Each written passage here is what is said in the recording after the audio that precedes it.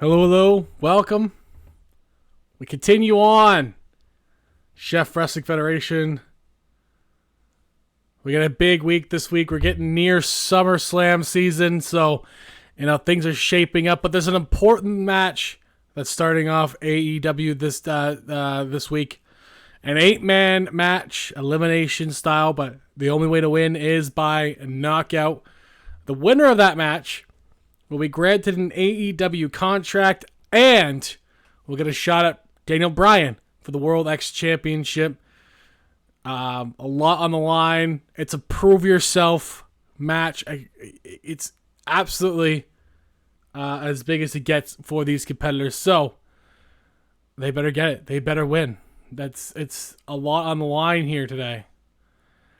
And that's going to start us AEW in a stacked show tonight. We also have some title matches in Ring of Honor. We have a big title match on SmackDown. The Usos versus the Bloodline is a huge deal that's developing here. Spears United against the Steiner Brothers. That continues match number 2 of potentially 3. I'm hoping it goes to 3. The third one probably going to be at SummerSlam. But we'll see how it goes, guys. It should be a fun night. Let's roll. Let's get to the 8-man knockout matches. A couple new faces you guys have not seen before, and some that have appeared before but haven't quite broken through. And this is the match to get it done in. So let's go.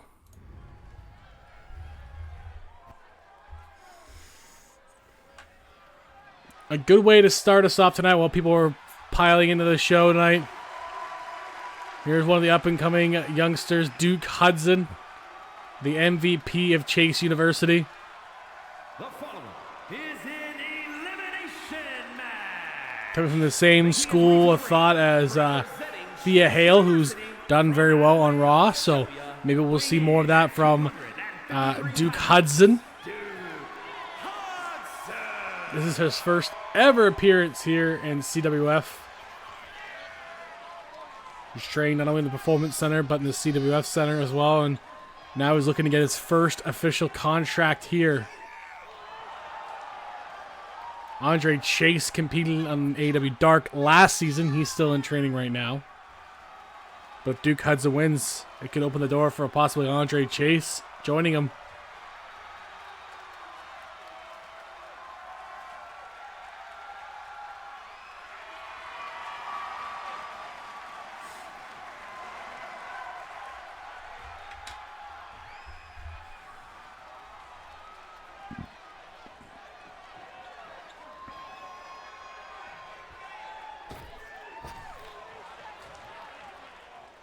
Here comes the former WWE champion. That's right, a former world champion, Jinder Mahal, who's been on a downward spiral since losing the championship. Would love to get a contract here and earn his place back up the cards if he can.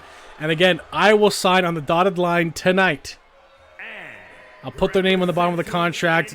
All they got to do is sign it. Put their little signature on it. They'll be part of the AEW brand. So Jinder Mahal could open the door not only for himself as a former champion. He could become World X champion too. That's not out of our own possibility if he gets to that point. He also could bring in his boys, Veer and Sangha, for potential trios options. So, I feel like all 8 of these competitors have options that could really fit and fill a role in AEW, at least be appearing on a few shows. And it's better than not being seen at all. And that's the thing, right? You want to be seen. For Jinder Mahal, this is only maybe his 3rd or 4th match on CWF ever. But he's been mostly enhancement talent and being thrown to the side. He's been mostly on AEW in that spot, but wants to get away from that. Here is another blue chip prospect. I'm really high on this guy. He's got a big future. And this could be the start of it tonight. Trick Williams. Former NXT champion Trick Williams, looking for a major push if he can win here tonight. And from Columbia, South Carolina, weighing in at 205 pounds, Trick Williams.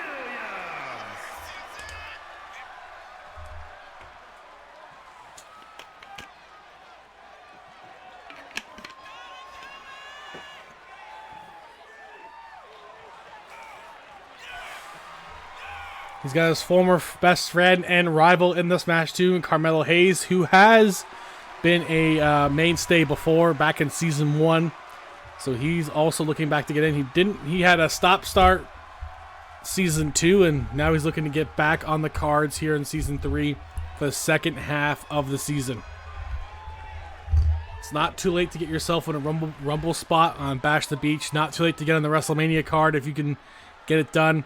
Baron Corbin, who was also a part of Season 1 of CWF in a prominent spot on AEW. His major feud was actually against Yeti Games. He's one of the only ones that has a win against Yeti to date.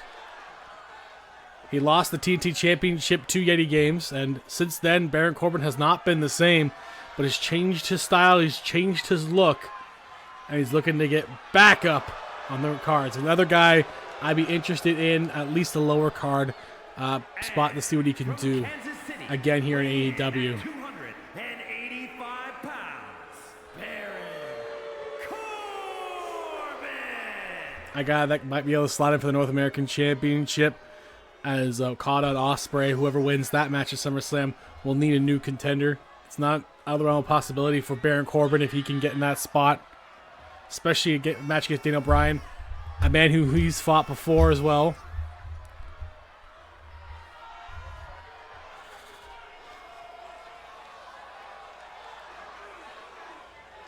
He's also had a working relationship with Braun Breaker before, too. They've trained together as the Wolf Dogs. They've done a lot of off-season training. So maybe he gets looks from the SmackDown side of things with Braun Breaker. Who knows? Especially, again, you do well here tonight. Your stats go up a little bit. You get signed. You get a win on your credit. You get a world title opportunity against Daniel Bryan. Wes Lee was a standout during Dev's season as NXT GM. And another guy looking to get back on the cards here. Former Cruiserweight Classic champion. I believe he was a World Cruiserweight champion for a brief time too. Former NXT champion as well.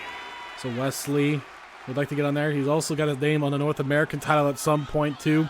So he's got some credentials. One of the most credentialed guys in this match. And he's still super young. He's also a tag team champion in TNA back in the day too, with his partners from the Rascals. We haven't seen yet of any of those guys, but anything can happen here in CWF. People we thought would never show up have shown up, like Tessa Blanchard, for example. Never thought I'd see the day we see her here, but she has come.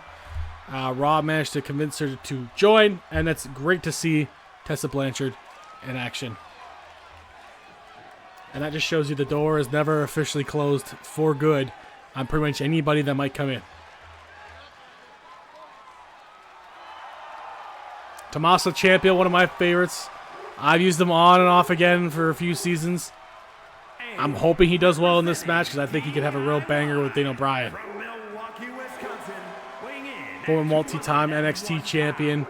He's had IC gold. He's looking to get higher up on the ranks. He's had, I believe, WWE Tag Team Gold, or Tag Team Opportunities, you should say. AEW Tag Team Gold with Johnny Gargano. Another potential guy I can bring in with Ciampa if he wins here tonight. Bring in DIY. They could plug right into a feud there with the APA for the Tag Team Gold. Or whoever wins tonight, because we have a number of contenders matches tonight as well, as part of a big stacked AEW card tonight.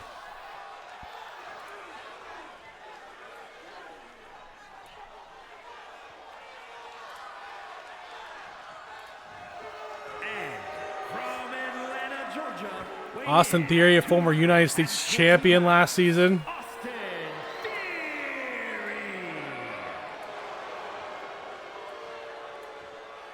Somehow slipped through everyone's fingers this season. He's usually highly wanted, but he just wasn't in anyone's plans this season. You know what? I think he's the kind of guy that could still do really well. He's still very young. And, yeah, I mean, there's still potential there. Another guy with a partner, too, that he could try to get brought in if the deal can be made with Grayson Waller. speaking of the contenders matches, Wardlow and Strowman versus the NWO. Last chance for both these teams. Number 1 contenders match against the APA. After that, we're going to move on. If the APA beat one of those 2 teams once again, both these 2 teams, by the way, this is their last opportunity. If APA gets past whoever wins this match next, we're going to move on to a new team. You know, we've done it. We've done it over and over again. So we're going to move on to a brand new team in AEW. And again, that's where Austin Theory or Jinder Mahal or Baron Corbin, where those guys could come into play. There's an opportunity right there. Here's Carmelo Hayes. On paper, to me, the favorite to win this match. This guy is a top-ranked prospect who's still growing. He's had some great runs already in CWF, and he's still got a lot more left in him. I am shocked that this guy is not on a roster already.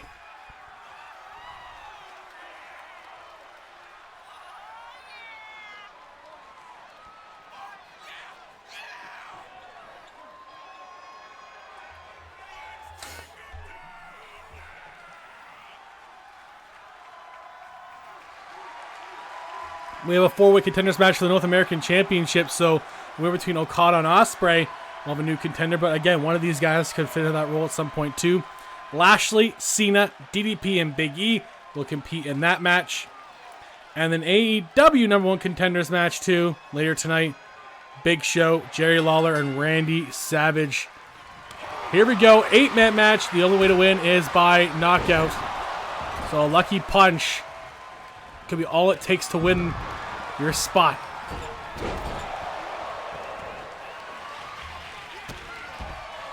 Who's going to get it? Who's going to win and get officially signed? Because even if you don't win the World X Championship, at least you're signed. And you're guaranteed at least 3 matches, because in order for AEW to count it as part of their end of the season totals, as a member of your roster, you have to be at least in 3 matches. So you're guaranteed a 3-match contract signing with us. These guys would kill for that. All these guys would kill for an opportunity to be in 3 matches, especially you put on a little run, get a little streak. You know, after tonight, you put on a little bit of a streak, you get signed, you get opportunities, you get more than 3 matches because you went on a bit of a run. I mean, it's a huge opportunity. It's a big deal. This match will not count against AEW's totals this week, as it is for a contract. None of these guys are actually signed as of yet. They won't get signed until after the match. I've talked to Ken Pachi, by the way. He's feeling better, guys. He'll be back very soon in action. We're looking forward to having him back.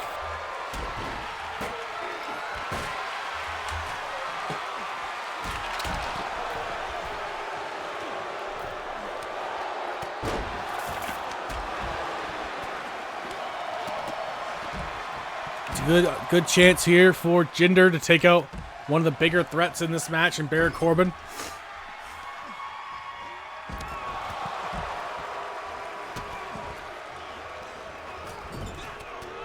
We've seen a barbed wire bat come out. We've seen a hockey stick come out. Still no knockouts yet. We're bound to have one soon, though. I would say. Especially with a guy like Baron Corbin out there. He's a heavy hitter. Trick with that trick shot could come out of nowhere. Wesley and Carmelo Hayes have quick shots that come out of the door. A lot of these guys are able to just quickly hit you right on the button and knock you out.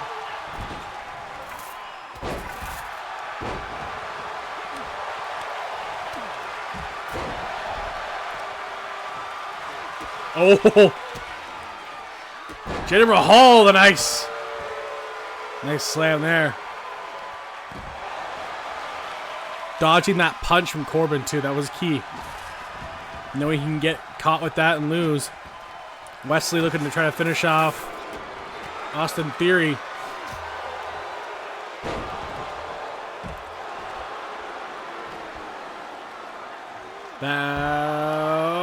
Boom! Knee strike, no. Theory isn't out yet. Ref's okay with that.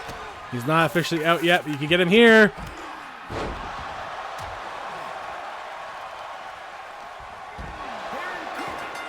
Oh, Baron Corbin got knocked up by Carmelo Hayes. That's exactly why Hayes is a threat.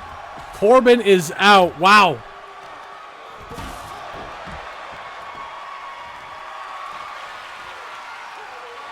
The ref caught it. Nice catch by the ref on that one. I didn't even see that knockout.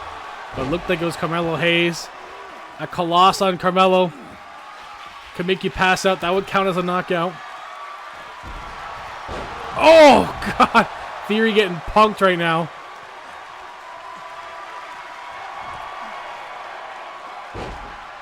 By, I think it's Wes Lee. Carmelo in Baron Corbin's face right now. Chirping him after he... Oh, God. Theory has been knocked out by the Destroyer. Theory is out. Austin Theory will not get a contract. Maybe that's why Theory and Corbin haven't got contracts. They just haven't been able to string anything together. And that's not a good sign for them.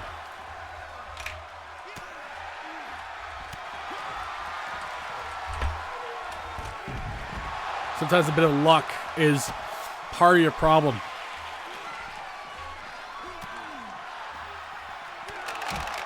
We have an earlier start time tonight. It's good to be home earlier and get you guys the action sooner. Especially for posterity stakes too. We save the matches, we save the shows, and we got more coming out. The rest of the Cruiserweight Classic will be posted on YouTube. Hopefully tonight, depending when we're done. If not, it'll be tomorrow, as well as some more edits from our world's worst, wrestling's worst matches ever. That'll also be continuing episode 3. We just had Pat McAfee versus Vince McMahon. It's a small discussion because there wasn't much to say because it was actually kind of funny. We kind of had to laugh at it because it's not the worst match, but it was also not great. So you guys will see our response to that one. We recorded it live here on Twitch right after we watched the matches too, like the day we watched the matches. So it's fresh in our minds.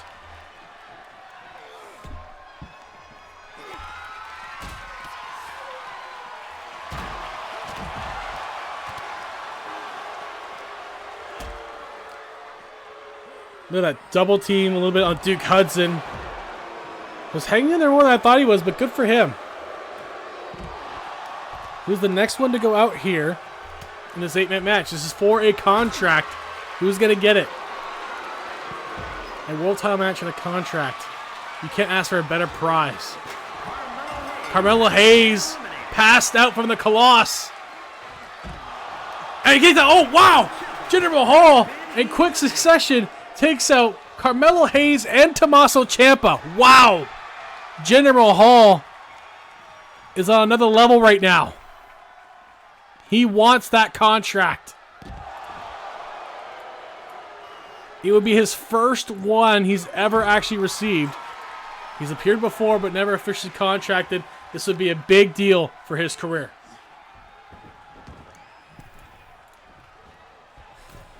Two quick eliminations by Jinder Mahal, and they were big ones. Ciampa and Hayes, the two that I would have loved the most, honestly. But you know what? That's just the way it is. That's the way it is sometimes. There's still a place on the table for all 4 of these men. Duke Hudson was trying to finish him off with a chair shot, perfectly legal in this match. Oh! Trying to knock out Duke Hudson with a kendo stick. Was Wes Lee. Trick Williams and Jinder Mahal. Duke Hudson all still in this match. Trick trying to take out Wes. Couldn't quite get it.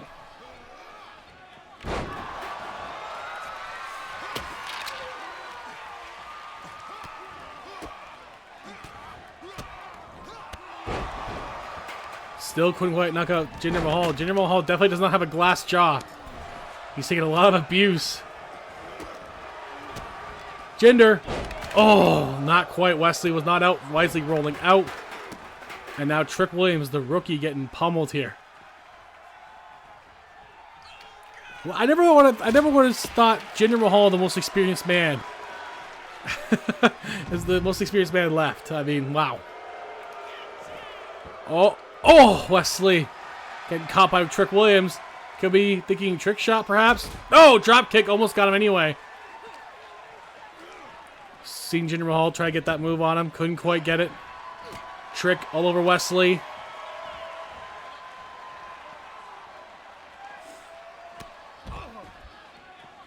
Jinder Mahal interrupting that move. Look at Jinder getting in the face of Trick Williams. Duke Hudson getting in that fray too. Um,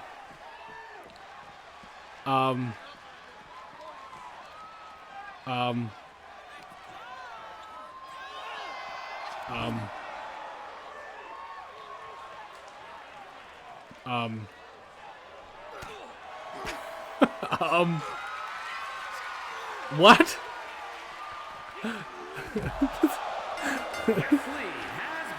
Wesley is eliminated. I don't know what to do here.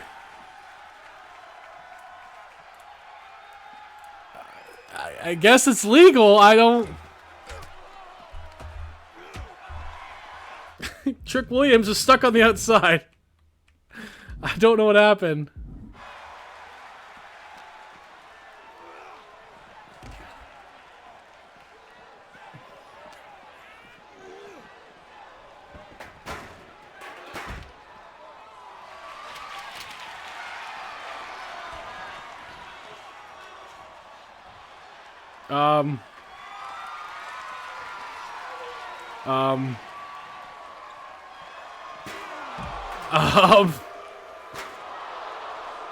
I feel like Trick's gonna win.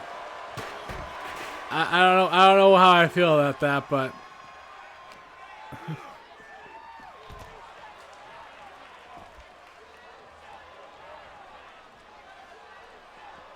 trying to figure out how to get this to work for him. I don't know how I'm gonna get this to work. Can I try to go for the finisher maybe that'll help? Nope.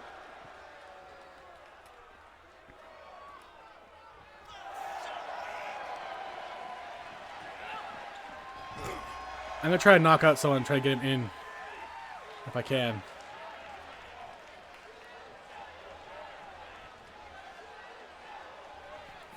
I have no idea how I'm gonna do this. Oh, I know, hold on. Let's see if I can. Duke Hudson has been eliminated. Duke Hudson's out. I have no idea what we're gonna do. This. Is there a way to get him out of this position? I'm trying to figure this out. Can I walk him around and come this way? I can, hopefully. Oh, okay. Woohoo! Oh, maybe I can't.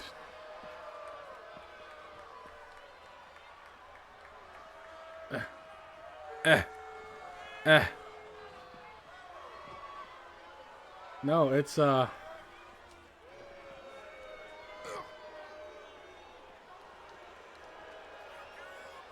it's all guardrail there. Well.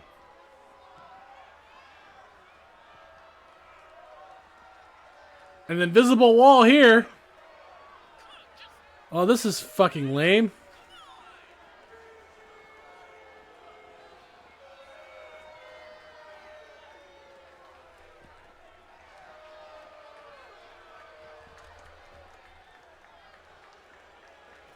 Come on, Ginger, hit him.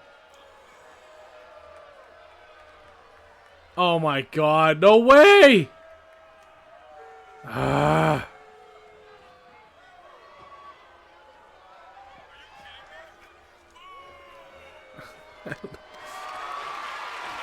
There we go, fixed it. Woohoo! Is according to plan. According to plan. It's all good. Trick Williams, Jinder Mahal, the last two in this match. That was a weird glitch. I needed someone. There we go. Jinder Mahal with 4 eliminations. Here is your winner. He breaks his back there. Jinder Mahal has won the match. And I think it's great that I have a former WWE champion on my show.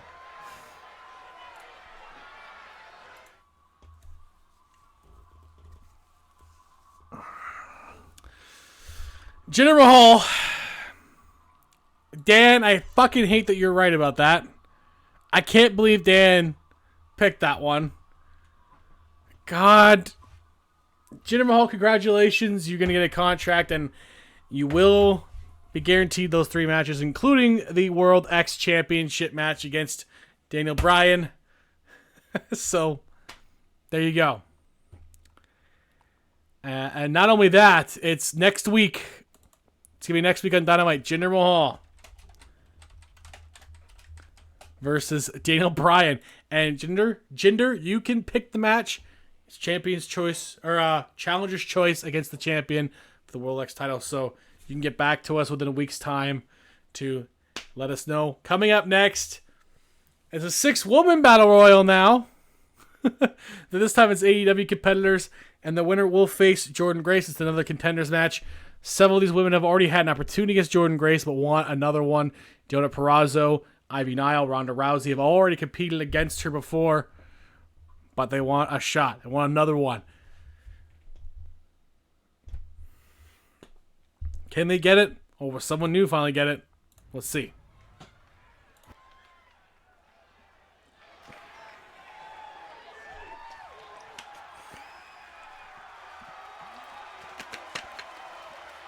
Jinder Mahal.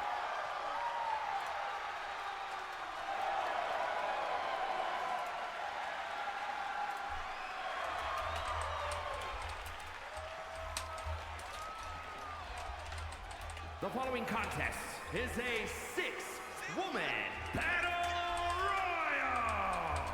Making her way to the ring from Sanford, North Carolina, Lita.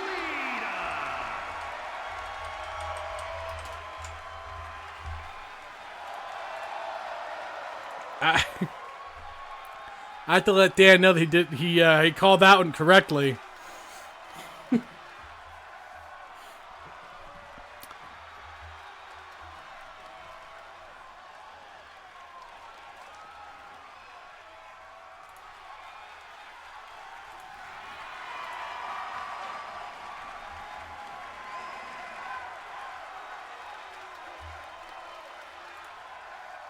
And her opponents, first.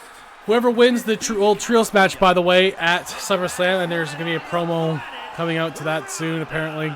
Ring of Honors, Bray Wyatt, Joe Gacy, Uncle Howdy versus the Damn Kings will take on a new contender. The winner of that match will take on a new contender who will be crowned next week. Will it be Gallus, or will it be Nathan Frazier, Axiom, and Tyler Bate?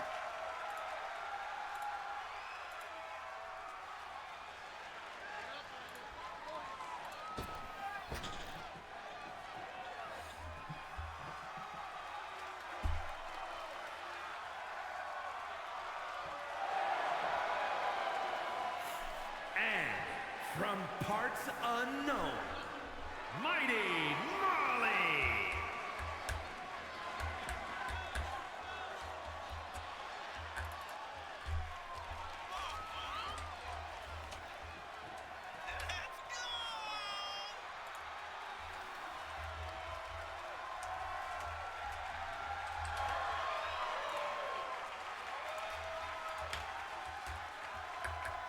We'll see Cookie Otter and Cheeky later tonight in action in a tune-up match before their world title opportunity at SummerSlam against the Twinkle Twins.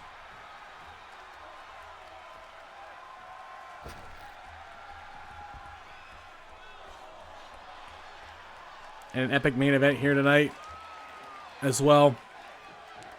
Will Ospreay teaming up with Sheamus and Drew McIntyre.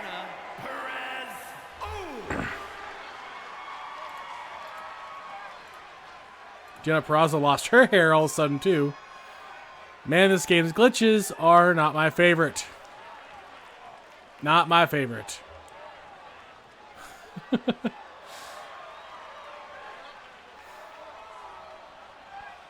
Anyways, Ospreay and McIntyre and Sheamus will be in a match tonight.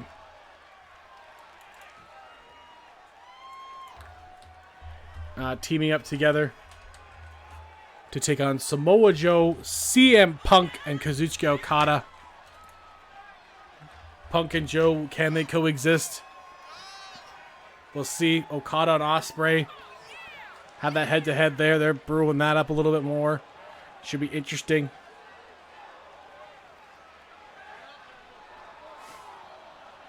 Oh my God, Deonna Purrazzo's hair is not there. Much like Lash Legend. I don't know what happened. I have to go in and fix these hairs later. I think the last update fucked them up.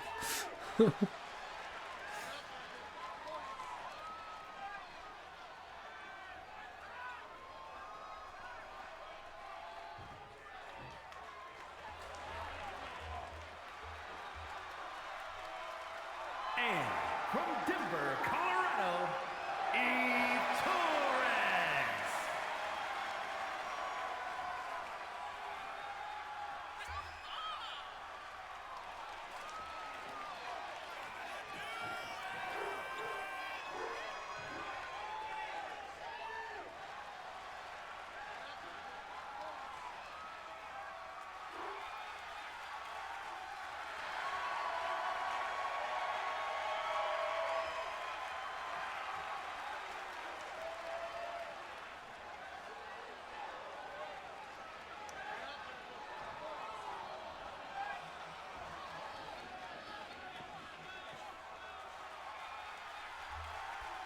And representing the Creed brothers from Knoxville, Tennessee, Ivy Nile.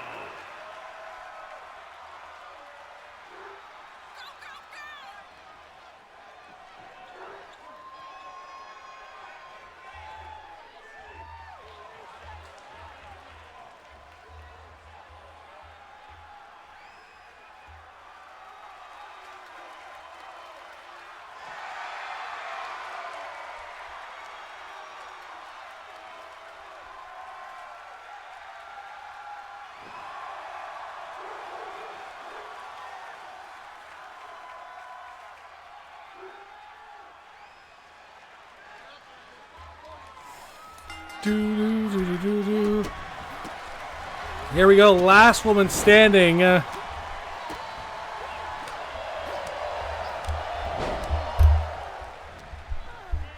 Last woman standing will take on Jordynne Grace for the AEW Women's Championship.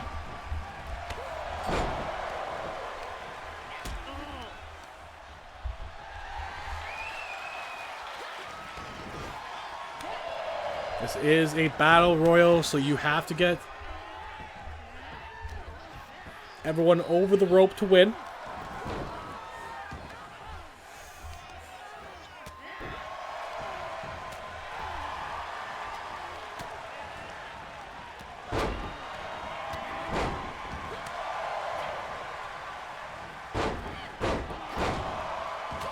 Deonna Purrazzo hasn't had a great start here in AEW. This could be an opening for her. Ronda Rousey constantly annoying me for an opportunity. Still, I've given her a chance after chance. I don't know what she wants me to do at this point.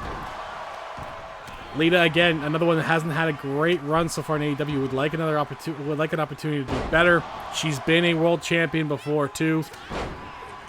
She's had other titles as well. This should be a good chance for her. Ivy Nile, great rookie. Could be another big win for her coming here. Molly Holly also could use this nod too after helping train Cheeky and Cookie. That led to them getting a World Tag Team opportunity, which is great. But Molly wants something for herself here, so they all have something to compete for. Eve Torres, another one who's been a multi-time champion before, would like an opportunity to be another one. She's trained herself to be a more legitimate athlete than what she used to be. Training with the Gracie family. Famous MMA family. No eliminations yet. That was close call from Molly Holly.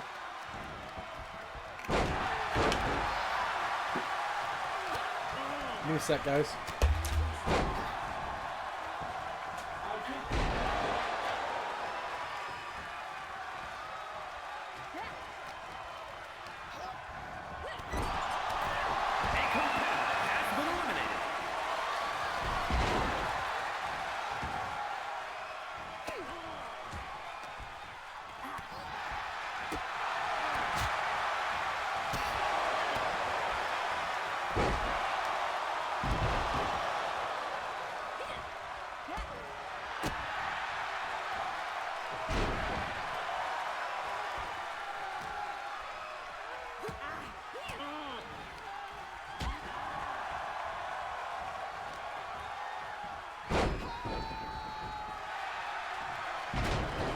over there, guys. Looks like Deonna Purrazzo was eliminated. Sorry I missed that one, but Deonna Purrazzo is out. There goes Ronda Rousey. That's a bit of a shock. Ronda Rousey's out. Oh, what happened?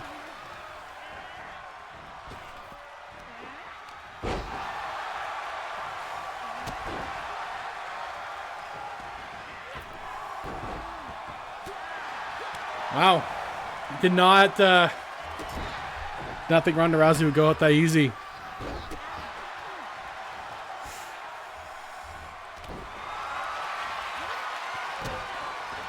Deonna Purrazzo continues to have bad luck this season. Ivy Nile continuing to surprise. Lita got that elimination though. Oh, Lita almost took that one too.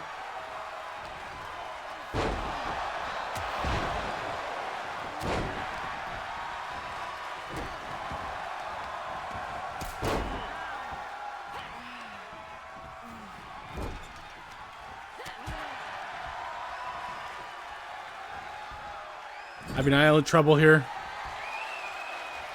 So is Eve Torres in the other corner.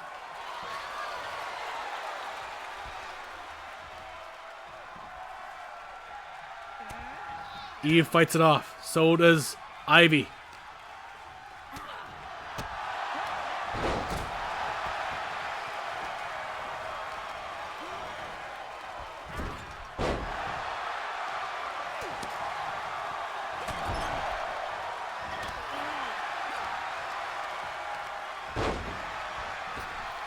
Oh, good takedown on Eve.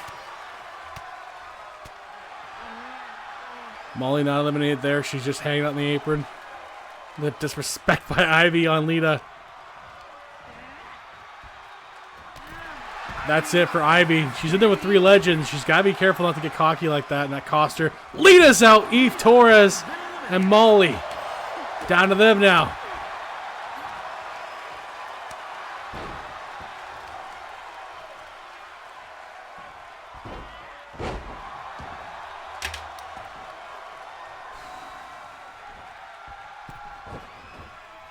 Alley-oop on Molly.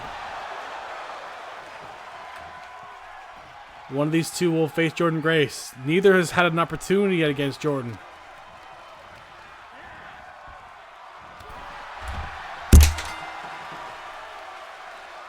Eve Torres, the big win here tonight. Big win for Eve Torres. Good work for her. And she's the new #1 contender to face Jordynne Grace.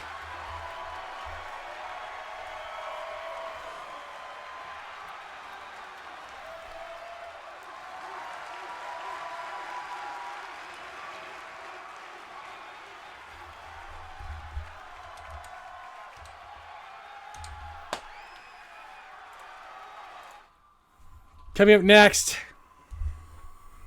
#1 contenders for the Tag Team Championship. Last chance for Wardlow and Strowman and the NWO. The winners will take on the APA.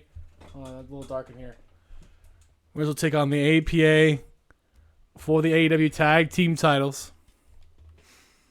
Hall and Nash of the Outsiders. Strowman and Wardlow. Here we go.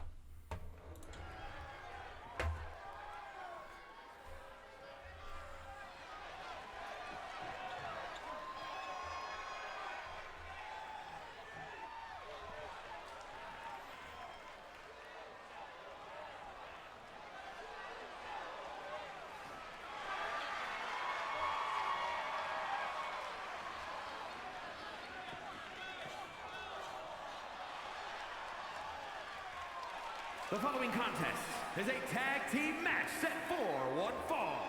On the way to the ring, at a combined weight of 662 pounds, Wardlow and Braun Strowman, the Monsters.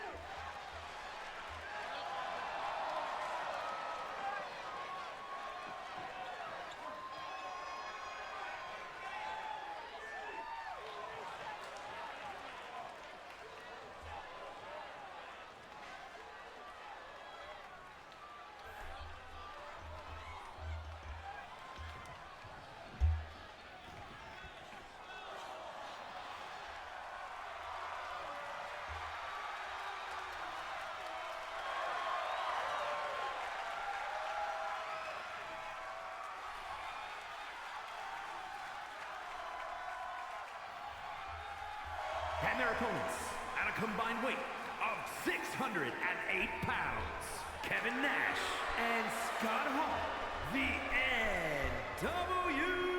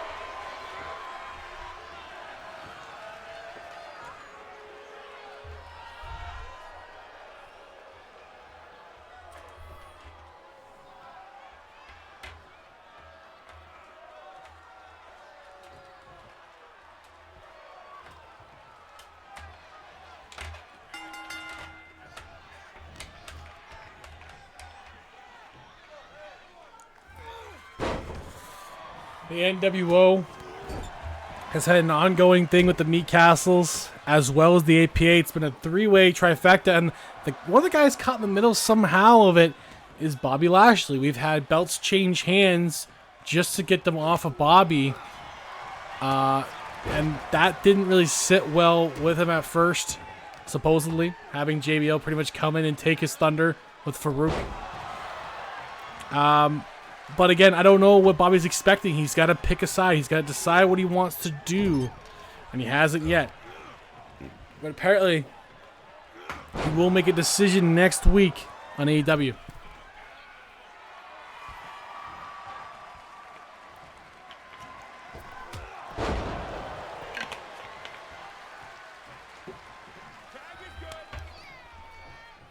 And he has to do it before there's a decision made for him. He is competing tonight after this match. Lashley, Cena, DDP, Big E. Big E and Lashley are friends. Adds a little more tension to that, though, if they have to fight each other in that match. Cheeky and Cookie in a warm-up match against two unsigned talent looking to get better so they can get contracts. One of them is a former World Tag Team Champion, so it's unfortunate she's come down to this. But she has to try to get on the card somehow.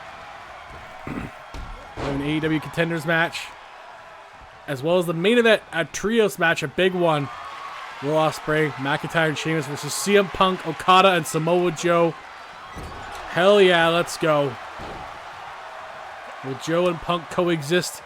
Will Ospreay and Okada continue their heated rivalry? Will CM Punk continue his role, his winning ways tonight? And a great main event for AEW.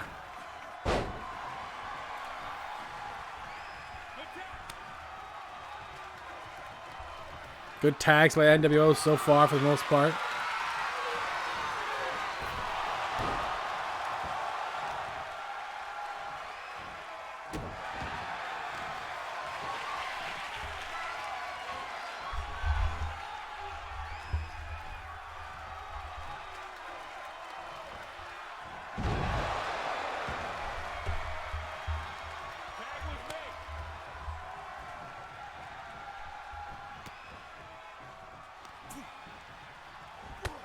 Oh, Braun decking Skull into the pin.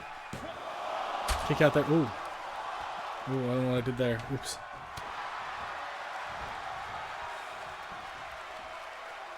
Meat Castle's looking for their first gold as a team. I mean, the tag team belts were basically designed for them. It'd be a shame if they never really got to that point.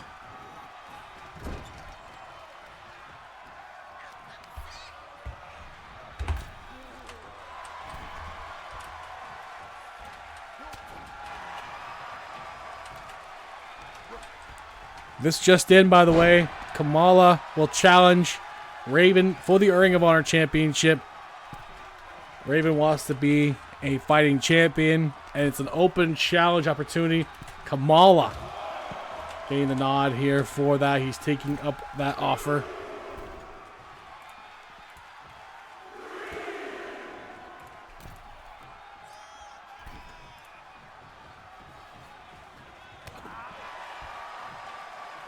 Scott Hall having a hard time taking Braun Strowman down. This is going to be a tough one for even Hall and Nash. But if they can figure it out, I wouldn't really surprise me, honestly, because it's the Outsiders, man. They've done this lots of times before. They've been a team together for a long time. Best friends.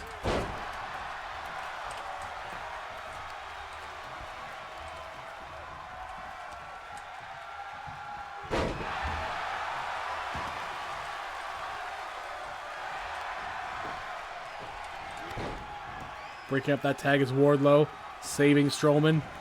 Might have been a little early for that, but here you go. That Nash powerbomb. Oh, baby. Bang. Just drops you dead down. Oh, it's Strowman. The last millisecond kicks out.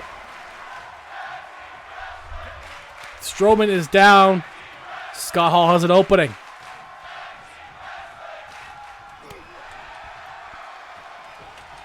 But Strowman fighting back up, getting back into this. He needs to try to.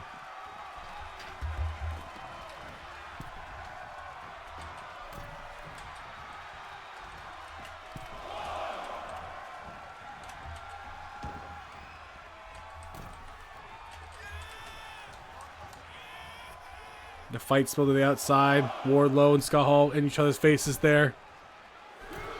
Wardlow not taking the bait. Smart to not take the bait.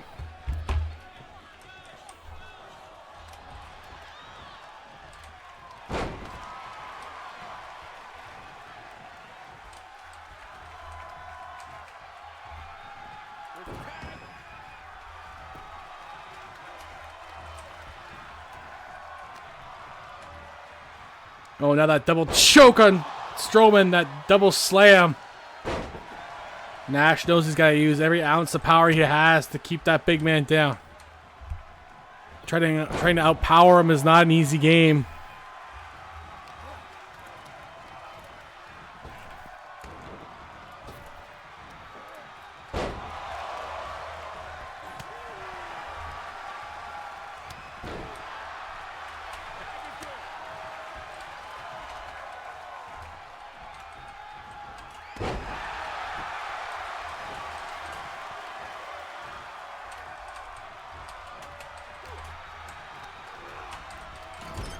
Sorry, I'm just making sure I have everything ready to go for Ring of Honor tonight. Double team maneuver here by the Meat Castles on Kevin Nash. Big back body drop.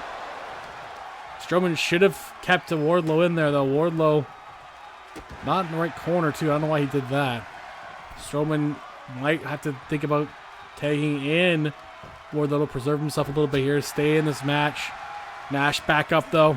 Oh, and a club. Just clubs him.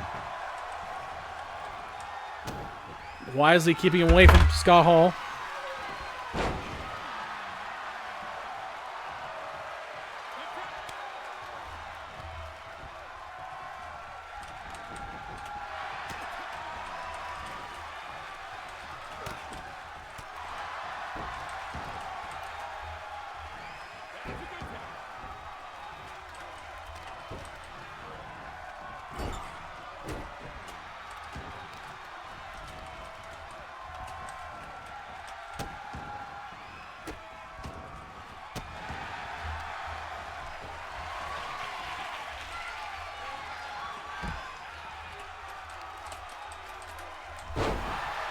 All right, good to go. Wardlow. War Machine! Boom! How is that not a rope break, but it's a kick out and broken up by Nash anyway? But still, that should have been a rope break. That's weird. Wardlow not letting Nash or Scott Hall take a breather. Taking it right to him.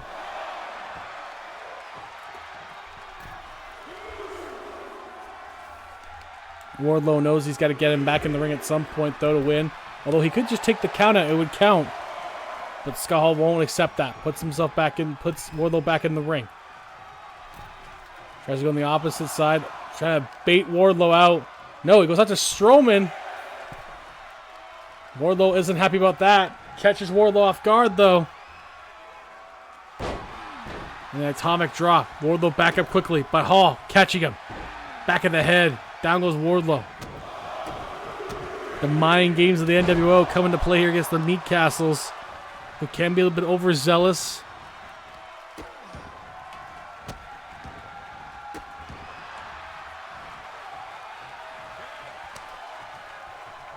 Tagging in Nash. Nash, the big clothesline there.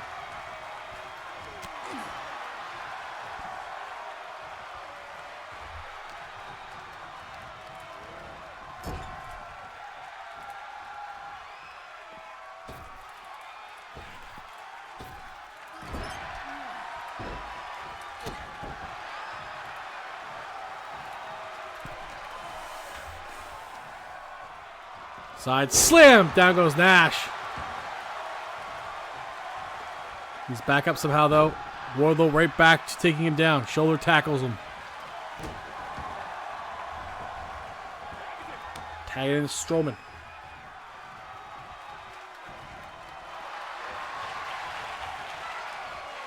Go for that power bomb again.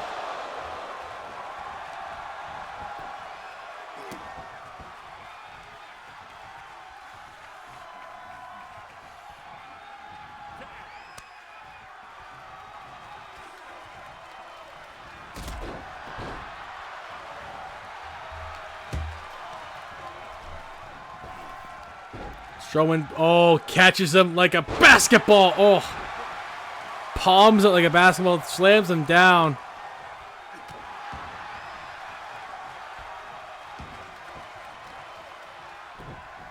Strowman using his powerful offense now, taking out Scott Hall with it, just whipping him around the ring. Puts him in the corner. What's Strowman got planned next? Power slam. Oh boy. Oh boy. Strowman, what are you going to do? Try to get Scott Hall to come up. Double axe handle. I think it's going to be bigger than that, but he's still effective maneuver. The double axe handle to the forehead. Scott Hall trips him up. We'll wait for this Razor's Edge. Nice sidestep. Catches him in the choke slam, though. The double reversal, but Scott Hall still catches him in the choke slam and gets it. The NWO win the match. Here are your winners, Scott Hall and Kevin Nash, the NWO.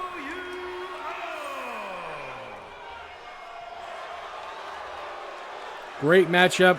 NWO will get their rematch against the APA. This time it's the Outsiders iteration instead of 6 involved.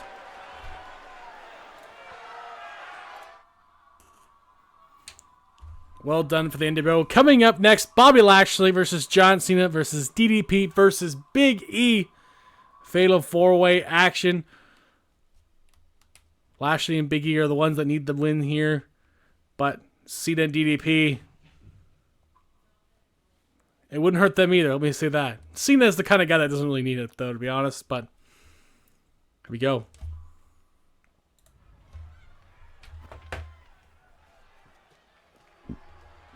But the story is here, Lashley, and whether or not he can work with his partner.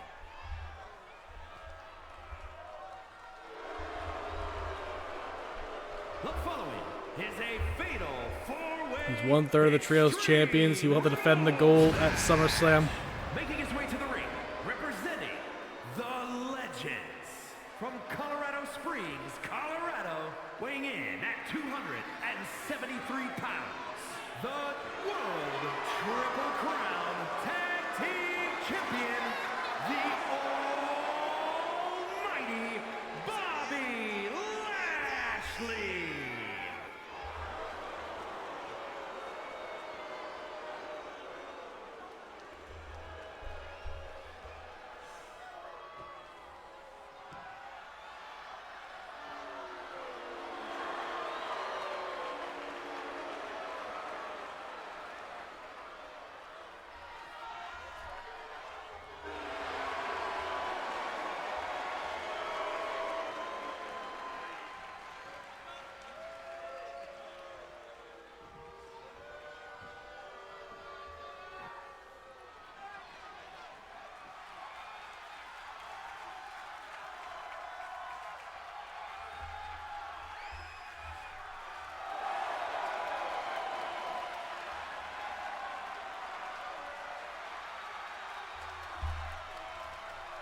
And his opponents, first, from West Newbury, Massachusetts, weighing in at 251 pounds, the greatest of all time, John Cena!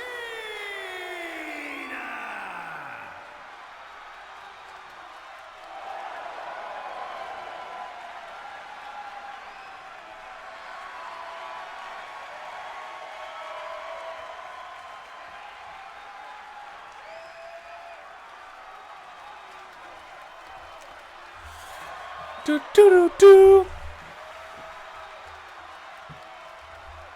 We needed a reason to put John Cena in the car. We needed plot armor in this.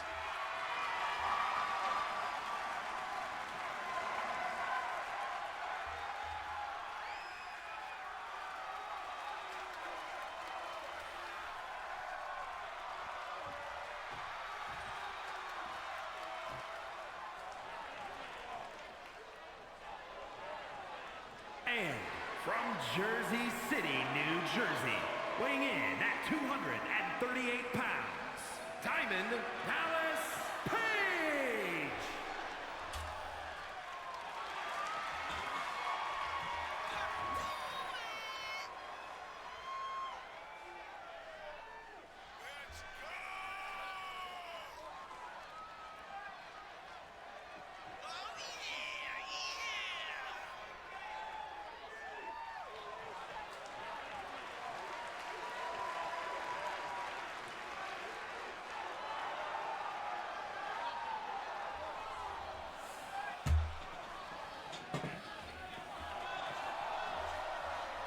DDP.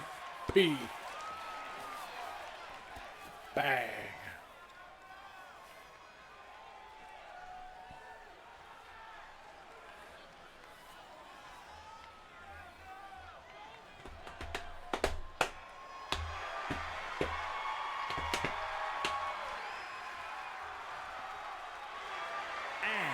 Representing the New Day from Tampa, Florida, weighing in at 285 pounds, Big E!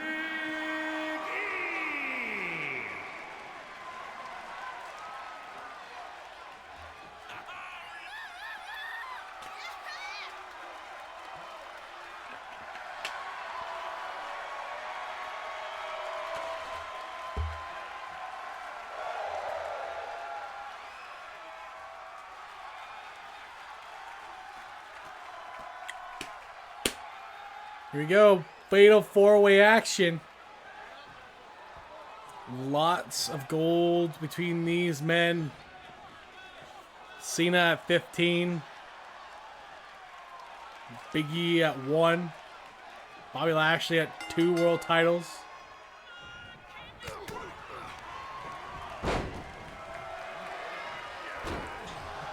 That's true. You're right. Sorry.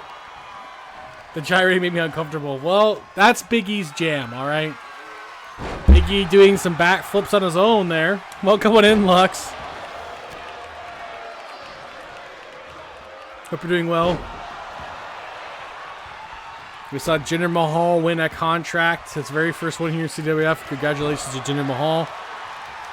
He's officially signed on the dotted line in the back in my office. So Jinder Mahal is officially part of AEW, and we'll get an opportunity at SummerSlam for the World X Championship. Fatal four-way rules, so weapons are allowed. Big kick by DDP.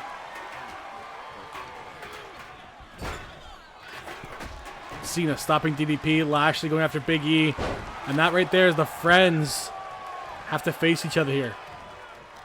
One of the sides that Bobby Lashley hasn't chose the Meat Castle representative in Big E. Lashley, the representative of the damn Kings.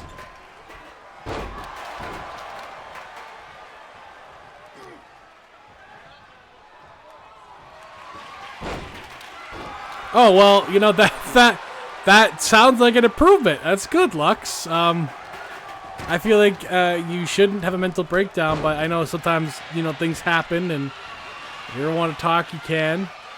You know I will listen to you. Even if all I do is listen, you know, not like I have much wisdom to impart or anything like that, but I do listen. But I would say 80% is definitely up from 90%, so that's a good sign. We got to take the positives here. There's a lot of weaponry in the ring, boys. We don't need any more. Now we got the tables. Oh, great. Tables, ladders, chairs, and kendo sticks. Doesn't really rhyme. doesn't really rhyme.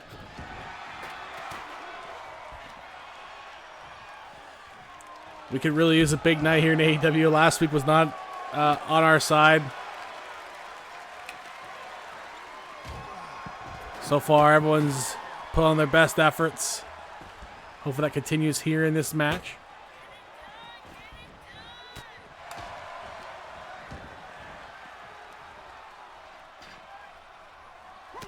We have two new number one contenders. Eve Torres for Jordan Grace's AEW Women's Championship. NWO getting one more shot at the APA for the tag team gold.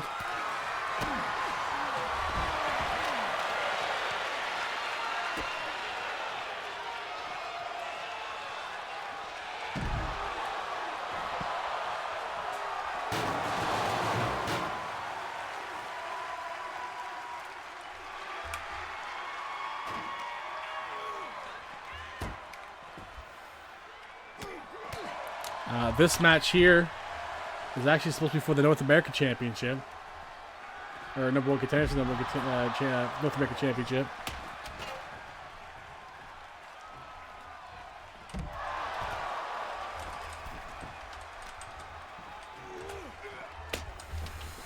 So in this match, we'll take on either Ospreay or Okada.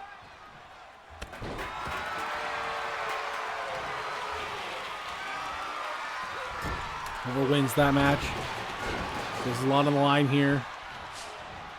First pinfall or submission will win this fatal four-way outing.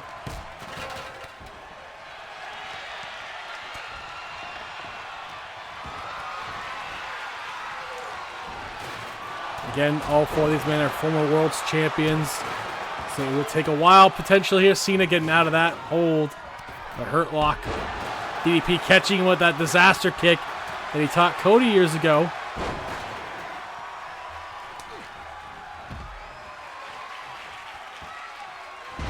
Big power slam by Big E. Now it's Lashley and Big E facing off. Uh-oh, Lashley. Oh, hitting Big E with that trash can. But somehow Big E gets right up. It puts Lashley in the opposite corner. He's going to get the can now. He's going to take it right to Lashley now. Go! Oh, God. Dents it on his head. Lashley fends him off. A military press slam into a power slam. And a pin attempt here. Cena breaks up just in time.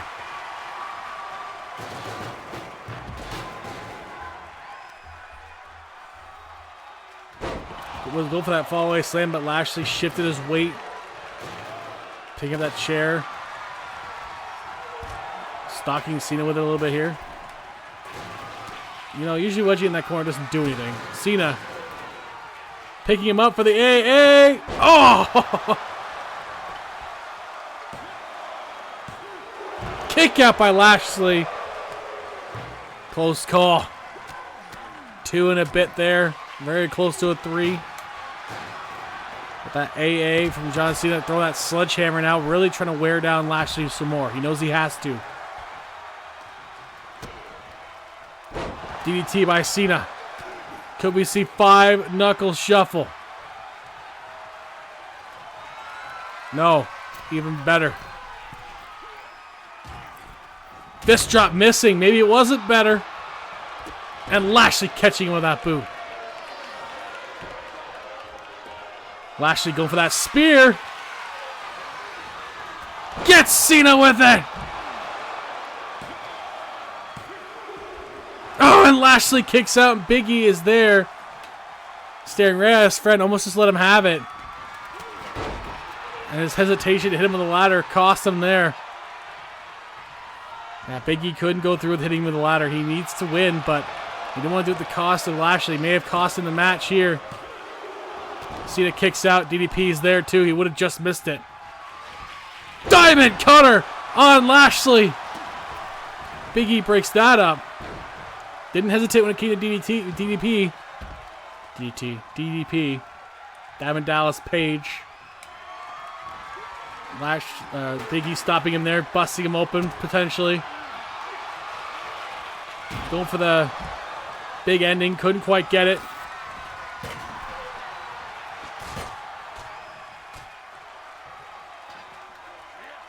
Has DDP on the apron. Doesn't really know what to do with it, apparently.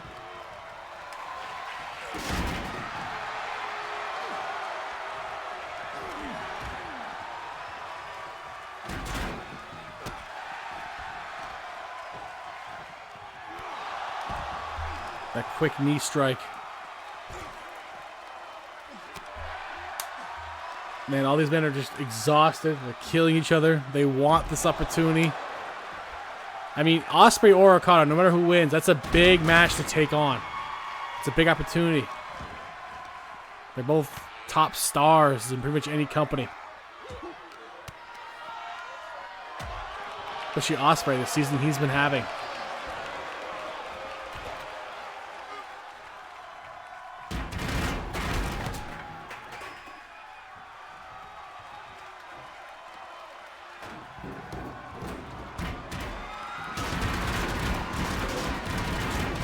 Shin breaker on Lashley. Down he goes.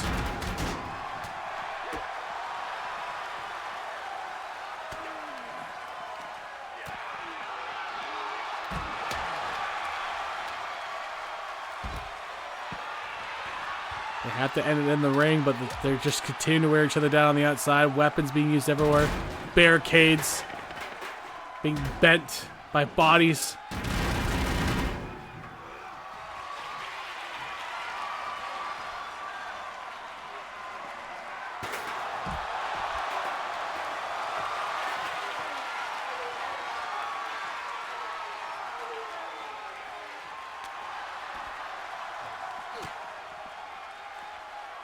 Oh, Cena just bitch slapping DDP there. A little unnecessary.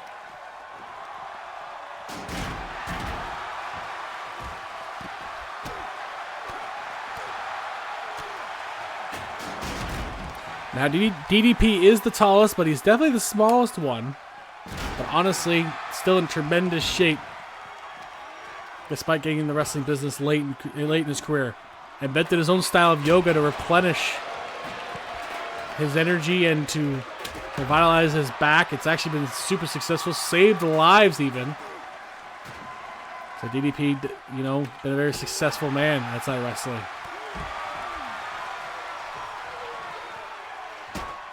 Oh, Big E hitting Cena with that ladder.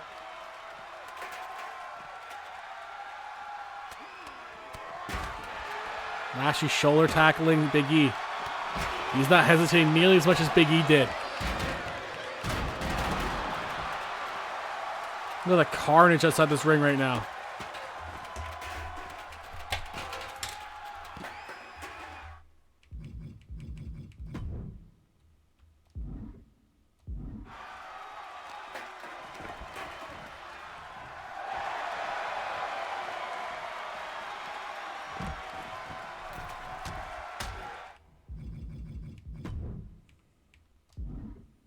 Big E entering the ring. Cena waiting for it. Oh, shit. That didn't work. Cena wasn't waiting for it that bad. And the pin on John Cena. Cena kicks out. I don't know why DDP didn't stop it. That was very peculiar. But the match will continue. Good count.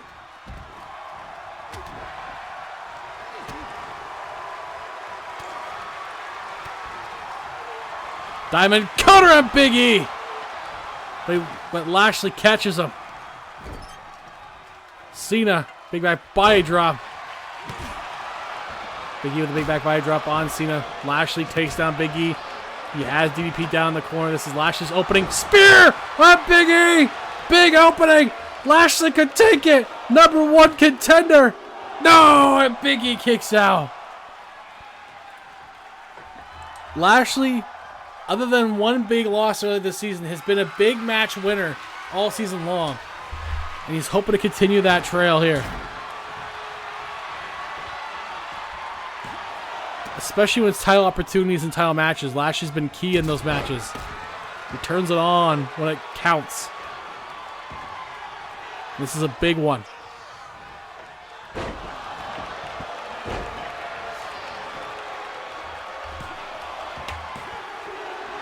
Oh, another close call. Seems to go for the AA, but it's blocked by Big E, who gets the big ending on Cena. But DDP saves the match. What a big win that would have been for Big E. Getting the pinfall victory over John Cena would have been huge.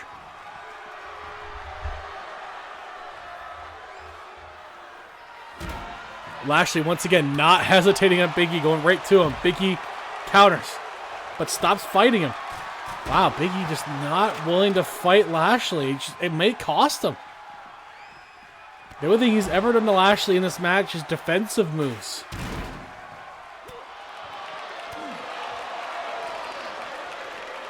But Lashley continues to be dominant. Took himself out a little bit there. May have hurt himself a little bit on that belly to belly. Oh, but he's waiting for Cena. Haven't seen a locking horns. Lashley. Big E finally striking Bobby Lashley. Took him long enough in this match.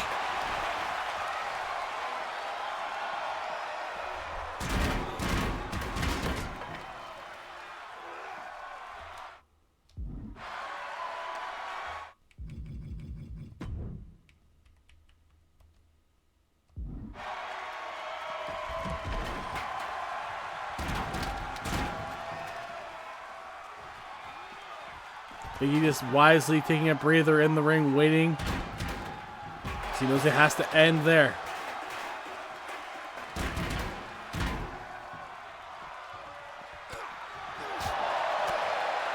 Doing a little flexing for the audience.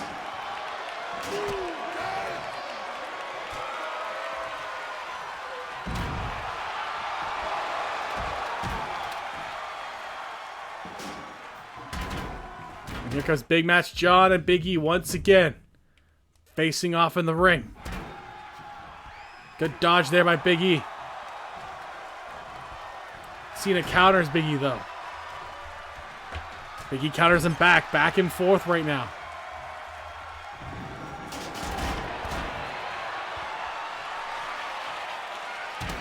Oh, Big E wants to go back to singles gold. He's got to be a bit more ruthless. He's got John Cena down into the pin after that shot by the stairs. Oh, but DDP saves the match again, but barely. What a match. Exactly what this show needed tonight. Lashley catches him. Good gut wrench.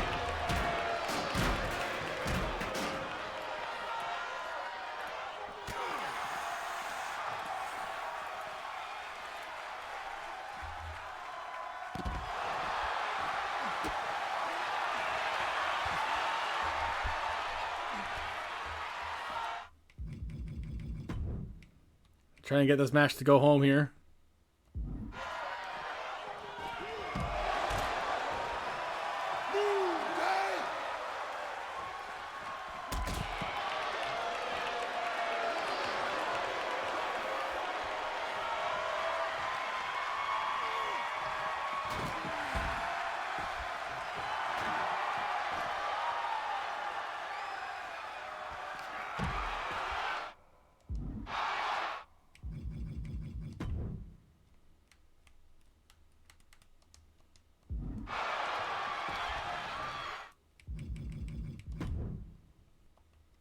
Lashley and Big E face to face in the ring. Big E. No. Didn't hit him hard enough there. Lashley might make him regret it. Big E countering. Does Big E have the killer instinct against his own friend? Lashley puts him in the corner. Spears him in the corner. Oh, but Big E with a big boot. Back in the other corner. Spear again. God. But Lashley not going for the pin. I don't know what's going on here. Go for the pin, Lashley.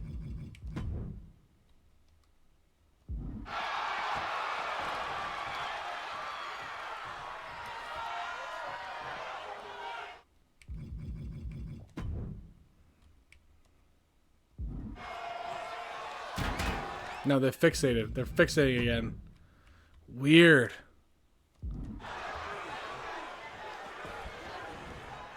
There. Fixating there. Jesus Christ. It seems like it seems like a lot of these matches, one guy fixates on one too much, and it just makes it really weird. Lashley has him up though. Dominator time on Cena. Hits it. Will this finally be the end? And it is. Lashley gets it done. Another big match win for Bobby Lashley. Here is your winner, the Number one contender for the North American Championship and still 1/3 of the World Trios Champions and former Tag Team Champion. Lashley's having another big gold season. And so far it's been his best since coming to CWF.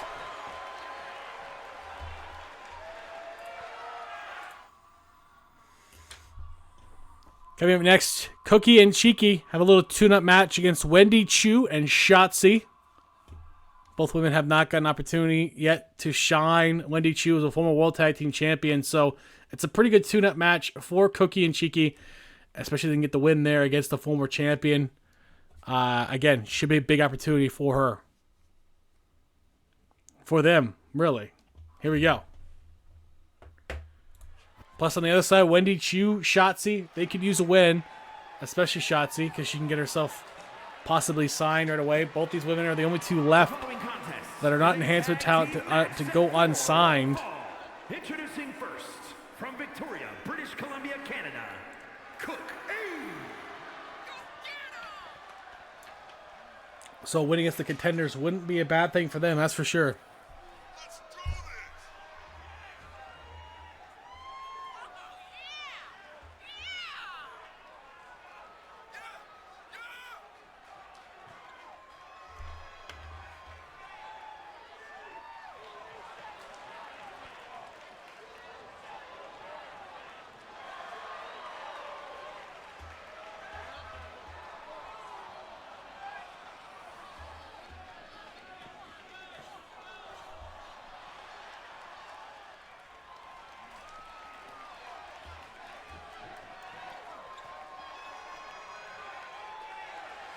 And her partner, from England, Wolf.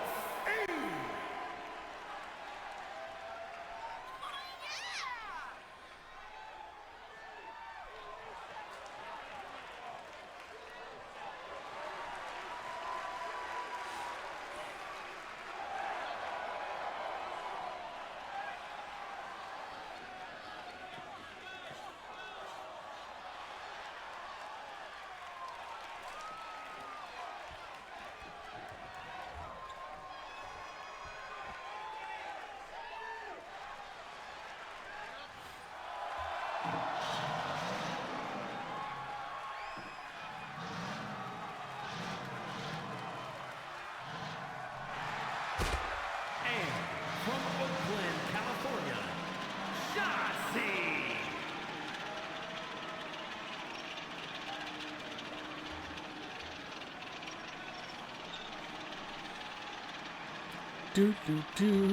Shotzi, your tag is looking less intimidating as you get featured less and less.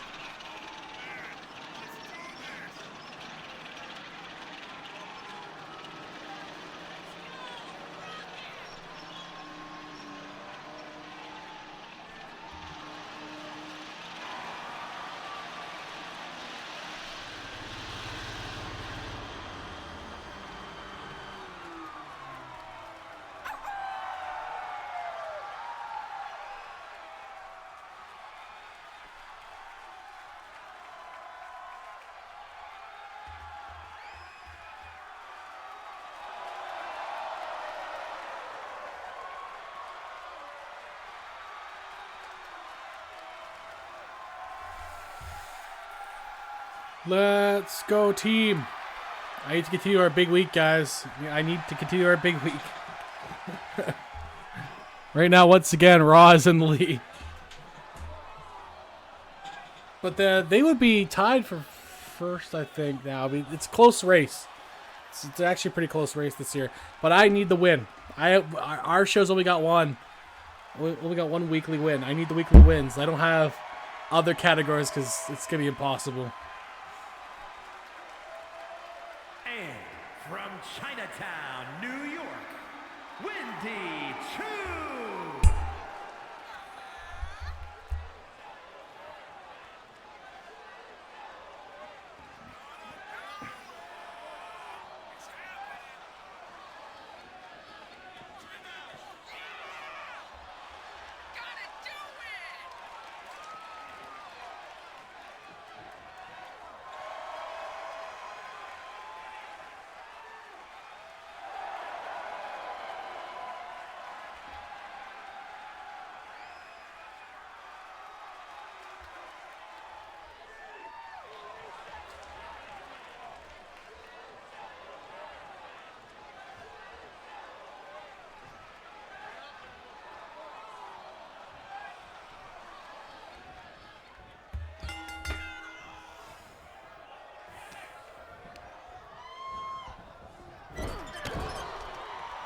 Yeah, that's the best I can do this week. Bullshit. Thanks to that opening match I had. The best I can do this week. Damn it. What a piss off. I'm not going to win this week. That sucks.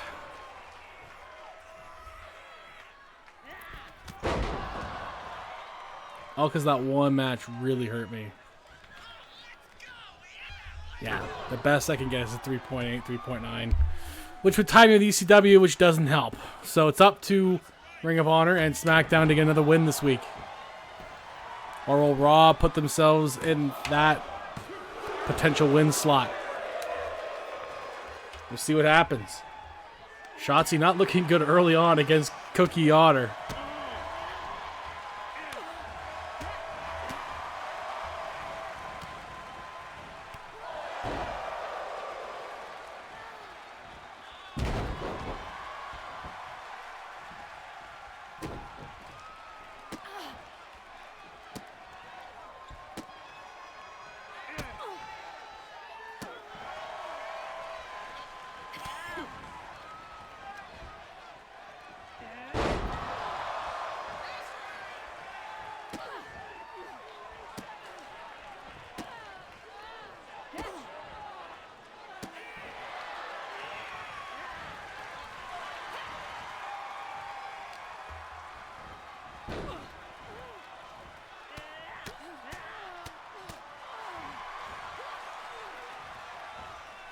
Do do do do do do.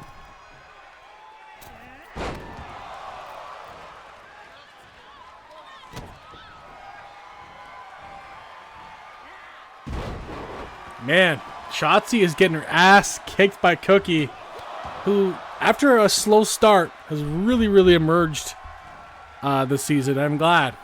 And I hope they do really well in that tag team title match. Win or lose, I hope they put up a good match. I think they will.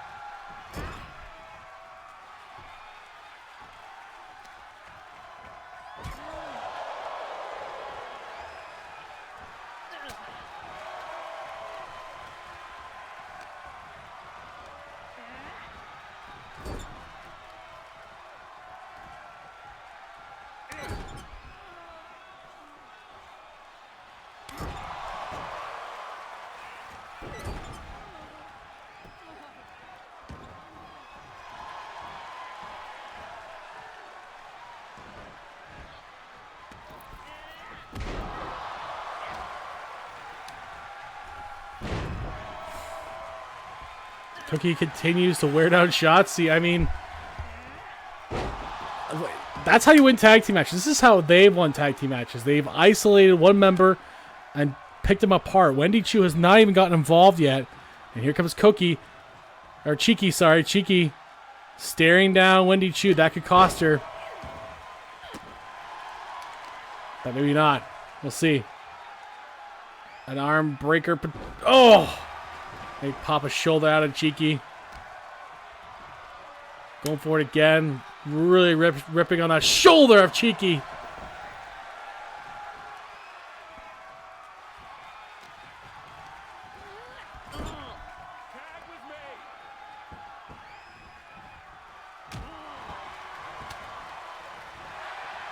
Wendy Choo with a sleeper hold.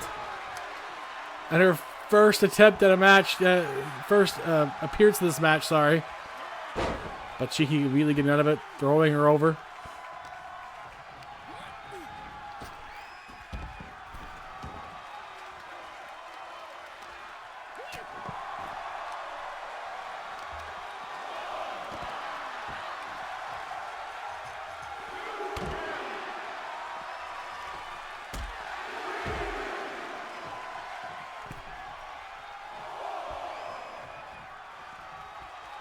Good job by Cheeky trying to bait Wendy Choo after Cookie went down on that distraction.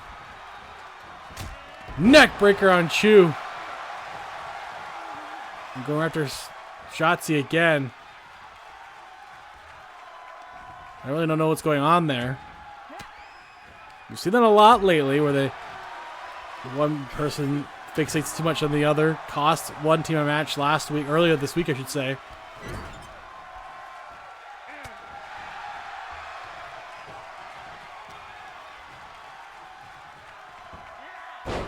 Wrenching Wendy Choo's neck there. The nice toss. Now Shotzi gets in. Shotzi. Oh, that unique brainbuster maneuver there. Fisherman brainbuster by Shotzi on Cheeky. Kick out. That was close. Woo! Shotzi almost caught Cheeky off guard with that maneuver.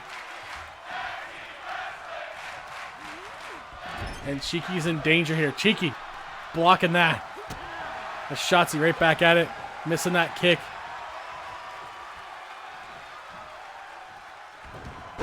Good reversal by Shotzi. Not getting that hammerlock DDT against her. And she's discombobulated as Wendy Choo tags back in.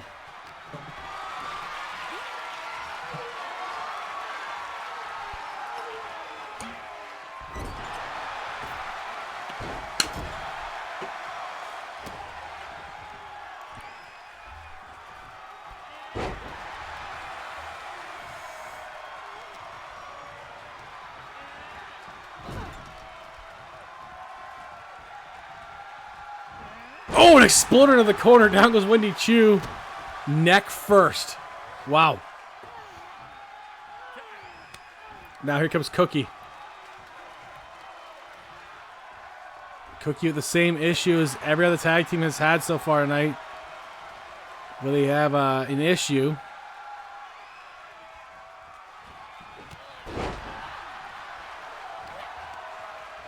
The AI is having issues in this game right now. Oh!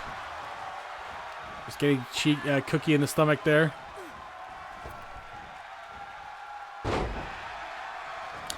It does, but there's always new issues after they fix old issues, Lux. It's honestly, since this last update, they've had this problem where they're like fixating on one partner. They can't really switch to other partners in tag team matches. They fixate on one person. We saw it in the Fatal 4-Way where Big E was focused on just one person most of the match because they had to hyperfixate.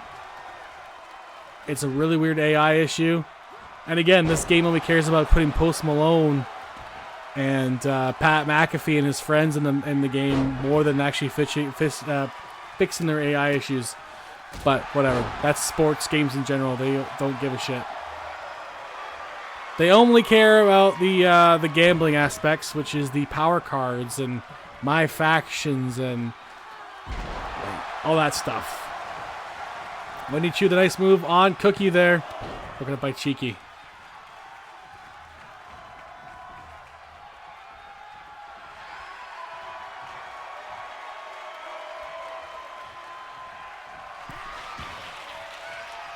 I don't know what is going on with this AI.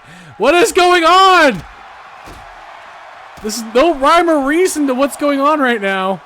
As Wendy Chu goes right after Cheeky for no reason.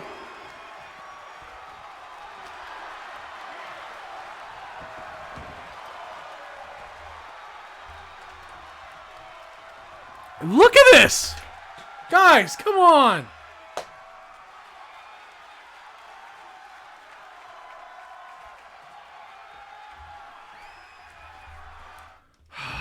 This is ridiculously broken AI.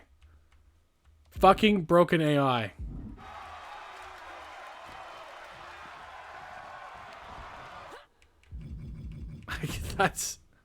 I don't understand this AI. It's so broken once again.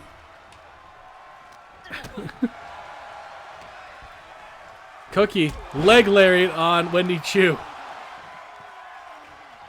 Tagging in Cheeky. At least the fixation of Wendy Chu is in the ring.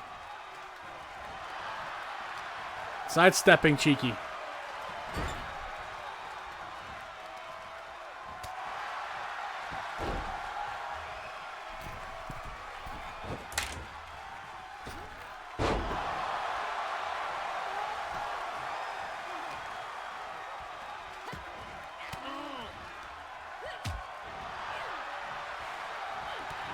Oh, Wendy Chu really throwing everything she had, but getting dodged there. Countering. Cheeky throw into the corner.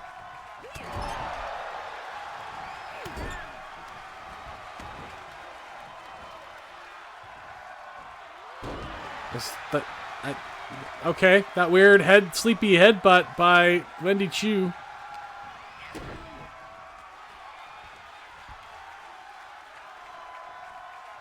Cheeky rolling out of that. Oh! Snapdragon, but Chu right into a Hurricane Rana.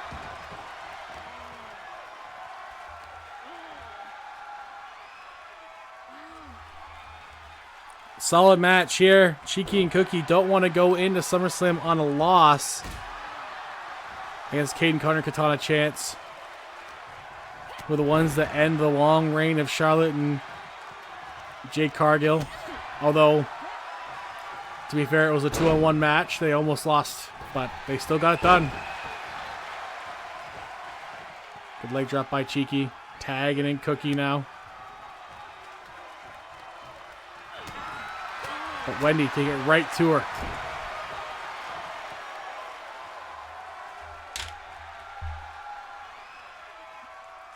Cheeky getting the face of Wendy Chu, apparently.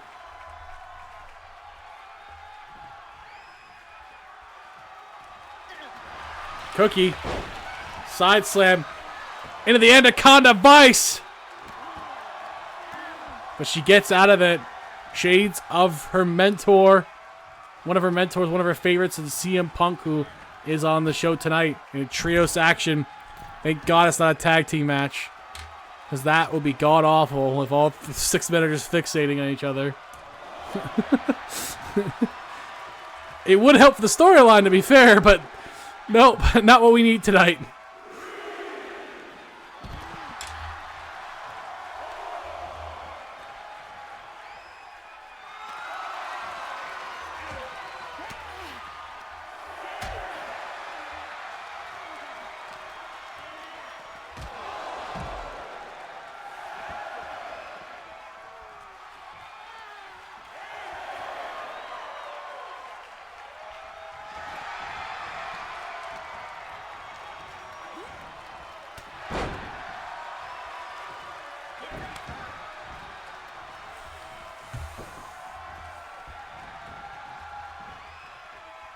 Oh, Salida del Sol. And Cookie wisely breaking it up. Cheeky was not looking good there. Tag it in, Wendy Chu. A match that Shouldn't have been as competitive as it need to be, but you know what? Wendy Chu and Shotzi, they needed this. They needed this opportunity. Both two unsigned talents. You know what? They've done a really good job tonight.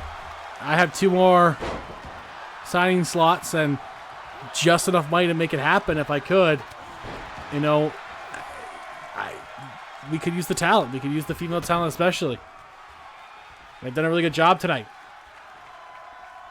Especially if they get the win here, I'd have to consider it.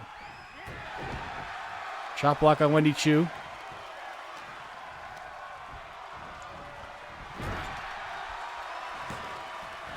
Oh, no. Cheeky saw that coming. Blocking that finisher, potentially by Wendy Chu. On a double team by Cookie and Cheeky. Shot to the gut.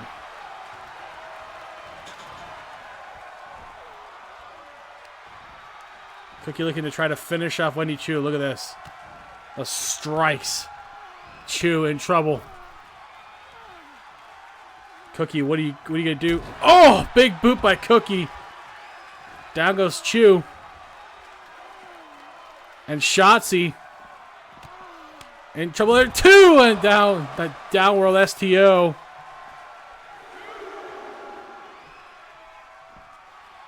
Chu playing a little possum there, knowing that Cookie was busy.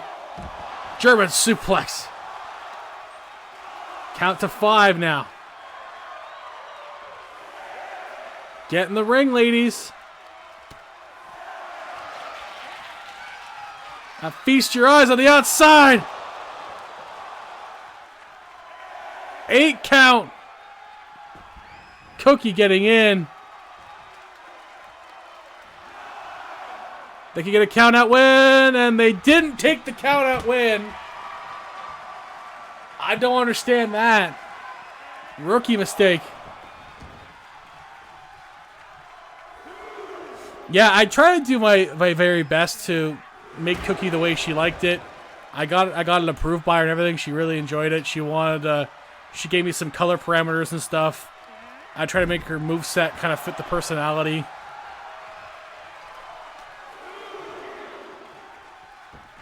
Cheeky, I didn't know as much of, but I tried to match her colors from her character, so.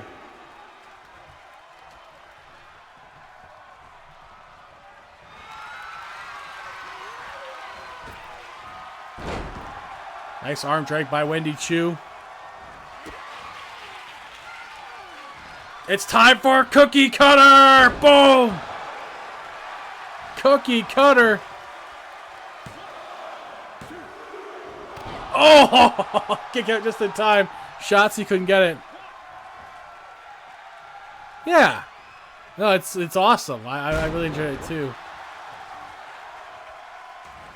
She's one of the ones I really enjoy making. Ken, I like doing Ken's too, because Ken's is like pretty much dead on to his online persona, which I liked. So that was also a fun one for me to do. Yeah, those are the 2 I like anyway. I think I liked Cookies and Ken's the best out of the ones I designed, just because I had a lot more to go on. Dev's was pretty good. Dev's character looks pretty good too. But Cheeky's was a little harder because I don't really know her as well, and Yuri's is just a cat, and I can't make just the cat in the game. So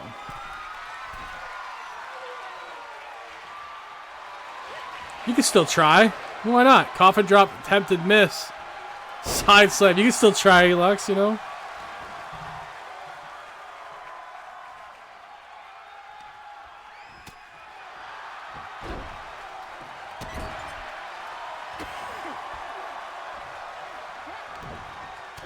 Shotzi and Cookie coming to blows here. A highly competitive matchup. Swinging neck breaker by Shotzi. Into the pin. Shotzi and Wendy Chu win. Good match for them. Not so good for the challengers. The team up, Shotzi and Wendy Chu.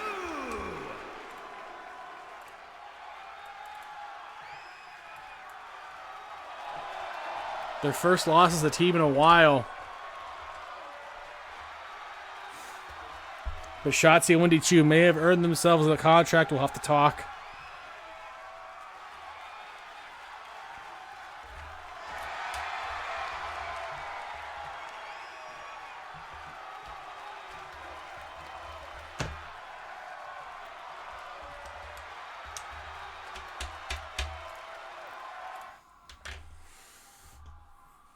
Coming up next is our final number one contenders match. Big Show, Jerry the King Lawler, and Macho Man Randy Savage. Winner will get the opportunity for the AEW Championship against Ken Shamrock. Shamrock also has some more words for Jay White. We'll see that next week as well. He really wants Jay White's world title. Thinks he's earned it.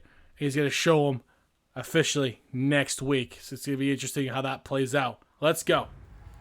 Which one of these three guys will face Ken Shamrock for the AEW Championship, however, we'll see.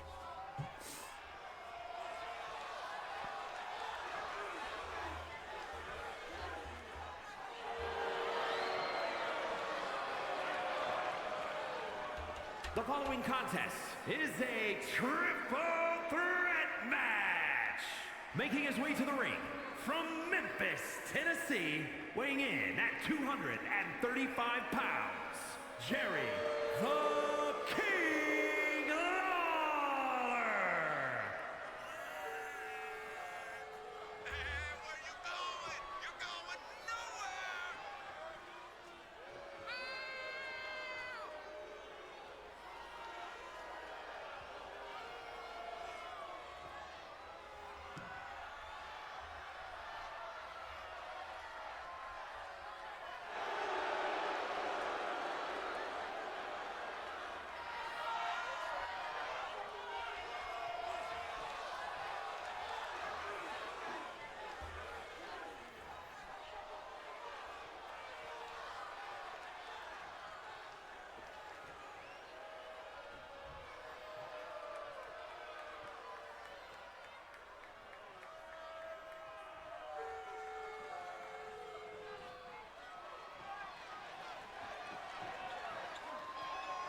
And his opponents, first from South Carolina, weighing in at 500 pounds, Big Showstopper.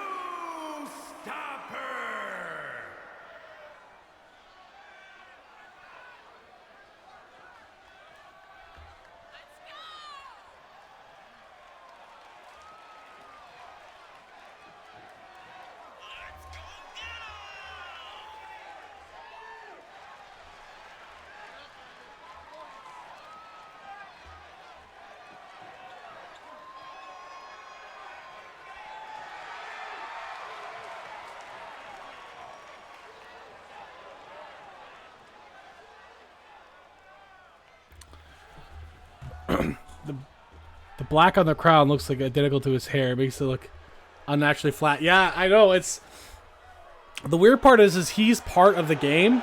He's not like a rendering or CAW. So I think that's just like a kind of design error, but it's kind of a minor thing.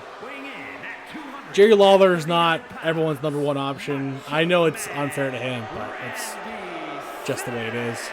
He probably won't even be in the next game, unfortunately, because he's no longer with the company now, so...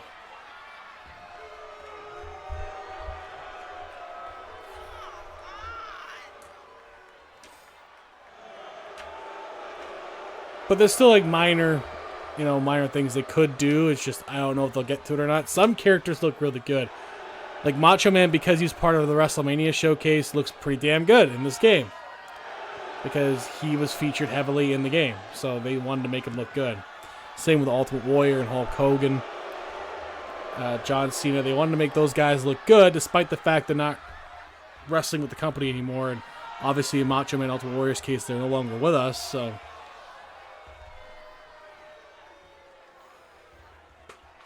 But you want to do justice to the ones you're going to prominently feature. Jerry Lawler's face rendering looks good. Lawler's face is pretty accurate. And his ring gear itself looks accurate. That crown, though, is really weird.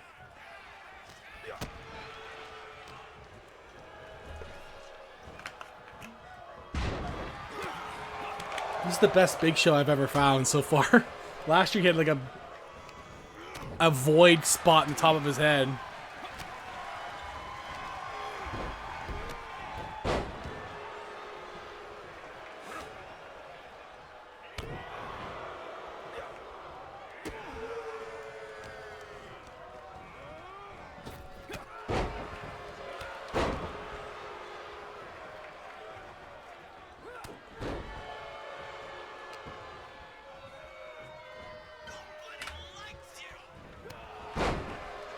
Big Show, but makes me think of the board game Nightmare.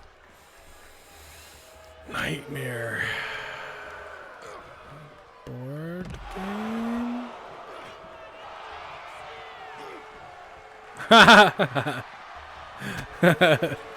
You know what? I kind of, you know what? I think I played it. Like when I was a kid. I need one. I need to get a new one. I need it for my collection now. They have remake ones now, like new ones that they've updated. That's someone's used one. I don't want someone's used one. Anyways, yeah, no. I can't unsee that now. God damn it, Lux. Now you got me fixating on things that are not relevant to the show. Fuck.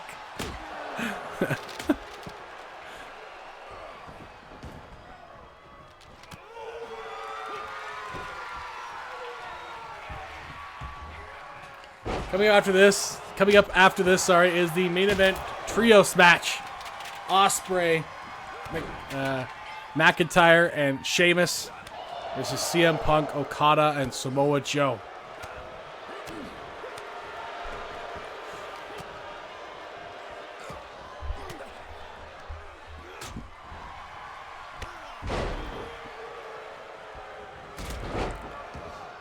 Oh, okay, yeah.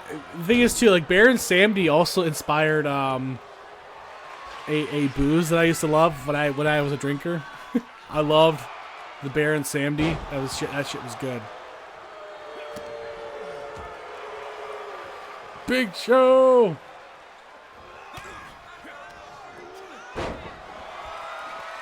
The thing is, too, I think Big Show is around longer, too. That's the funny part.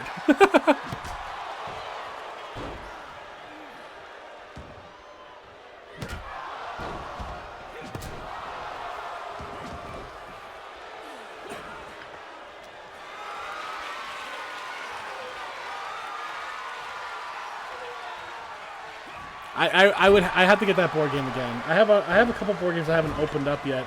I have one here actually called Bad People. It's supposed to be a party game. So next time I have people over, we're gonna do that one where you're like basically a horrible friend on purpose,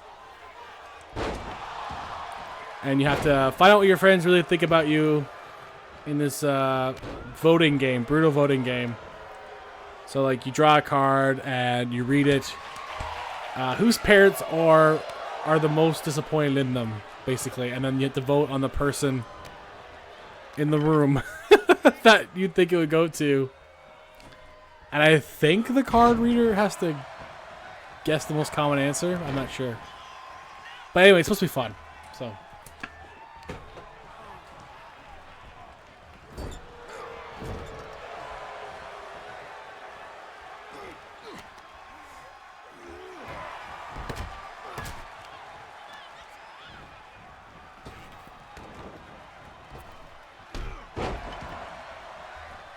Good competitive match so far. Nightmare also went by Atmosphere and was one where you had to play a video alongside you playing it, and there was the host appear every now and then to give you instructions. Oh, okay. Yeah, that shit would have been really cool back in the day. Pile driver on Macho Man into a pin. Big Show will break it up, though. This is for an opportunity for the AEW Championship. It's a big match here. Oh, Lawler, I don't know what he was trying to do there. Macho Man trying to go for a pin. Big Show breaks it up.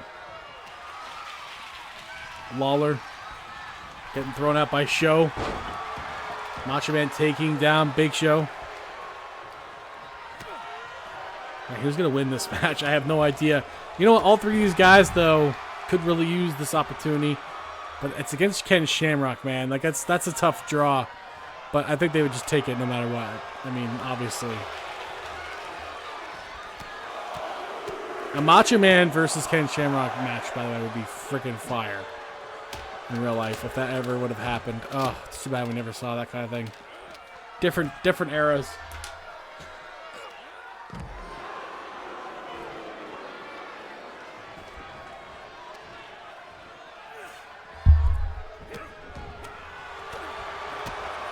Macho Man starting to take control.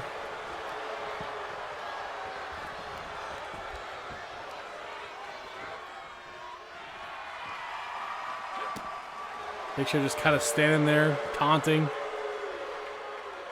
For no particular reason, really. Jawbreaker on Macho Man by Big Show. Oh, and then the headbutt. But Lawler thrown back in the ring. Big Show debating whether he's going to go out there and join him. In there and join him. He does. All three men back in the ring now. Oh, the power of the punch on Lawler. But Macho Man scoop slam into a pin. Kick out by Big Show. Macho Man trying to hold court. Into the pin on Lawler. Looking right at Big Show doing it. Big Show breaks it up. I think Macho Man expected that.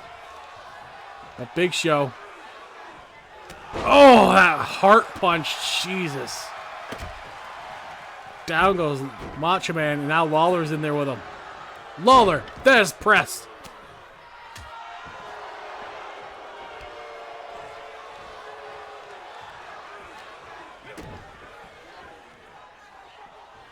DDT by Lawler.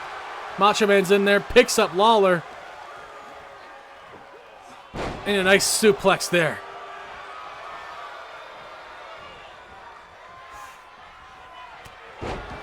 Big punch on Lawler. Big Show has Macho Man now. It's one-on-one. Headbutt to the back of the head. Into the pin. Macho Man kicks out.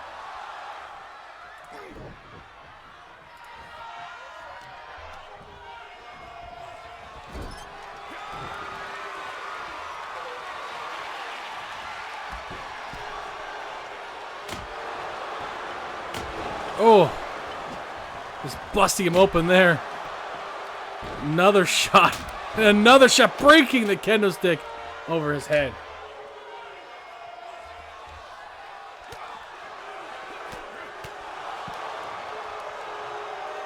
I'm glad I started an hour earlier. I knew with my big card that I needed to start an hour earlier.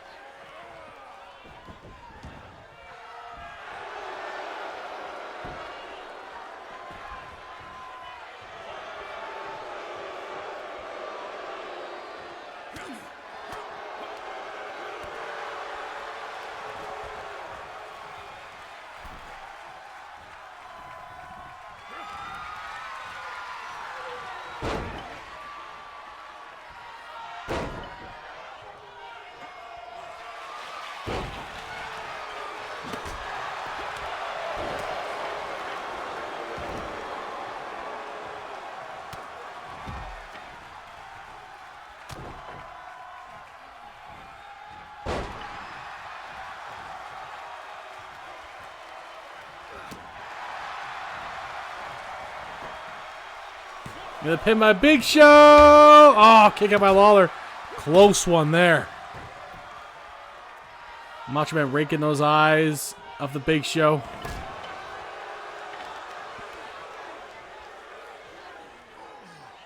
That stump puller. Taking that knee from the big man. But Lawler catching him off guard. He was going for that pile driver, but Macho Man's momentum moved him over. Big slam there. Oh, he catches Big Show the knee as he was going for that spear. Macho Man once again trying to control this match. Good takedown there.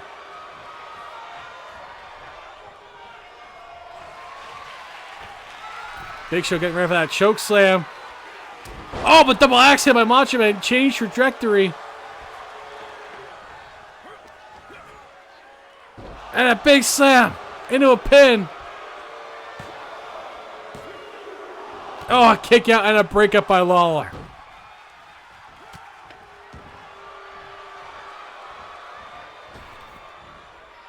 Big Show blocked Lawler's trajectory on that one. Off the ropes goes Lawler. Back in the head. Big Show pops right back up.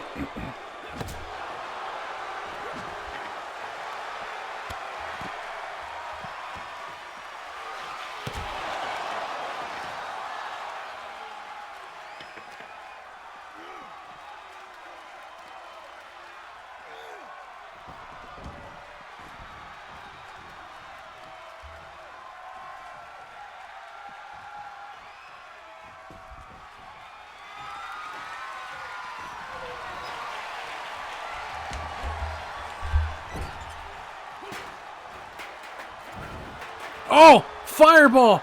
He missed it. Lawler missed the fireball on Macho Man. But he still gets the pile driver.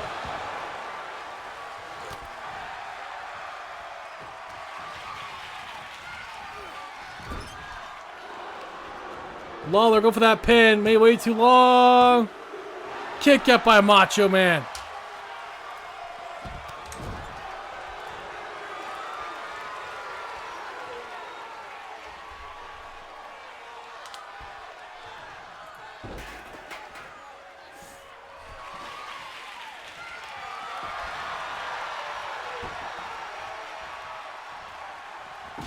Oh! Shivers down Big Show's spine there.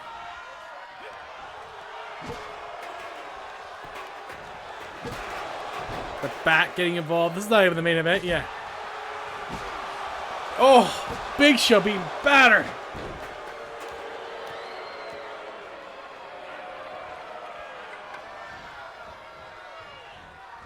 Macho Man get ready. Cross body on Big Show. Broken up by Lawler.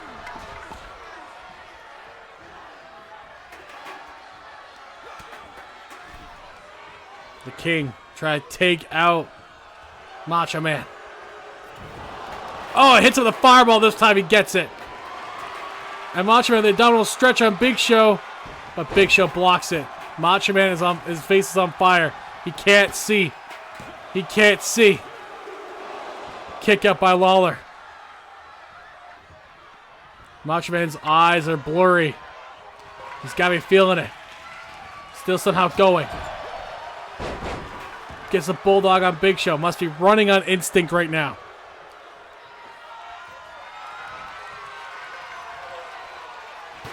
Gets Big Show with the chair.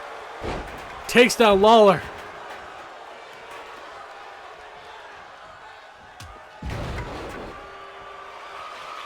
He's got Lawler down. Go for that big elbow! To the skies! No! Lawler gets out of it.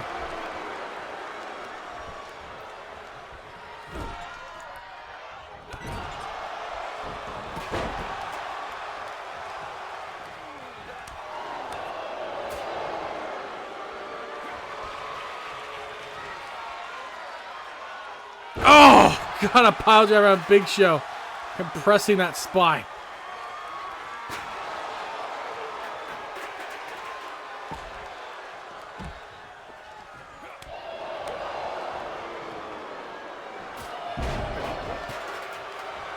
And Lawler may have just gotten his biggest win he's had since joining CWF.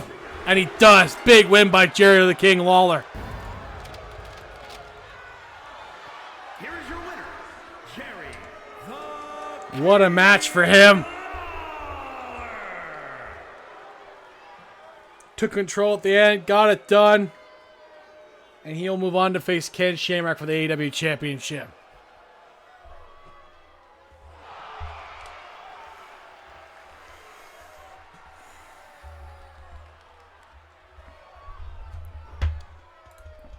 It is main event time.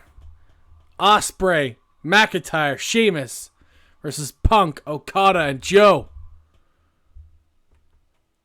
Two big feuds coming together in this match.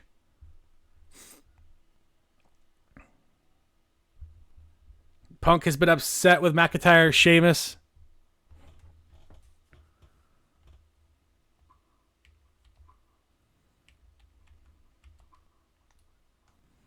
But he's also been a little upset with Samoa Joe. But Joe said he'll be on his side this time. But will they actually be together on each other's side? I don't know. And of course, Ospreay and Okada, since the preseason, have been at each other's throats. Okada believes he's the better man since now he's the North American champion, but Ospreay has beaten him twice before. It's getting tense. It's getting heated. And both will resolve at SummerSlam. Here we go.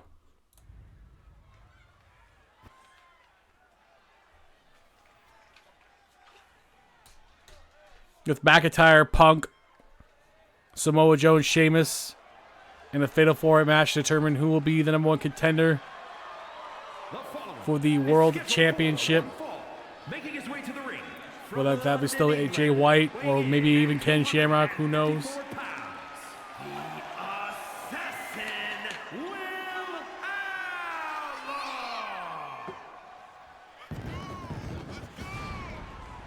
They could also challenge for the World X title. Let's see what happens there. Whoever wins that match might decide what they want to do right away or wait until the opportunity comes.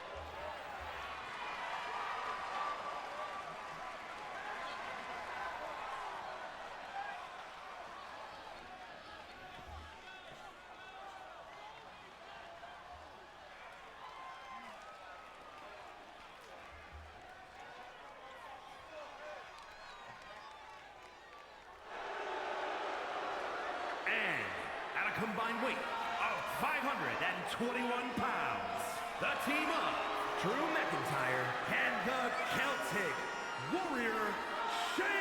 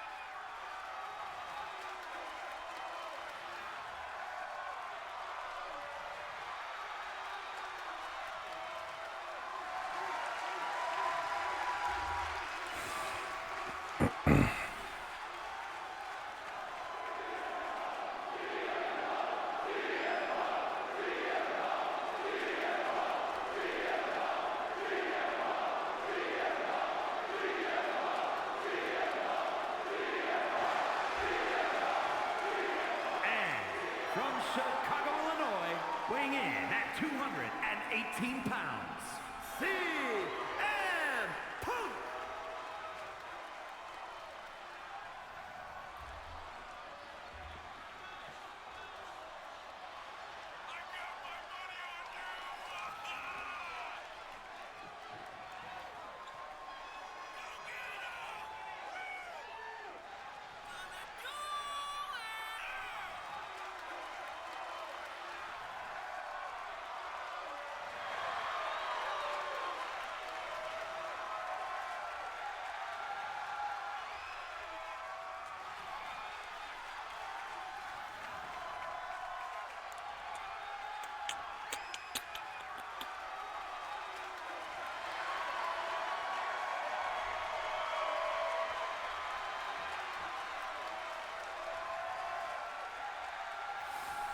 CM Punk.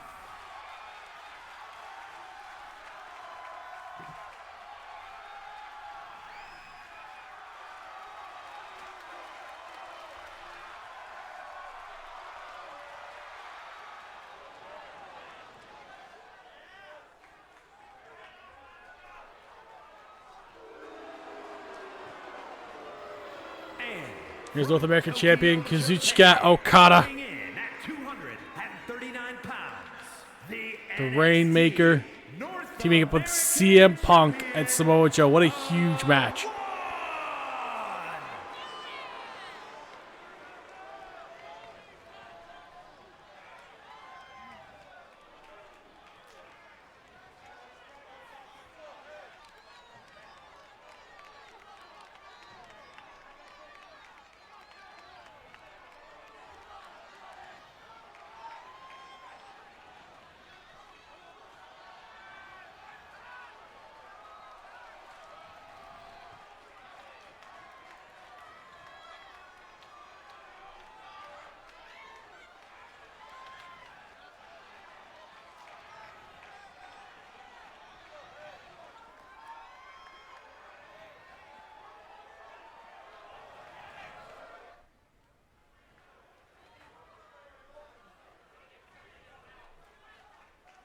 And from Huntington Beach, California, weighing in Joe, at Joe, 292 pounds, Sam Owen Joe.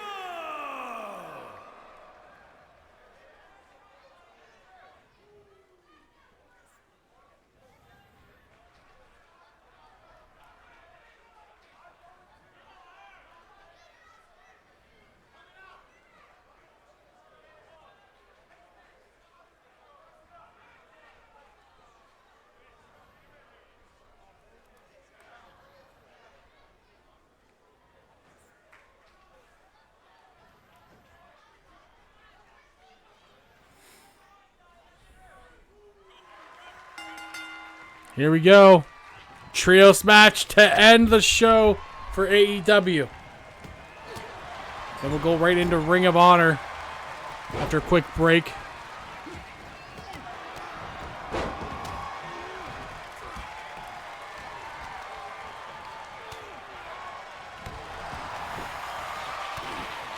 Joe.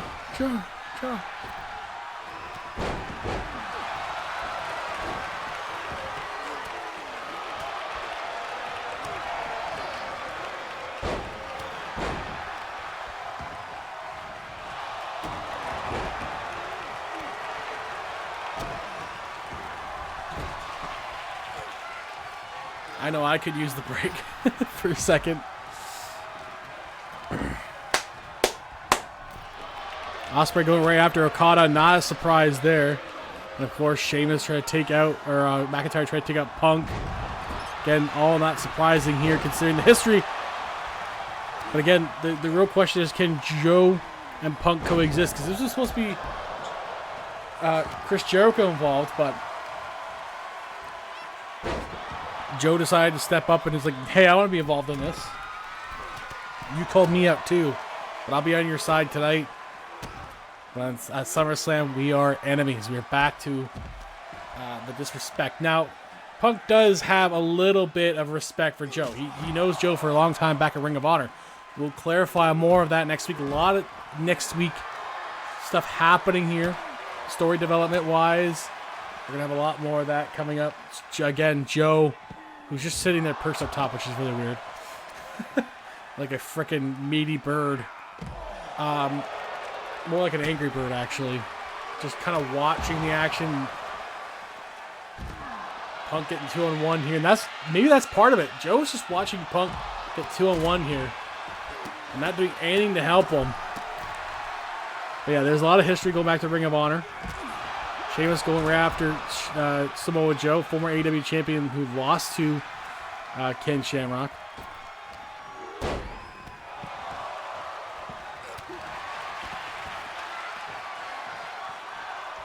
Ospreay, the Stormbreaker already. And now Sheamus and Ospreay working over Joe into the pin. Kick out by Joe. But right back on him. Okada.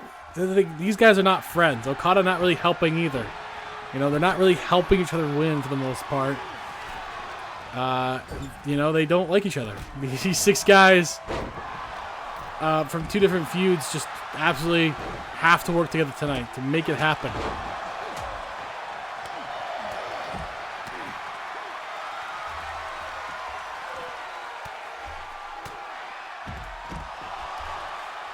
You know, they have a lot to say to each other. I want to see them duke it out in the ring, get some aggression out, build up the SummerSlam heat. And it's already a hot summer, and it's going to get hotter.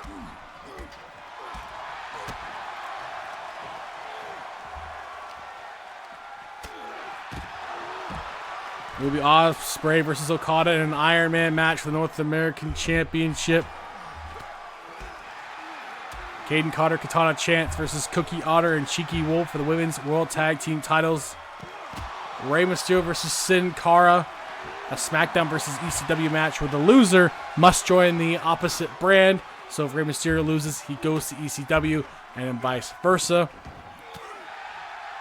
CM Punk, Sheamus, Samoa Joe, and Drew McIntyre will be Hell in a Cell. And they'll compete for opportunity at either the World title or the World X Championship. Look at that, Okada and Joe try to work over Ospreay now. The Damn Kings versus Bray Wyatt, Joe Gacy, and Uncle Howdy. Matt Hardy versus Ultimate Warrior. We found out 2 nights ago that Ultimate Warrior won that match before he faces Matt Hardy in an ambulance match for the Hardcore Championship.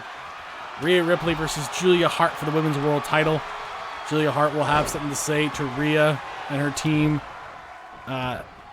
later on early next week. Julia Hart representing Ring of Honor there. And a 4-way dance. 4-man elimination match.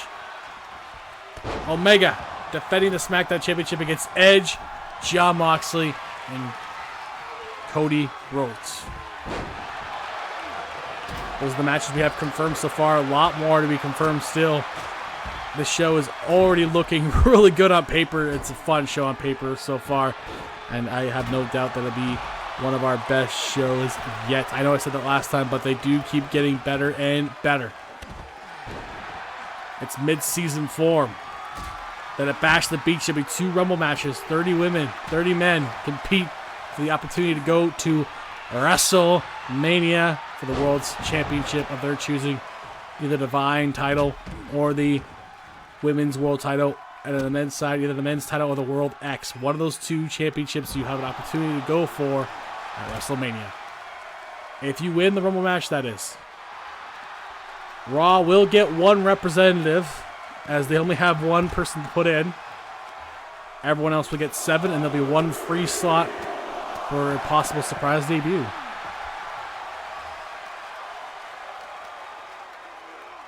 Joe throwing McIntyre in. Trying to end this match. It's been a brawl all over the ring, as expected, between these 6 men.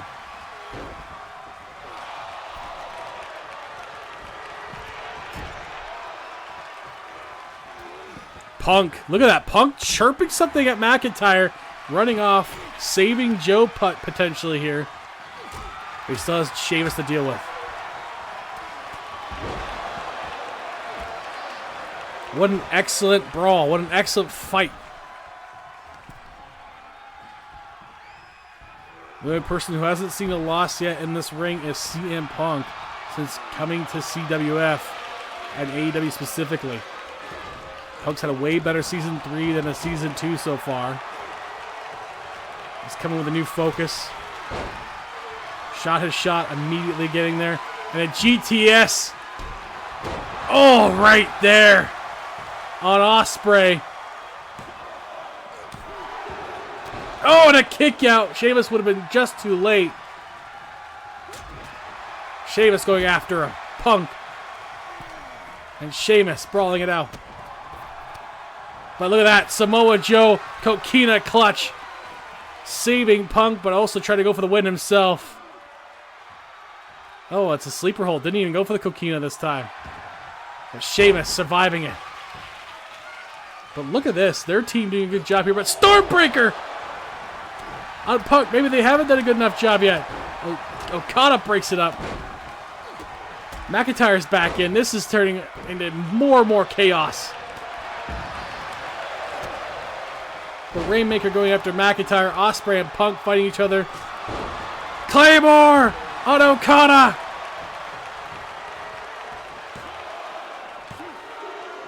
Kick out. Close call there. McIntyre getting a little frustrated. Punk knocking out Sheamus. Missing that knee on Ospreay. Ospreay, oh, the quick strikes. Ospreay takes down Punk. What a main event. What a match. Exactly as we wanted here in AEW. We're the best wrestle. He's going for the Stormbreaker. Punk fights out of it.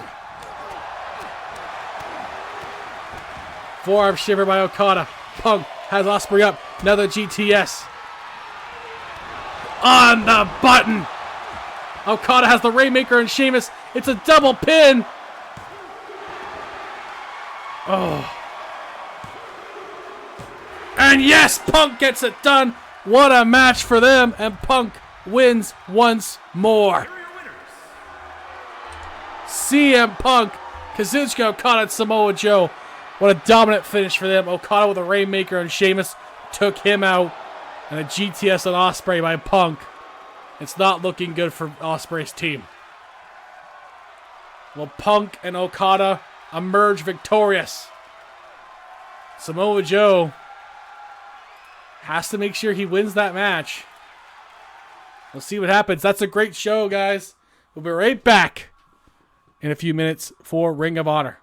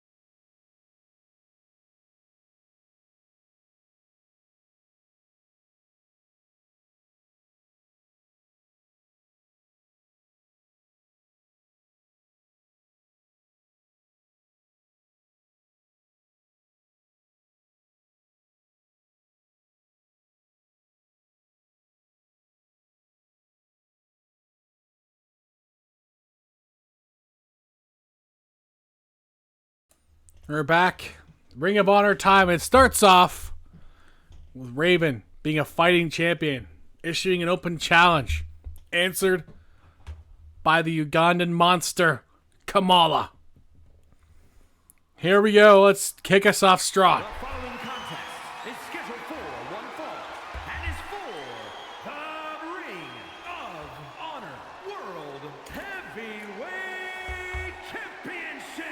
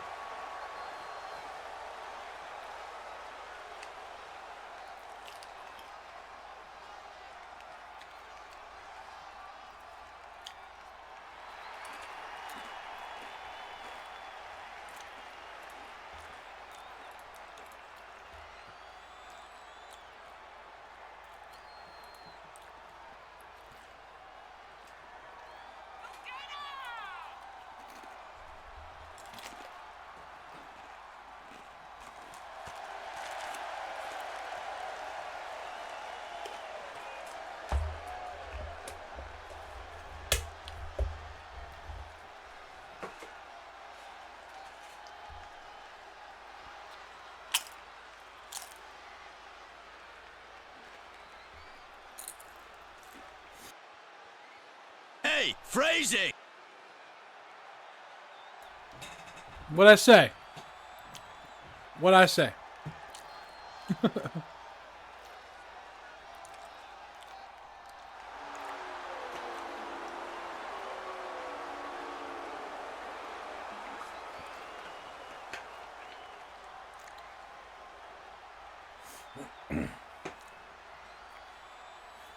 Well, fine. Fine, Lux, be that way. Maybe I'll just keep saying nothing, you know? Great content by my part.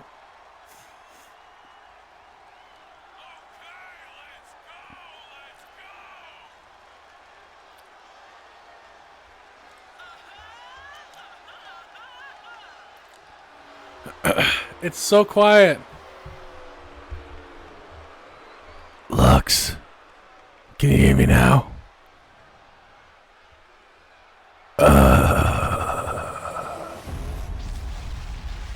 Is that better? Introducing the challenger I feel like it's not better. Uganda, weighing in at I feel like that was pretty much worse. 3 pounds. Like 100% worse. And his opponent from the pit No. of hell, weighing in at Can we turn up? 36 pounds. What? The Ring of How much louder do you want me to be? I'm at max. Champion Raven.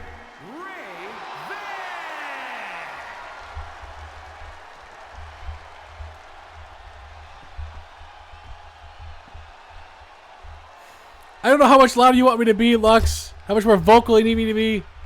I have nothing to say until this match starts. It's for the Ring of Honor Championship. Ah, God damn it.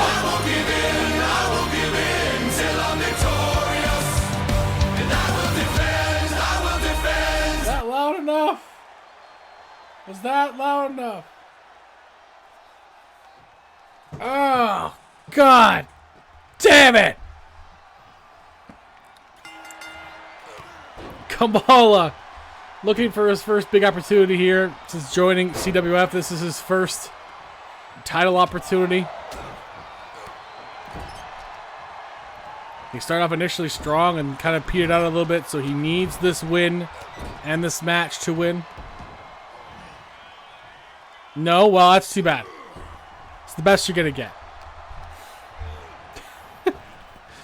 Kamala? No. Raven blocks him there.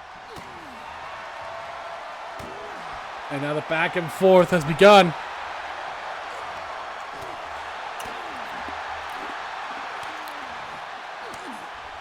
Either man taking advantage yet.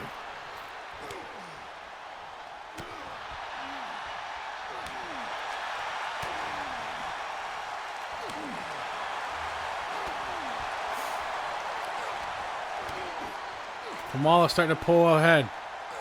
Raven right back to it. No, Kamala continues those strikes. And look at that! The crowd is into it.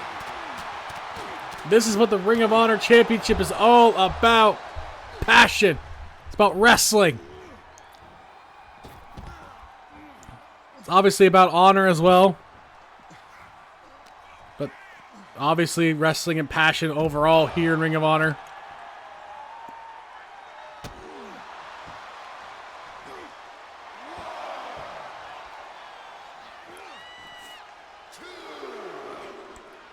For the title, Raven rolls back in.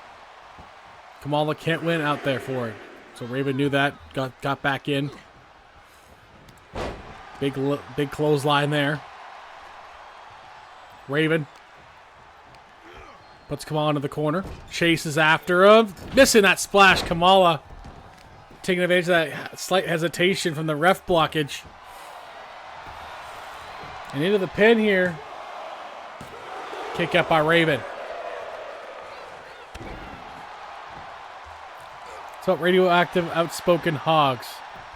What? Radioactive Outspoken Hogs? That sounds like a weird grunge band. Sidestepping the super kick into a DDT by Raven. Oh my god. Not this again! Into a pin. Kick out by Kamala.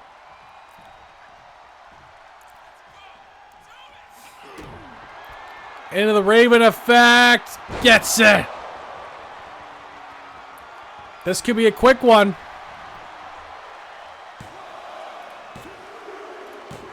And it is. Raven retains.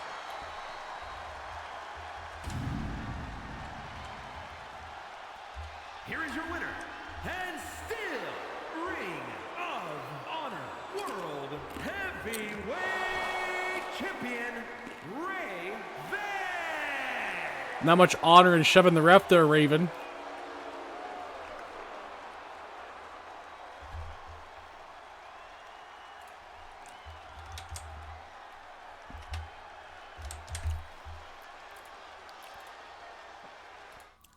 All right, next up is a feud continuing to build on itself between Harper and Rowan and Taz and Hook. We got two of those matches in singles competition tonight. But first up, it's Taz taking on Luke Harper.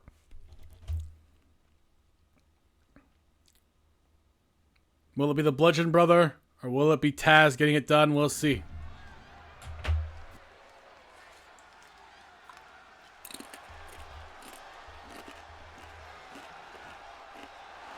The following contest is scheduled for one fall. Making his way to the ring from Brooklyn, New York, weighing in at 248 pounds, Taz!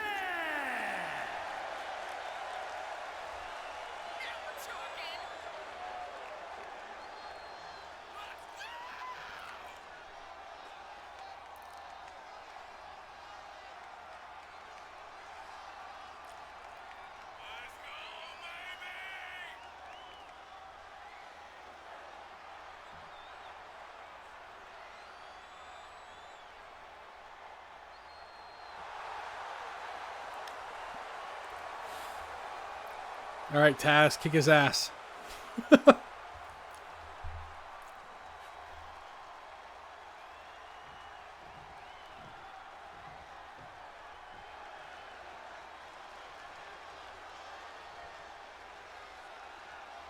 his opponent from Rochester, New York, weighing in at 275 pounds, Luke Harper!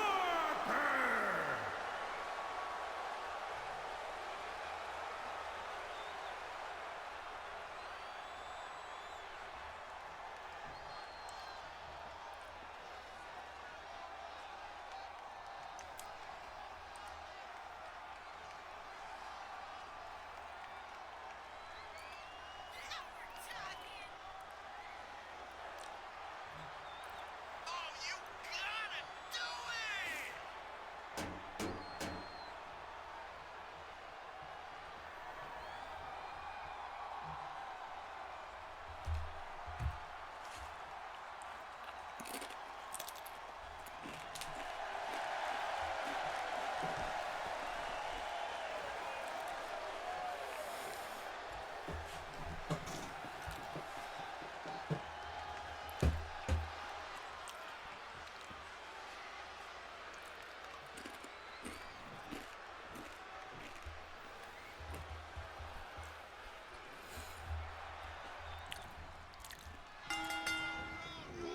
Two legends in the ring right now. ECW World Champion Taz taking on former IC Champion and multi-time Tag Team Champion and Luke Harper.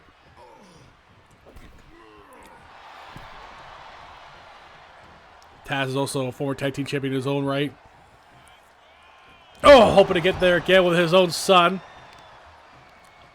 Hook is a former World's Tag Team Champion with 6 as the Handsome Devils.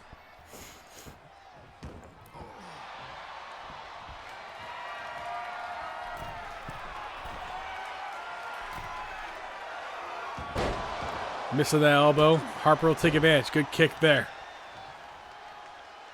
Formerly wrestled as Brody Lee here in CWF. Back to his Harper name. With his partner Eric Rowan, the Bludgeon Brothers here in Ring of Honor.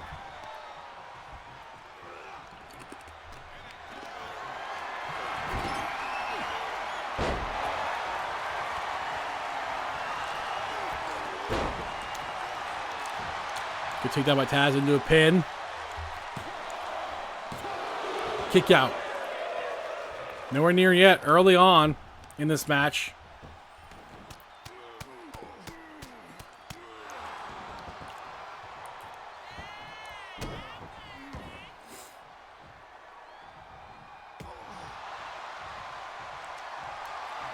Now that bear hug by Harper on Taz. Taz getting out of it.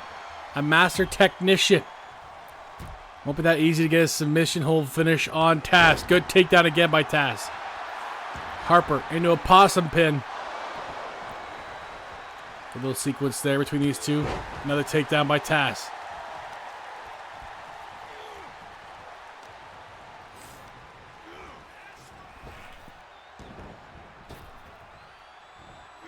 Oh my God, a release German.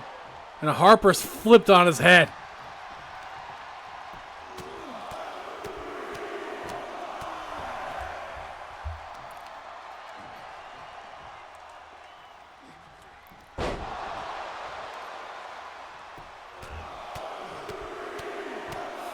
Harper has gotten barely any offense going in a while now.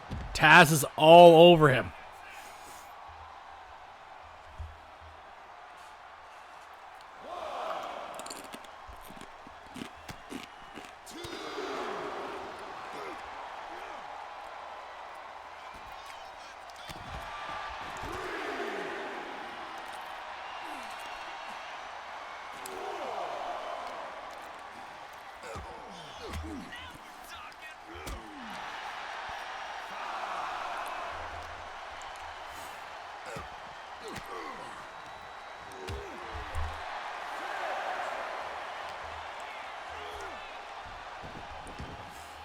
Taz gets Harper back in. Count to 7.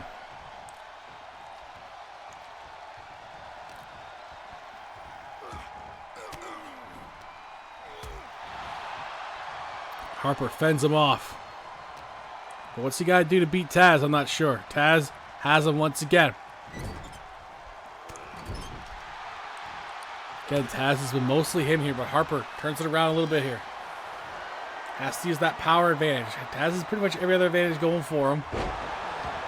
So Harper has to do something here.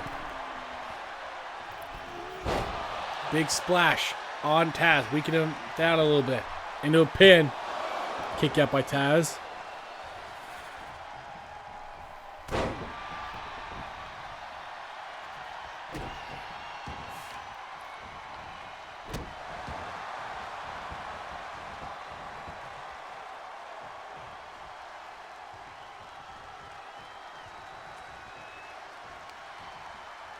Harper. Oh, God. Overhead belly to the outside on Taz. He's made a bit of a comeback in this match, which will help. Oh, my God. Driving him And his head into the commentary table.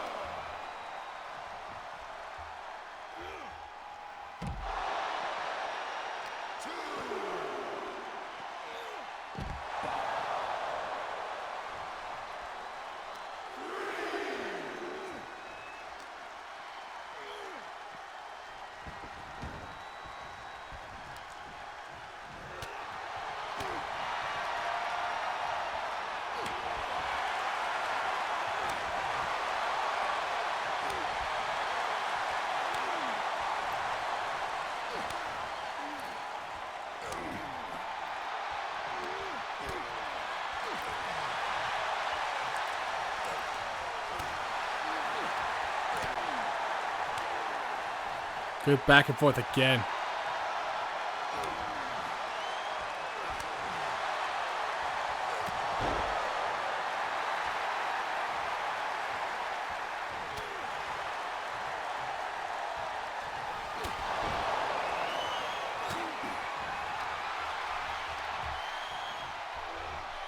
Side suplex on Harper.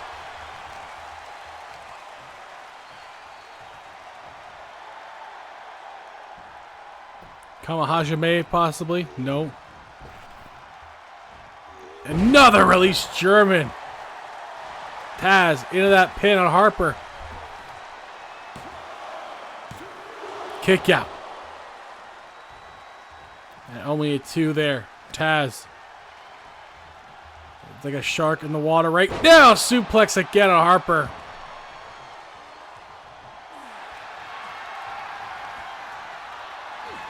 And now it's a Kata Hajime. That's submission.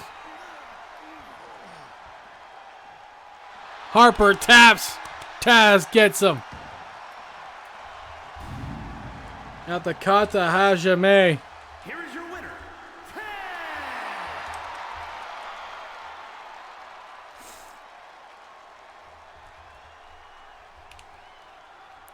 Will his son do the same thing to Eric Rowan later tonight?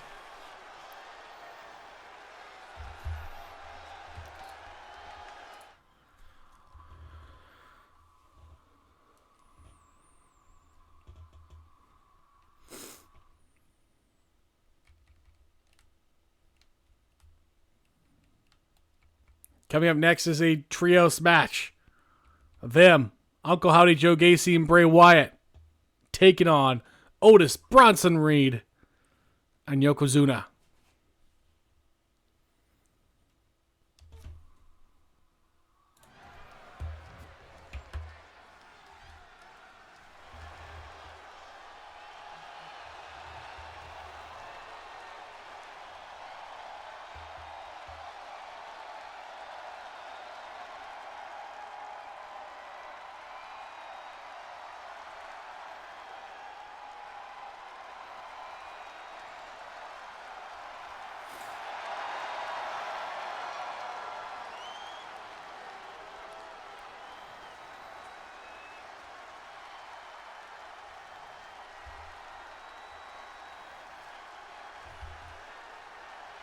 The following is scheduled for one fall, making his way to the ring at a combined weight of 768 pounds.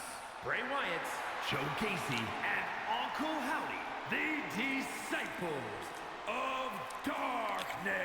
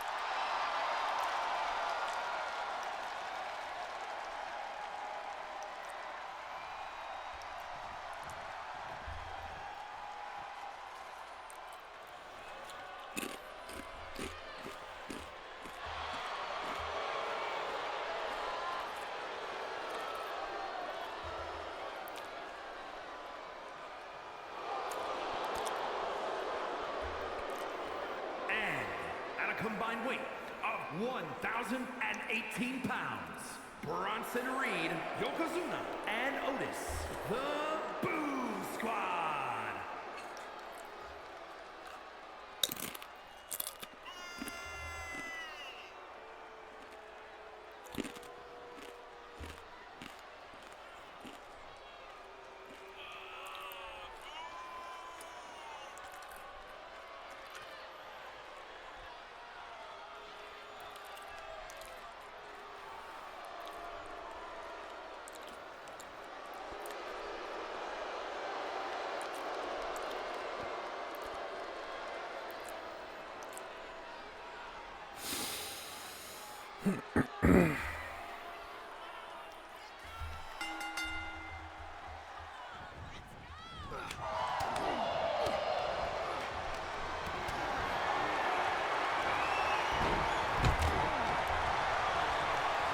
Now this is the good little warm-up match, a tough warm-up match for them as they enter their World Trios opportunity at SummerSlam. It is the biggest party of the summer as they take on the Damn Kings, Lashley, Farouk, and Booker T. Will they be like Cookie and Cheeky, though, and lose their match here against Yokozuna, Bronson, and Otis? Three very big, powerful men.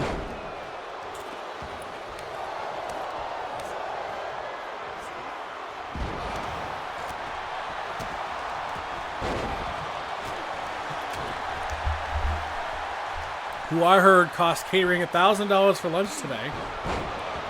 Just the three of them. Although in today's inflation, that's just a couple sandwiches.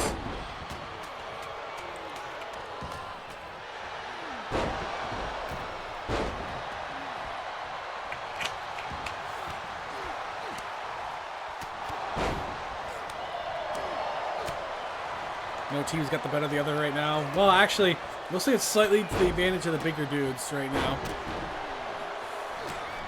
But now them have Yoko pretty much on his own. Otis is back in.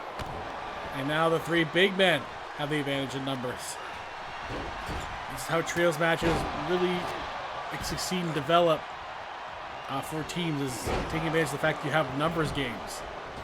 You can do a 3-on-1 or a 2-on-1. You can really do some damage. Otis right now is 1-on-1 with Joe Gacy.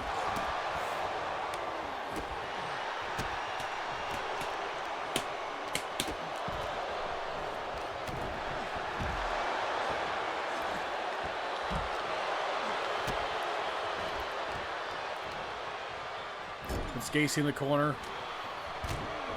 Quick gut strikes on Joe Gacy. Gacy counters Otis. Gacy off the second rope. Good cross body. And then a leg drop across the throat of Otis.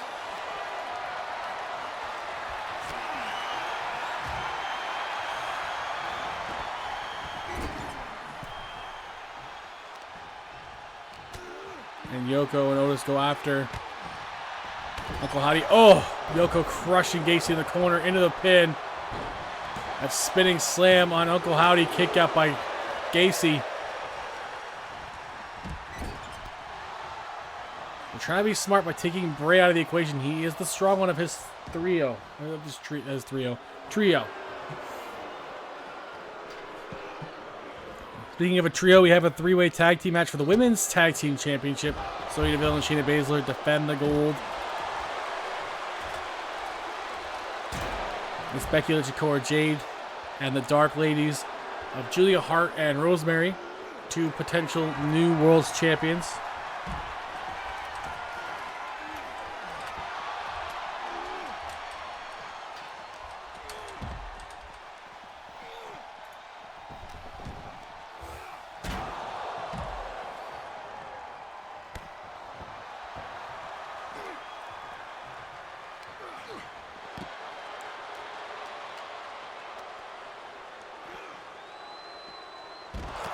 Uncle Howdy. Oh, the hammerlock. Russian leg sweep. It's now looking like them taking over a little bit here. Otis thrown back in the ring by Howdy. Yoko trying to stop him.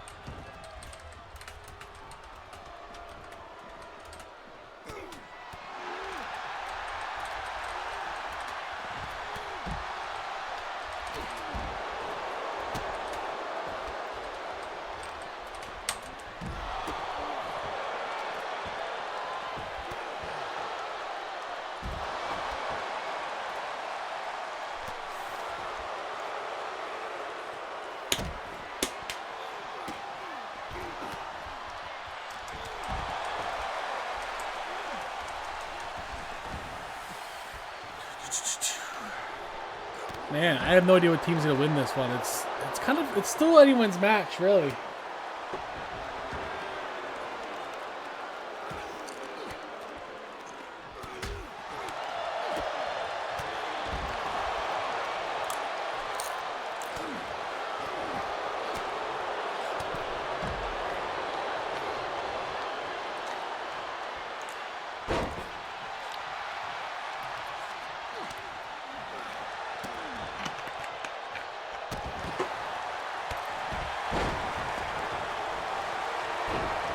Oh no, he's got Bronson down here. But Otis saving the match. But Bray go for the pin anyway, despite Otis being there. Now they're double teaming Bray. Bray gets out. Gacy. I guess not. Never mind. Continue on, guys.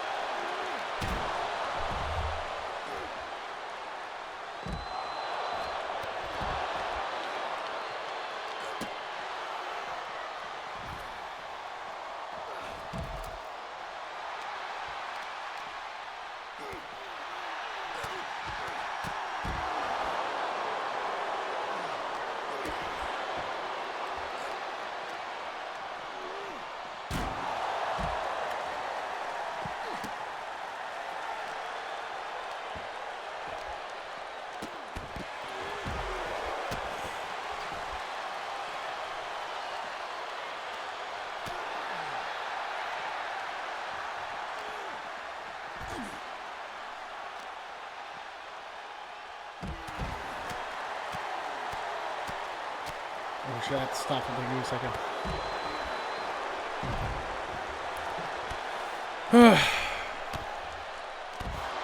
Still all the teams fighting on the outside.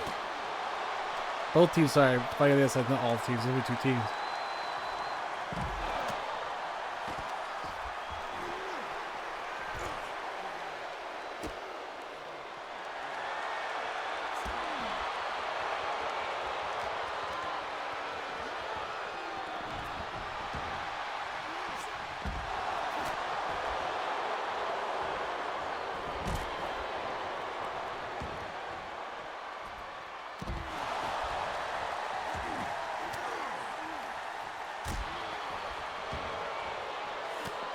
Man, these guys just loathe to get in the ring these days.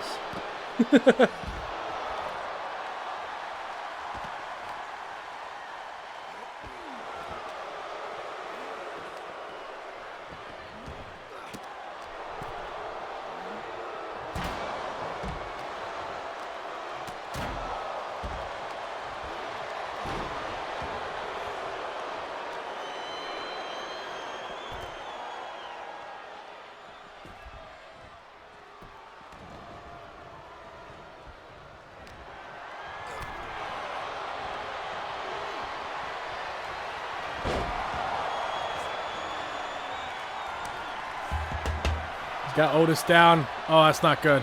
Oh. Oh. That's submission on Yoko. He gets out of it. Bronson. Oh, God. Crushing Bray's head. Oh, my God. Uncle Howdy saves the match, but at what cost of Bray's health there?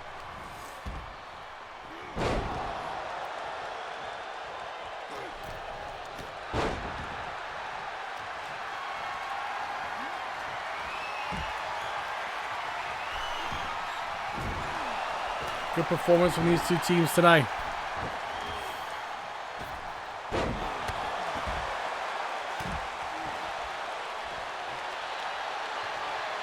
Otis go to the top. Uh-oh. Oh, no. Halfway across the ring. Oh, my God. It squashes Joe Gacy, defying the laws of physics on that one.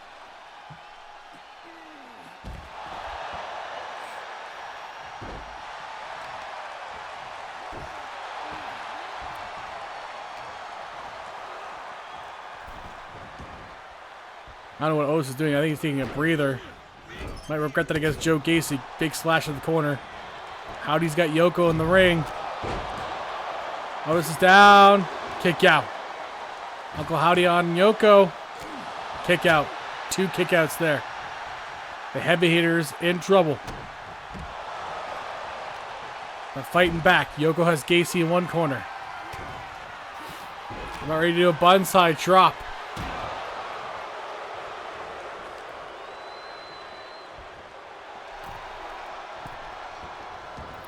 And, oh, God. Crushing that sternum. And the heavy hitters win. A big one for them. Here are your winners, Otis, Bronson Reed, and Yokozuna, the Boo. You know, I feel like Joe Gacy takes a lot of these L's. Just saying.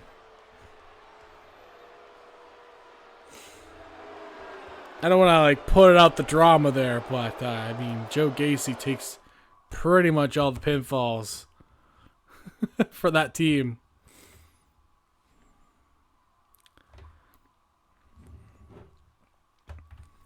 Coming up next, Hook versus Eric Rowan, the continuation of that feud between the Bludgeon Brothers and the father-son team of Hook and Taz. Taz got the better of Luke Harper. Could Hook do the same against Eric Rowan? We'll find out. The experience level swayed to the other side in this match, so we will see. The following is scheduled for one fall, making his way to the ring from Brooklyn, New York, weighing in at 206 pounds. Hook.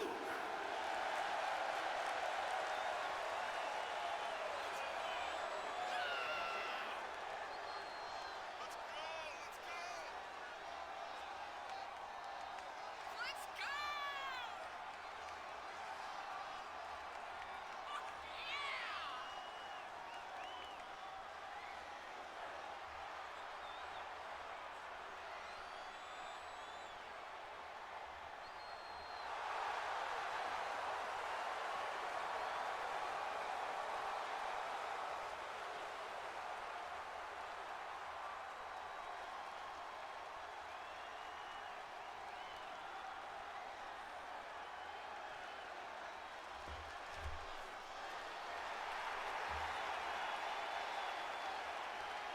And his opponent from Minneapolis, Minnesota, weighing in at 315 pounds, Eric Ryan!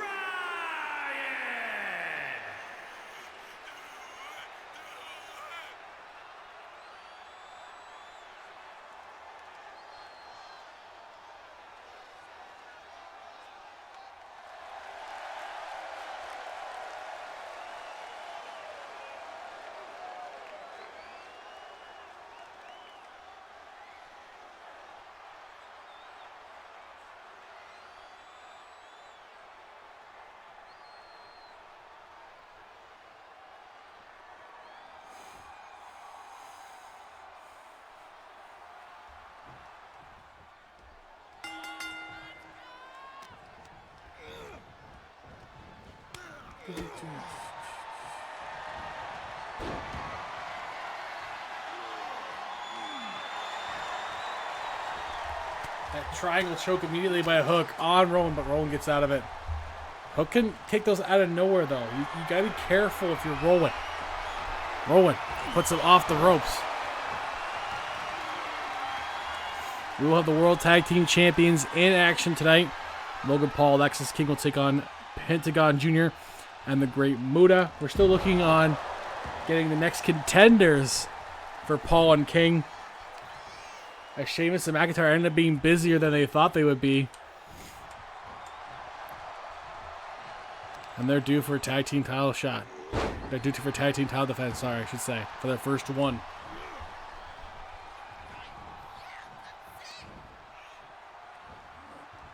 Oh, good slam there on Hook. Rowan has an overwhelming size and power advantage over Hook, so definitely two things he's got to keep in mind and just use against Hook.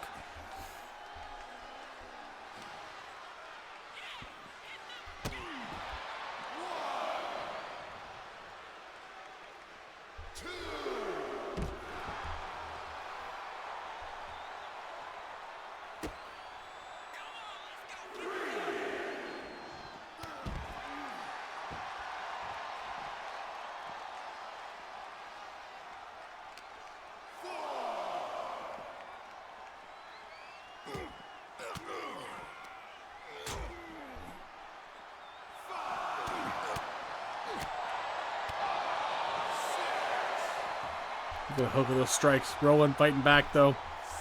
Will not take the count out.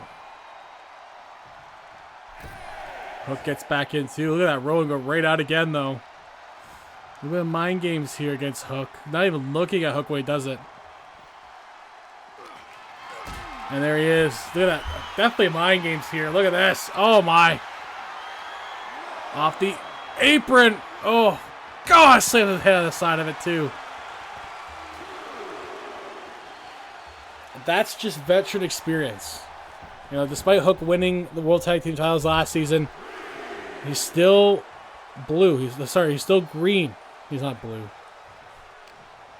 Abadia Abadai.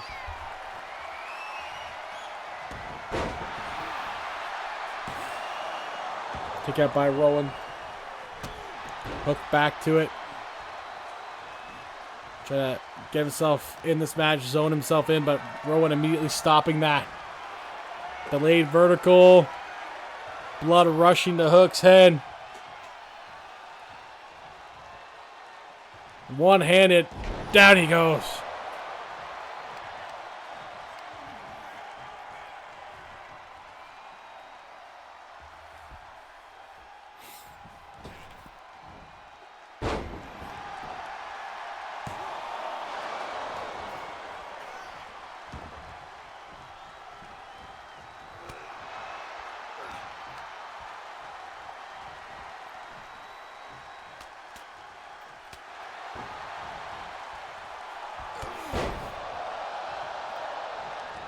Rowan momentum switching for him.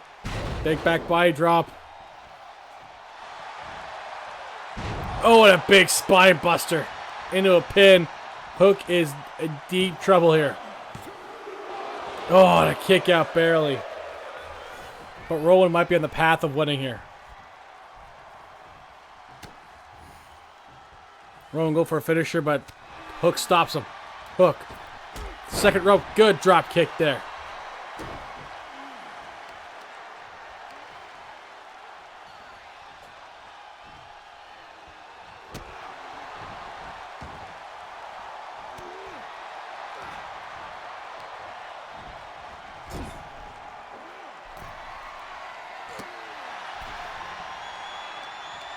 Rowan stops Hook dead in his tracks. Takes the momentum right away. Out the ropes goes Hook again. That's all it takes, man. Rowan does one counter. Sucks the momentum away from Hook.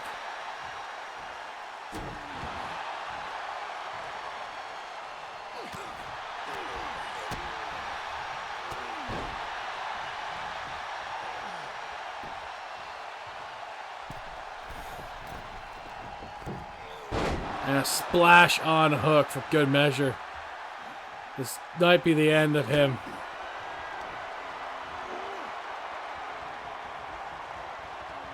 Oh, a sit out spinning powerbomb.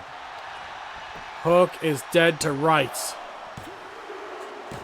Oh, Rowan got him. Even kilter between these two teams right now. Here is your winner, Eric Ryan.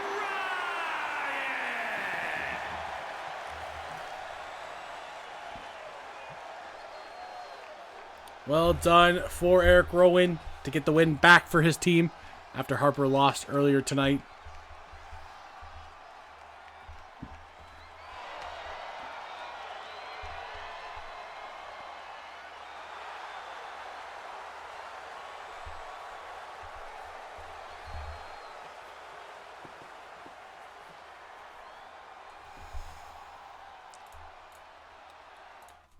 Coming up next, the tag team champions in action against Pentagon Jr. and the Great Muta.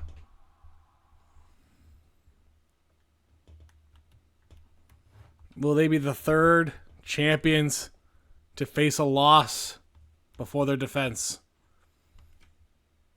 We'll see.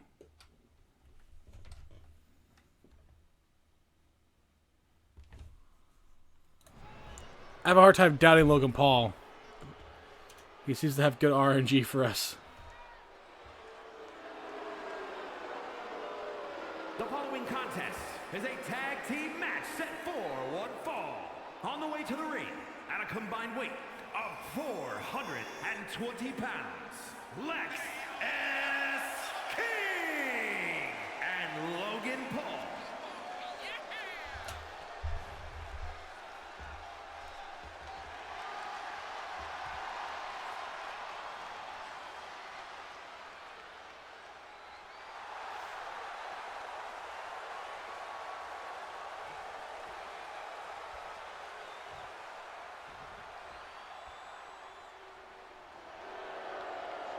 And their opponents, at a combined weight of 437 pounds, the Ring of Honor World Tag Team Champions, the Triangle of Terror.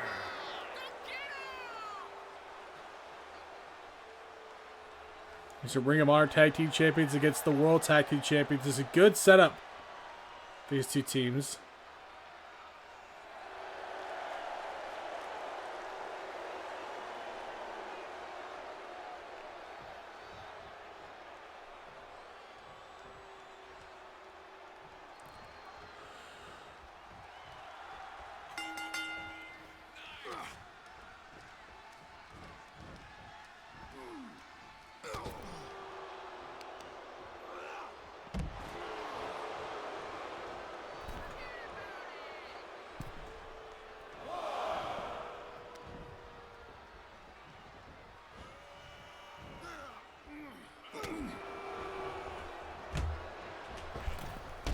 Muda starting in there against Lexus King.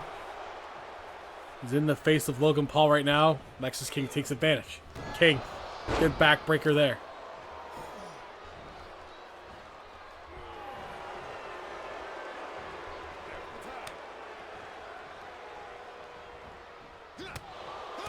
Paul taking it right to Muda.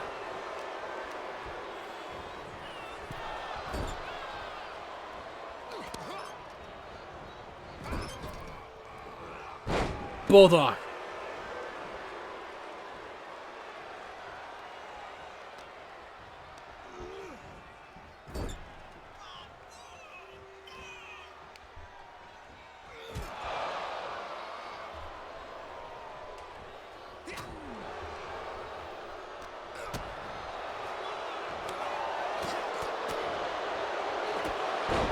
Down goes Paul, that kick from Muda. Pentagon also helped out there with a strike. And another kick by Muda. Down goes Paul.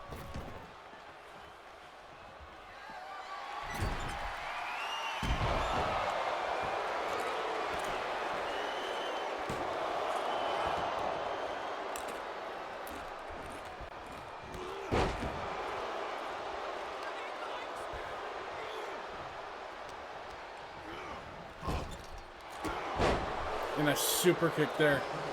Straight pump kick. Pentagon tagging in. And a super kick from him into a pin on Logan Paul. Who's just been eating shit tonight.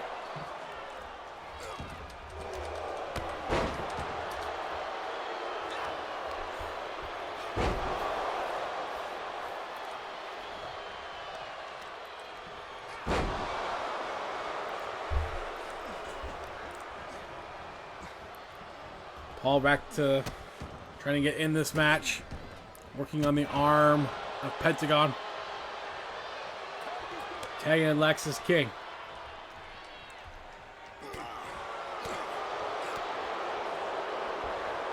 Still the main event tonight for Ring of Honor. Becky Lynch and Cora Jade.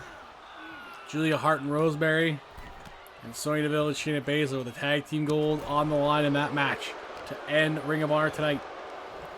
Then we still have the Usos versus the Bloodline SmackDown Tag Team Championship match. Should be epic. A 2 of 3 falls match between MJF and Dolph Ziggler for the United States Championship. And Spears United versus the Steiner Brothers will kick off SmackDown in their second match in their series. It could end tonight. Especially if the Steiner Brothers get the win.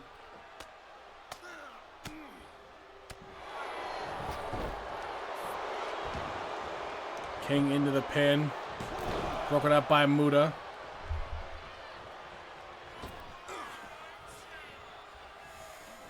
King didn't like that breakup from Muta. Muta's just ignoring him, waiting for the tag. Gets it on Pentagon. But King was ready. Good Hurricane takedown.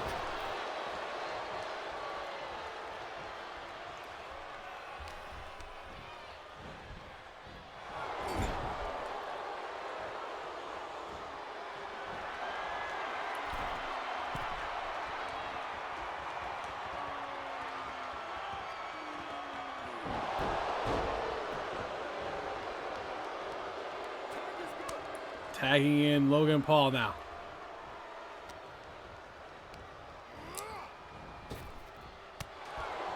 Good basement shot to the gut by Muta.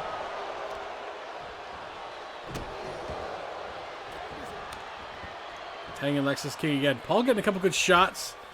Keeping himself fresh as possible. Oh, Muta the back of the head of King though. Muta DDT on Lexus King.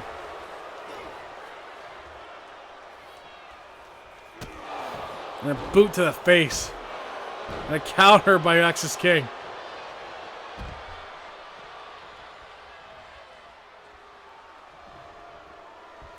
With the weird AI fixation again.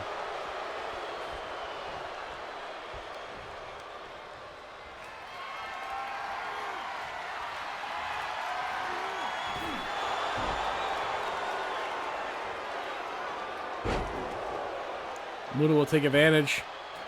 Tagging in Pentagon.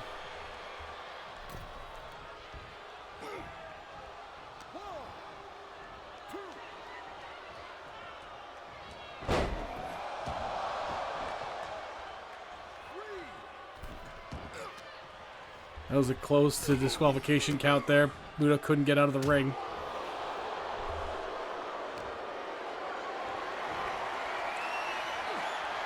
Snake eyes on Pentagon.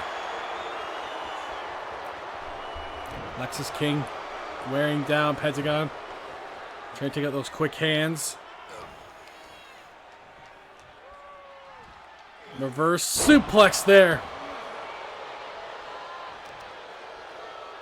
Back to those hands. Taking a bit of that strength out of Pentagon. He's deceptively strong for his size. Pentagon, quick strikes. Plus, of course, the strikes of Pentagon. Especially those chops, one of the deadliest chops in the game. Sling blade. Into a pin. Kick out by Lexus King.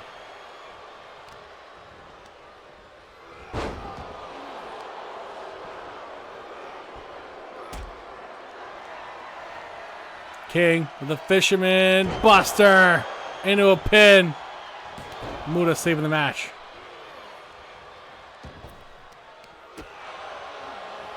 Pentagon countering off the. Oh! What a poison run from the bottom rope.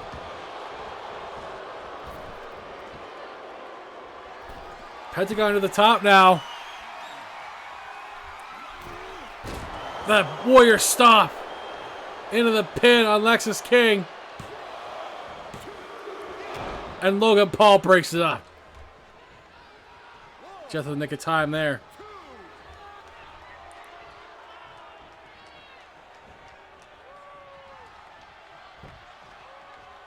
Oh, yeah. Pentagon did not like Logan Paul's interference. Logan Paul chirping him. You can see it.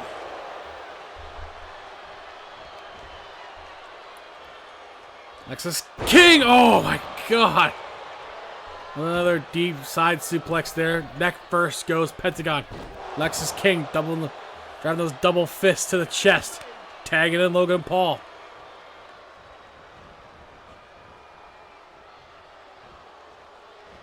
He tries to get after Muta, but Muta stops him.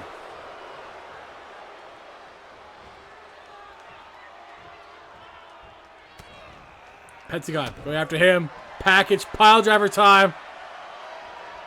Oh my God! Logan Paul's neck is crushed. Lexus King hits the ref and breaks up the pin count.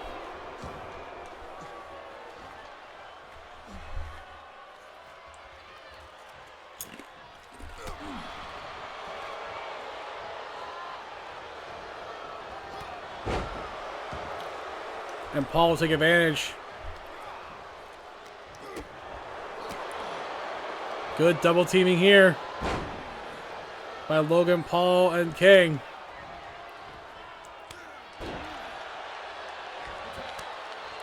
And Lexus King tags back in.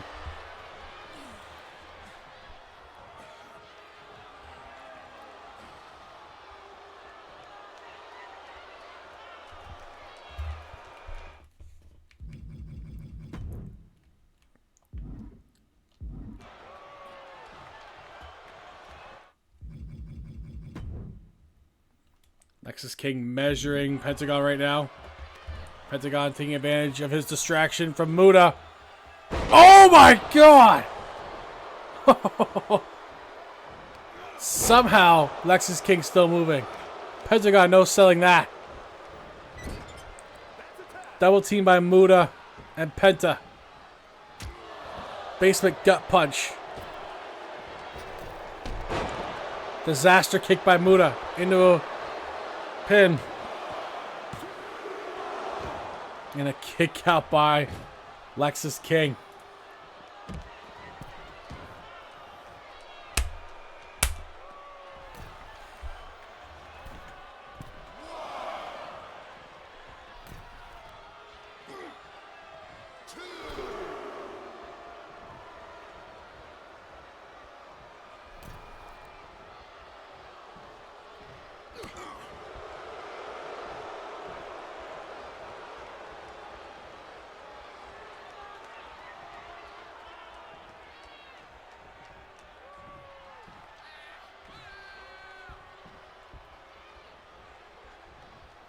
Guys, come on.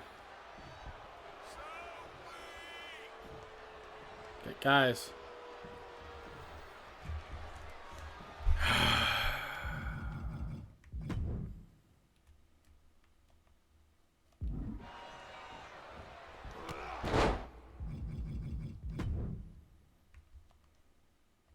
Fucking dumb. Nexus came after that heavy shot from Muta. Gets the nice tag from Logan Paul. The hot tag, not the quick tag. And those strikes by Paul. He is a trained boxer. I put that in air quotes. Snake eyes on Muta. Paul right to work on him.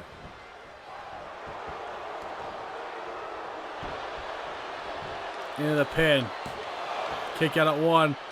Paul kind of knew that. He was just wearing him down. Oh, what a kick out of nowhere by Muta, though.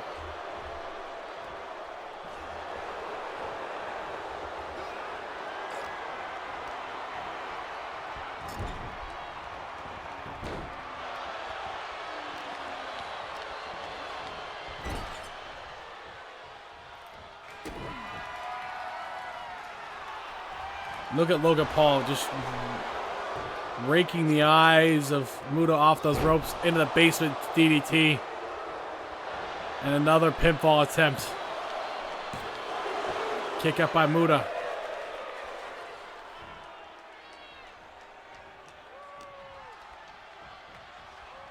Swinging neck breaker by Paul. Go a little tranquilo at the top. Pentagon sidestepping him. Good Hurricane Rana.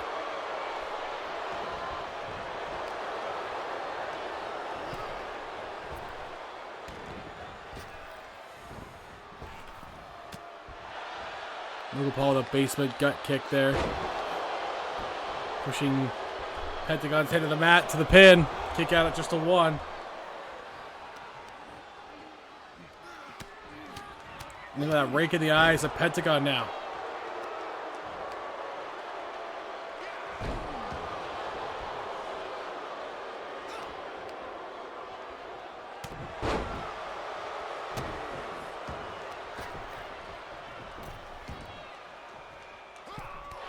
Oh, what a clothesline from Logan Paul.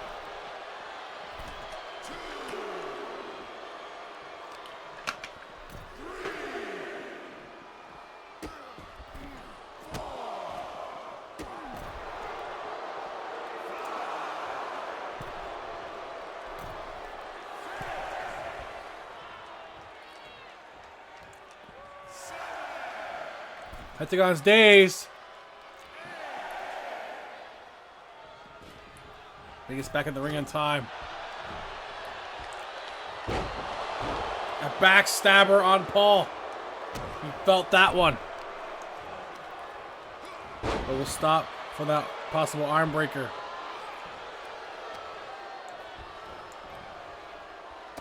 Blocking that DDT. Pentagon getting out of it. The second rope gets the drop kick on Paul.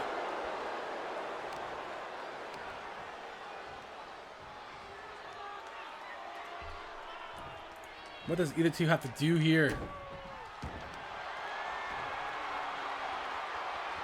And that arm breaker. Oh!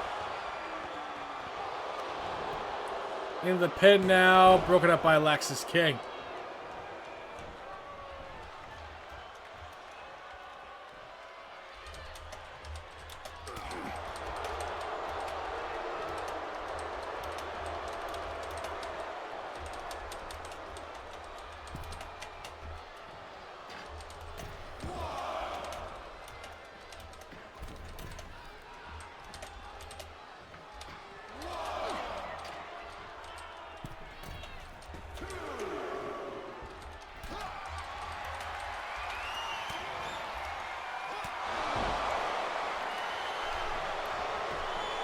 And the pin there, broken up by Muta. This match will continue on. This has been a good match for Ring of Honor tonight.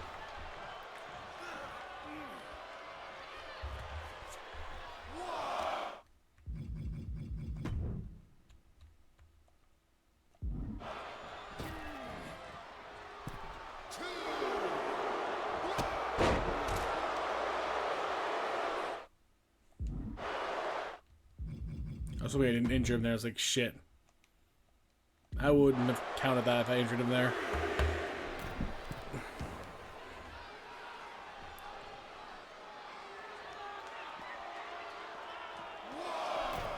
Count restarted. Oh, Paul, the neck breaker on Pentagon out of nowhere.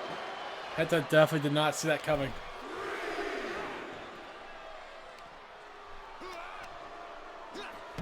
Reverse DDT on Penta.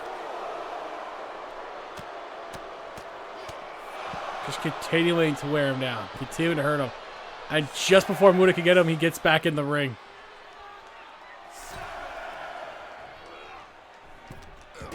Paul unwisely getting out of the ring again.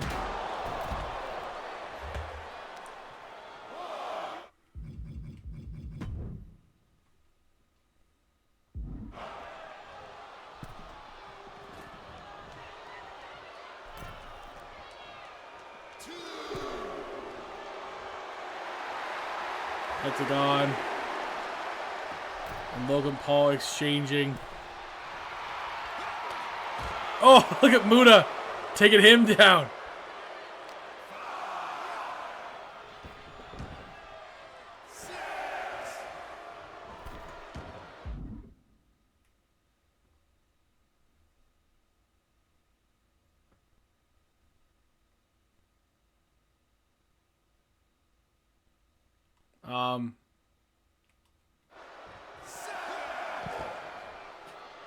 Muta now can't not help.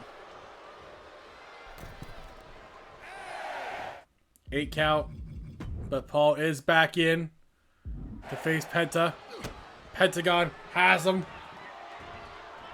Oh my god! Into a big back stabber. Kick out by Paul.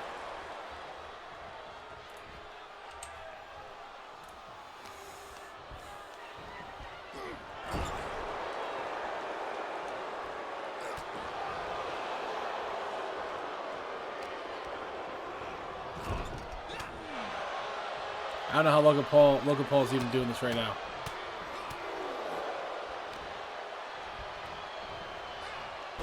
DDT on Penta.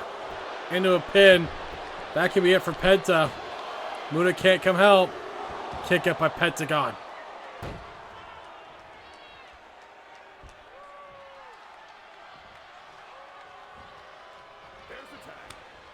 Tagging in Lexus King.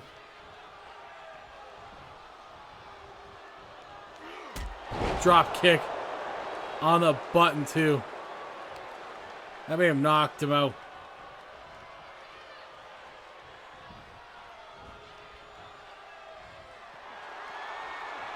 Pentagon countering.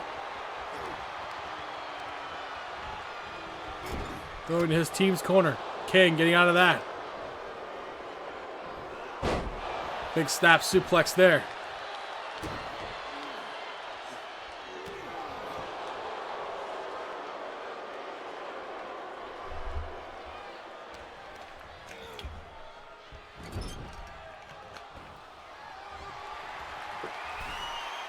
What's Lexus King gonna do here? Oh, look at that hangman submission.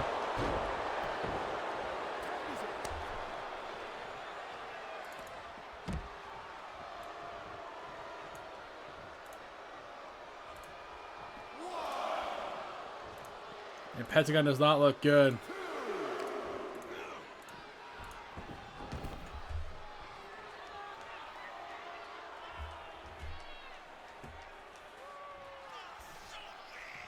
Oh, they're doing it again. Jesus.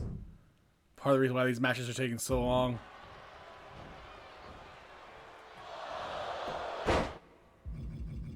Just trying to help end this match right now. Into the pin. Sneaks him with a roll-up. Kick out by Pentagon.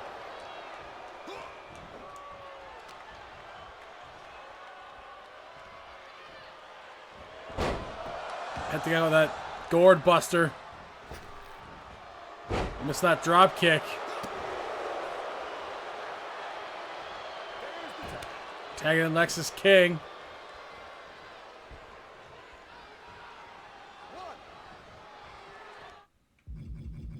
Who again, focusing too much on the wrong thing.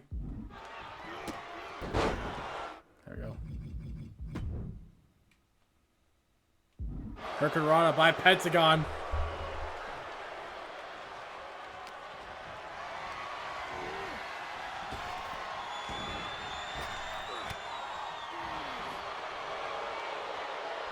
Oh, that shot by Penta. Good dodge by Penta, and it was strike at the back of the knee. Super kick.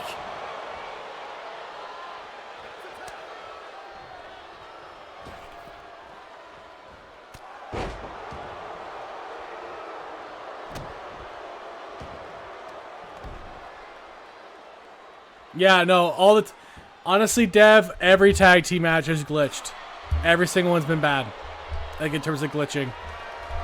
The AI is completely busted right now. I don't know what's going on. Since the last update, they've made the game worse somehow. And I'm a little upset by it. But they've done it before, so. But they've made the game progressively worse.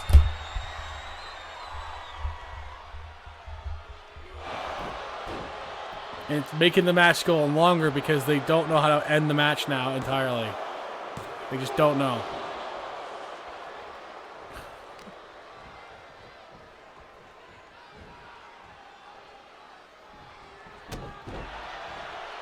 We still have our main event for Ring of Honor.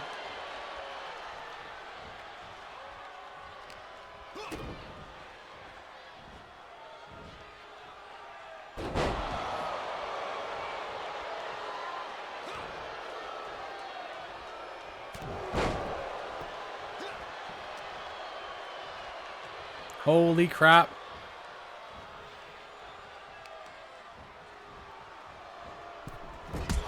Oh, God.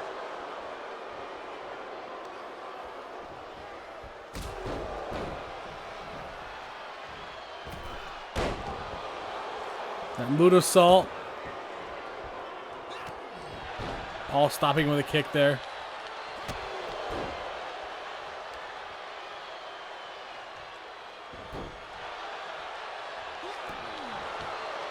Oh my God. This is the longest match of the night so far. In top rope. Paul for the frog splash. Missing it. Of course he does. Arm breaker. Oh, on Paul.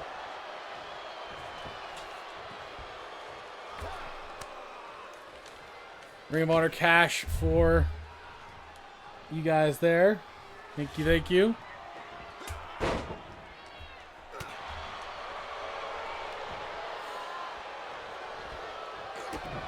Pentagon. With a package pile driver on Logan Paul. And it's broken up by Lexus King, and it'll continue on. This is like tag team matches last season.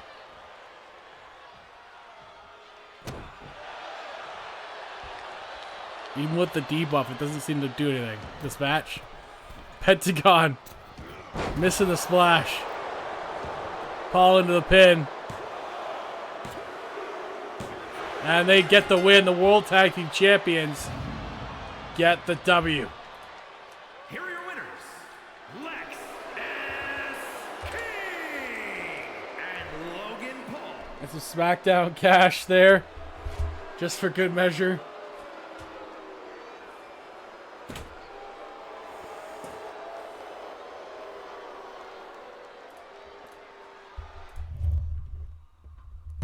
Okay, next the main event for Ring of Honor. Three-way tag for the Ring of Honor Women's Tag Team Championship.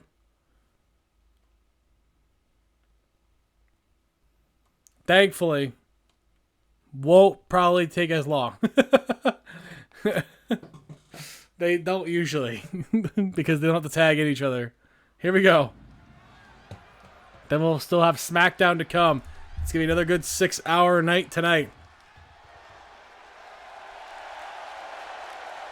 The following contest is a triple threat tag team match and is for the Ring of Honor Women's Tag Team Championship. Introducing the challengers, the team of Cora Jade and Becky Lynch.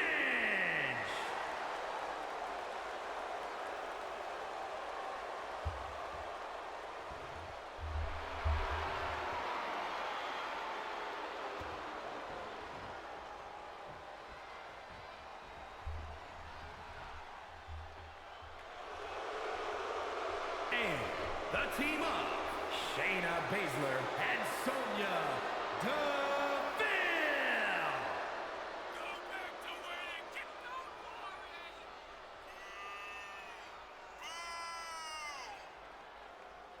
It'll be over soon. Don't worry. Do, do, do, do, do, do.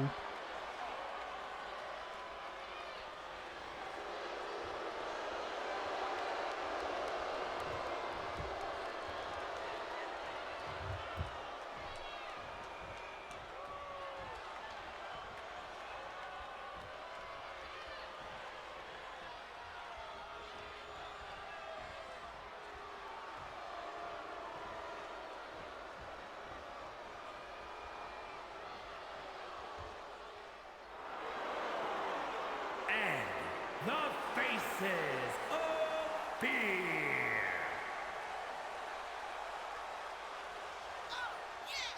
The Faces of Fear. Julia Hart could potentially be new Women's World Champion. Rosemary could be new Divine Champion. Julia Hart will get her opportunity at SummerSlam.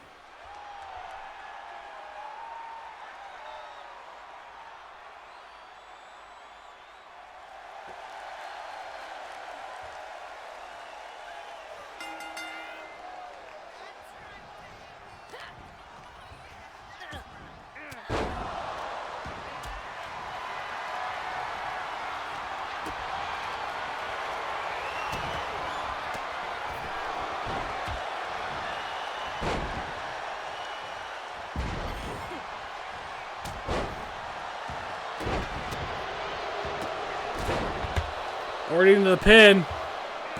Imagine kick out by Julia Hart. It'll benefit Shayna Baszler and Sonya Deville to end this as quickly as possible for them, honestly. To retain their gold.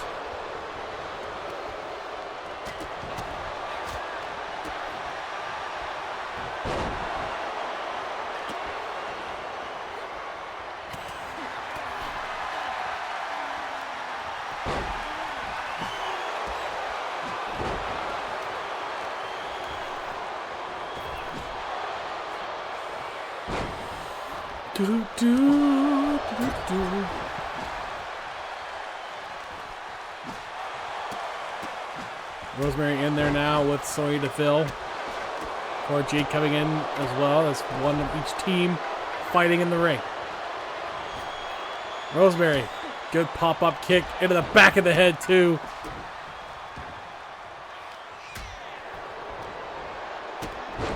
Cora Jade with that Bez press.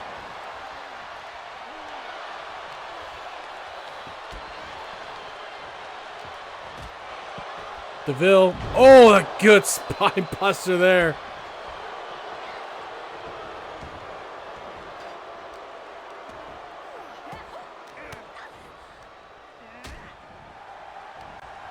It's Julia Hart in the corner.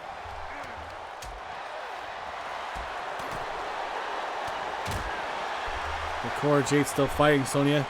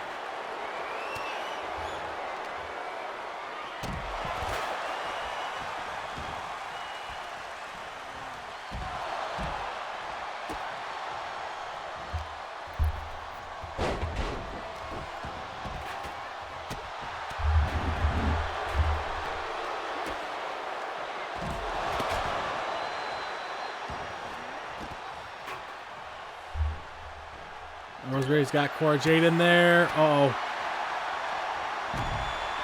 Cora fighting out of that. Could have been bad for her. Rosemary still taking her down, though. Oh, big cross body right across the one side of the ring there. Rosemary just keeping an eye on the action right now. But Becky Lynch is in. Oh, just throws her off. Man, the AI is so weird right now. I hope by pay-per-view they fix it, because pay-per-view is going to be not as good because of it.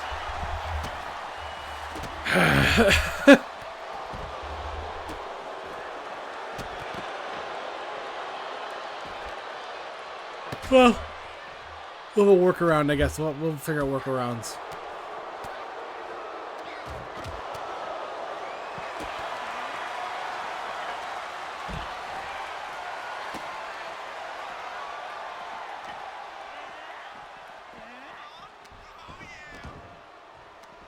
Baszler. Nope. Was going to go for something, but couldn't get it.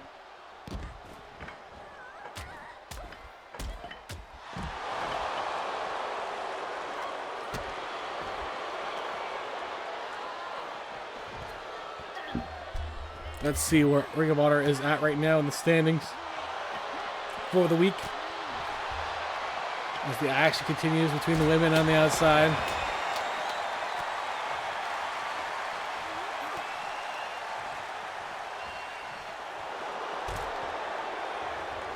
They're currently sitting on 3.9, tied with ECW and AEW right now.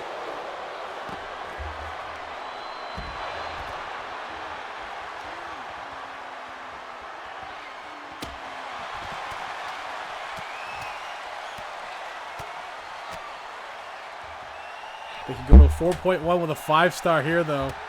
It won't be enough to win the week, but it'll put them in a good spot ahead of the other two shows. And, of course, the 5 stars do count for another win column. If they can get enough 5 stars.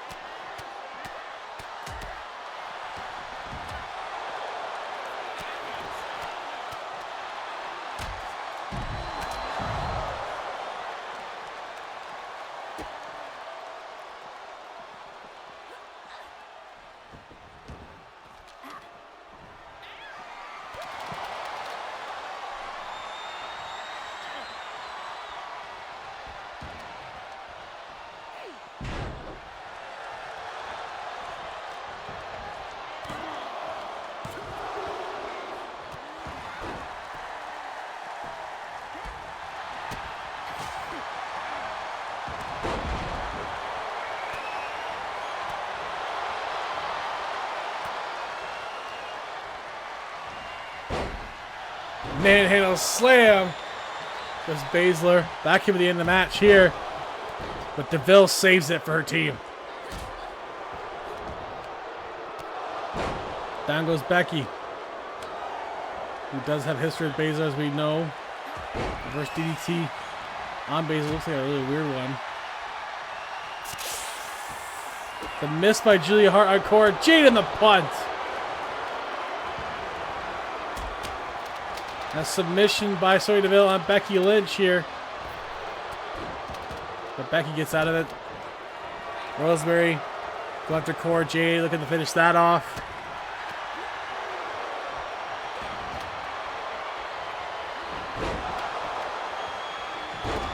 Down goes Cora Jade, broken up by Sonya, barely in time.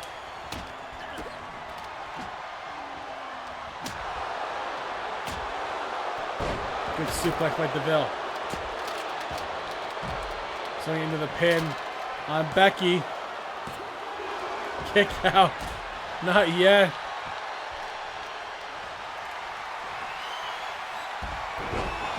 Powerbomb by Baszler. Poor Jay got hung up on the ropes. And the champs are holding court right now. Reversal by Jade. Hurricane Rana. Rosemary's back in too. One of each back in that ring. Good DDT. That was a future shock DDT, but it's broken up by Rosemary. Match will continue on.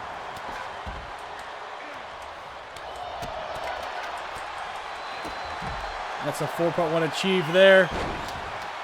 Oh man, disarm her. No, sorry, cross arm breaker, not disarm her. But still really good on Rosemary. Almost had that deep, but couldn't quite get it in. Now Rosemary and Julia Hart have the advantage. They can use this win going into their world title opportunities. Down goes Becky. Julia Hart giving her a shot for good measure. Baszler coming with the kendo stick. Down goes Rosemary, scaring off Julia Hart.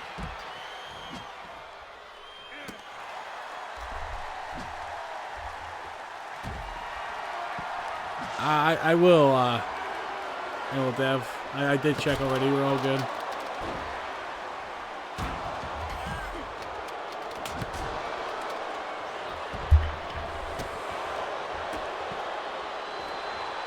Baszler has Cora Jade in the corner.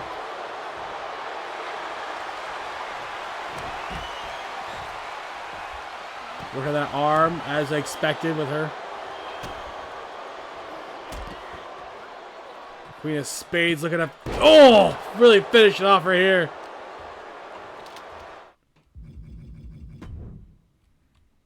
All she's got to do now is go for that pin. And she might have it.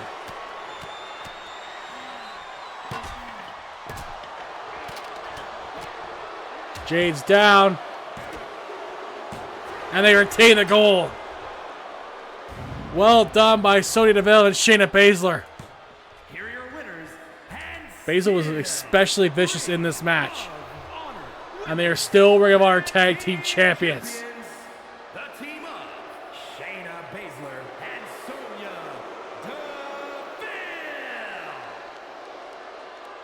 Deville. What an epic way to end Ring of Honor. With such brutality at the end of that match. Look at all the carnage in the ring. And these two still get the win. Alright, that's it for Ring of Honor, guys. We will be right back as we set up SmackDown. A lot of great action to come.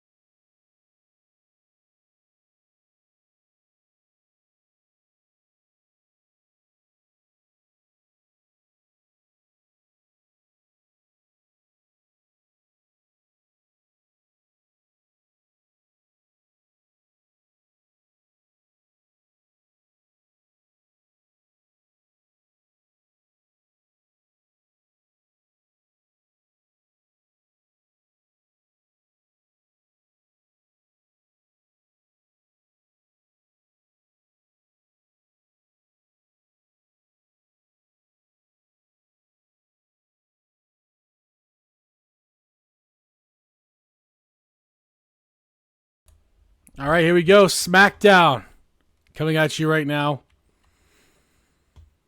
We have the second match between Spears United and the Steiner brothers.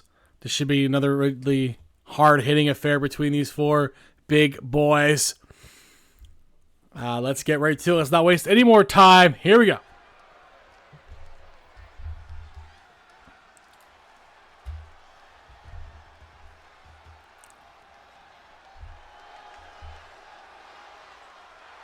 The following contest is a tornado tag team match.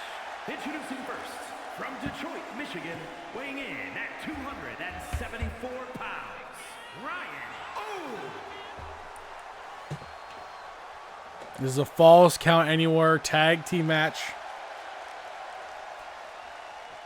Their second of possibly 3 falls. They have to beat the Steiner brothers tonight to get that third match.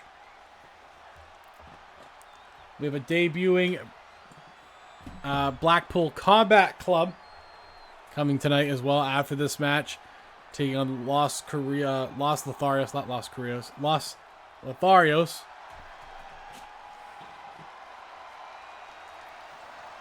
A U.S. Championship match and a SmackDown Tag Team Championship match. Big SmackDown here as we get closer and closer to SummerSlam. They already have their main event set.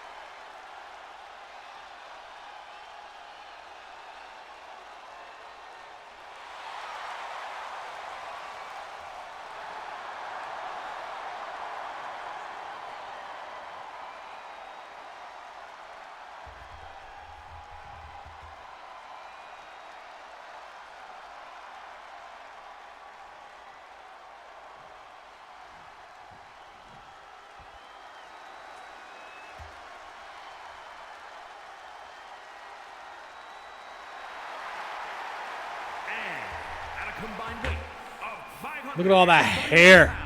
Scotty Steiner wishes he still had that hair. This all started with animosity between father and son. Rick Steiner having animosity against his son, Braun Breaker.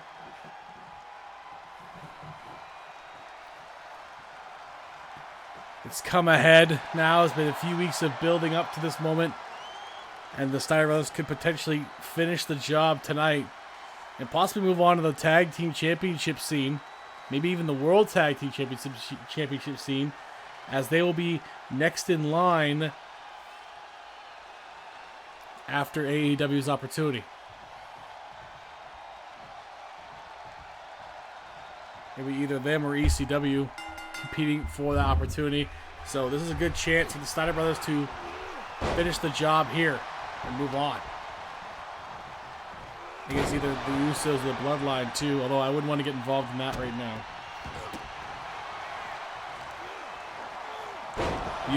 The Usos assaulted their cousins, and they're their cousin and their brother. And now it's a battle of the family. This is a civil war of the Bloodline for the Tag Team Championship here tonight. Might continue on past tonight. I imagine it would. There's Scott Steiner with a crossface on Rhino.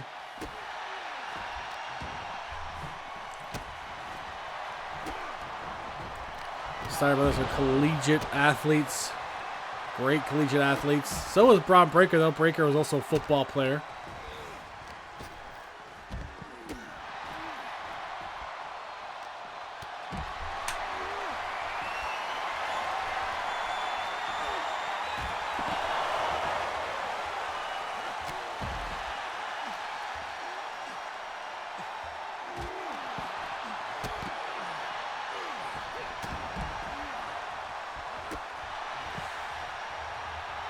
Rhino, I'm not sure his background entirely, actually, because, you know, I know he used to be competing in...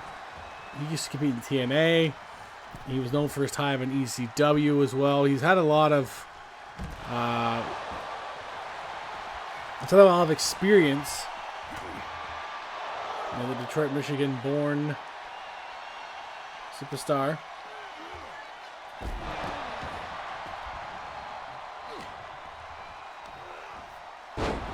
Spine buster on Scott into a pin.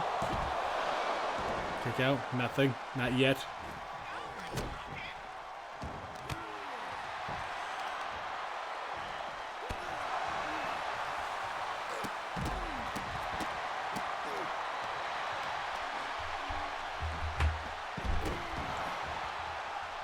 Rhino to the top. He's all over Scott Steiner right now. Missing that headbutt. Scott with his elbow in the back of the head. Rhino throwing off Scotty. Rick fighting his brother, or fighting his brother, fighting his son on the outside. All over Braun Breaker right now, but it seems like it's the one-on-one between Scott and Rhino. It has to end in the ring, so that's what we're going to focus primarily on here.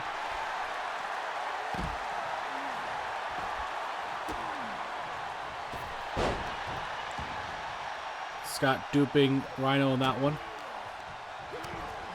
Puts him into the corner. Hitting the referee. Into that bear hug. Braun Breaker's back in, but Rhino gets out of it. Rick Steiner joins them. Remember, it's falls count anywhere, so maybe I should pay attention to where the other side is. I almost forgot about that part. But I don't think we're quite there yet. We might be there soon, though. We'll see. Breaker now has Scott to worry about. Rhino and Rick on the inside. Overhead belly to belly.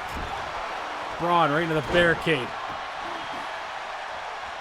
Into the pin on Braun Breaker. Ref has to get down there. Too much time wasted. Rick dropping an elbow on Rhino. Into the pin. Ref will count it from there. Kick up by Rhino. Braun Breaker going after Rick. Into the pin there. Kick out at one.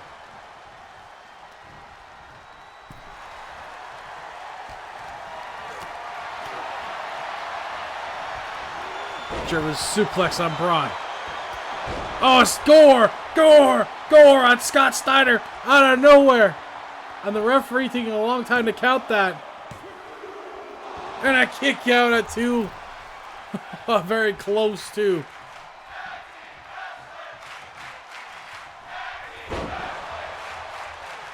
Look at the DVD on his son there. And go after Rhino right after. Measuring Rhino. Big running bulldog. Into the pin. Kick up by Rhino. Scott's got Braun on the outside. Oh my God! Drill head, the Scotty screwdriver. Sorry, Steiner screwdriver. God damn. And he gets it. Steiner with his clean sweep. Spears United. Here are your winners, Rick and Scott, the Steiner Brothers. That Steiner screwdriver will mess you up.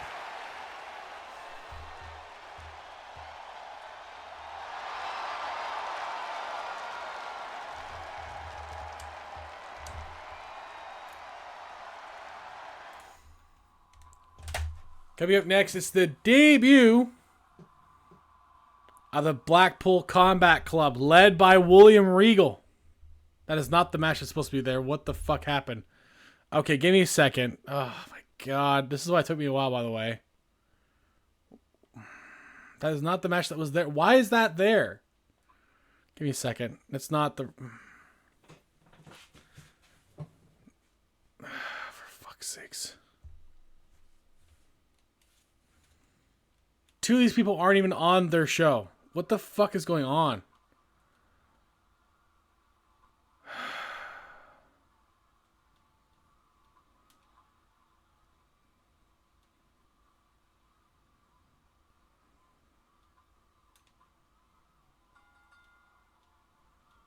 I don't understand this game right now. I don't understand what's going on with this game. Okay. Gotta fix something again.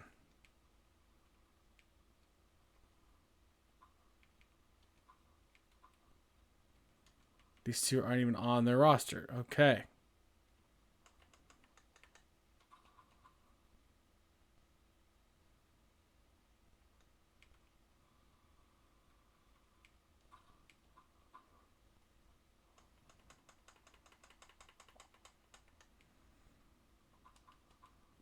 Not a waste of my time at all, game. Not a waste of my time at all.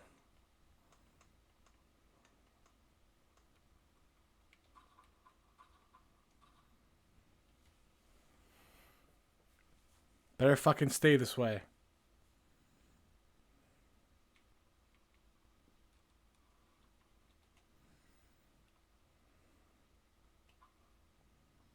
All right, now we got the debut of the Blackpool Combat Club as they're looking to destroy Los Lotharios to their debut. Here we go. William Regal bringing in two of the top British wrestlers to compete in this match. Wade Barrett and the British Bulldog.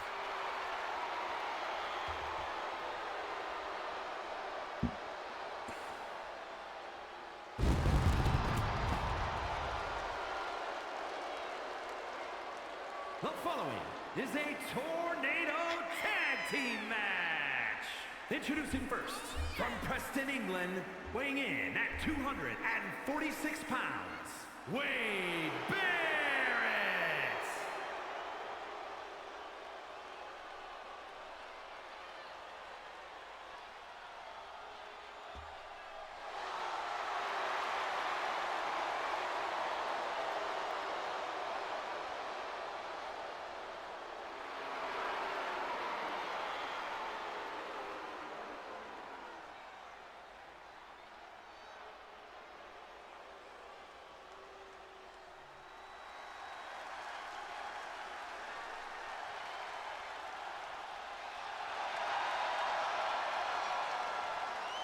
And his partner, representing the Hart Foundation from Manchester, England. No, weighing not in Hart at Foundation anymore. 260 pounds, the British Bulldog, Davey Boy Smith.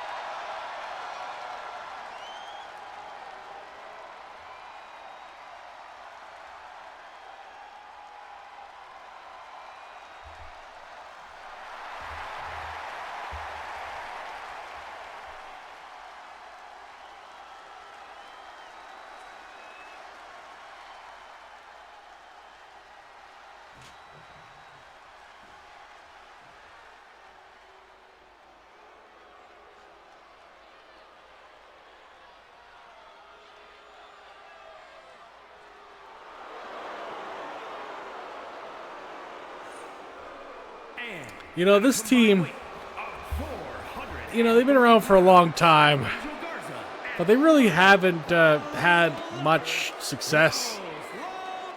And you know what? They could change that here against Wade Barrett and British Bulldog. Stranger things have happened. I mean, I had to sign Jinder Mahal tonight, so... You know, again, stranger things have happened.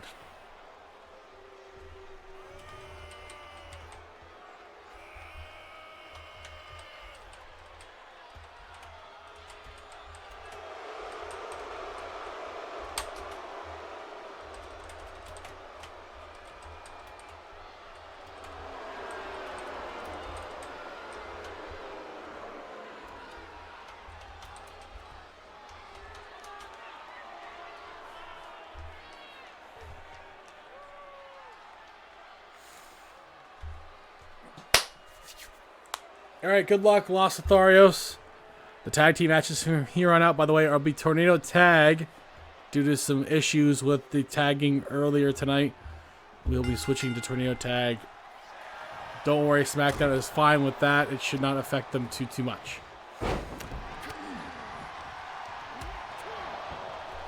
But there is a big debut here. Two top British wrestlers looking to really make a name for themselves and add their names to the fray of great tag team action here in SmackDown.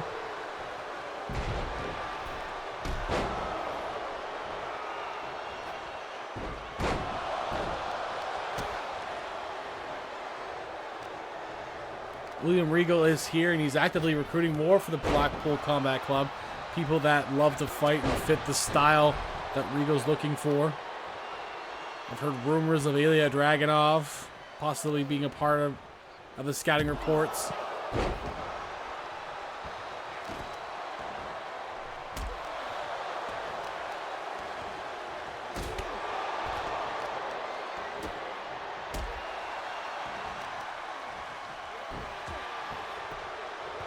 Just as we thought. The British Bulldog and Wade Barrett kind of putting the work in. Angel Garza getting a better Barrett right now, but British Bulldog pretty much picking apart Angel or Humberto. Now British Bulldog's going after Angel.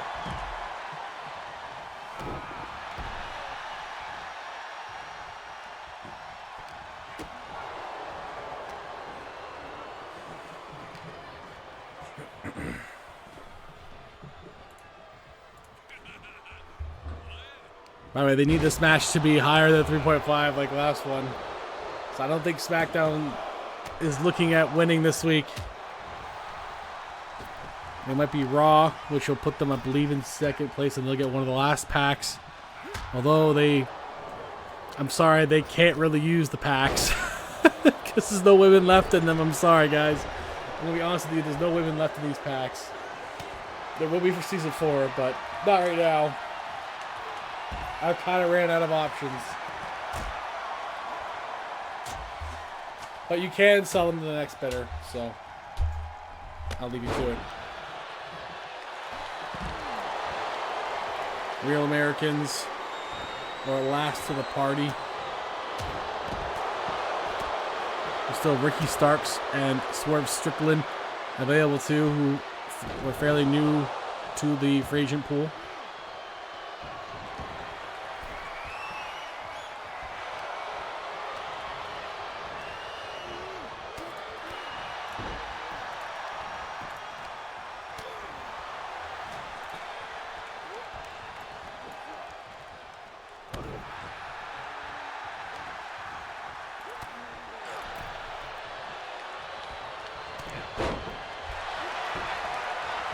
Blackpool Combat Club just completely decimating these guys right now.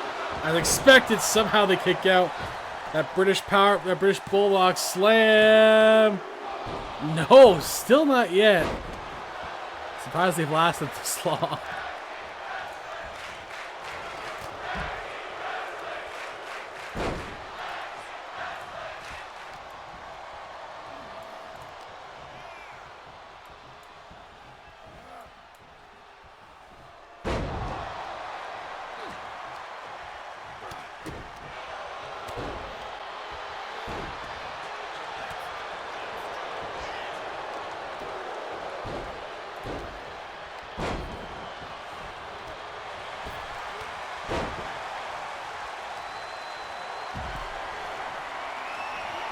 Regal looking like he's trying to help his buddies out. Even in this kind of match, Regal will still go to bat for you, man. Good splash by Barrett on Humberto Carrillo.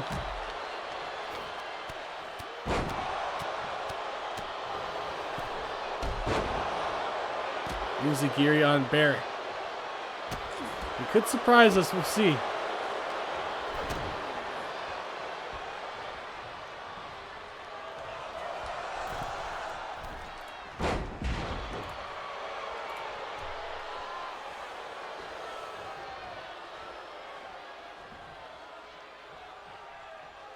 Oh my God! What a pile driver. And a wing clipper into a submission on the Bulldog.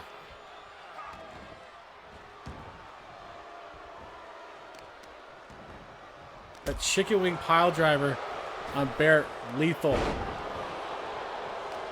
And a Spanish fly.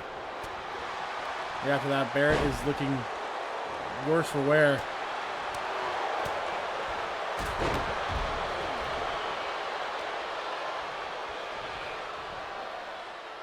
Bulldog with atomic drop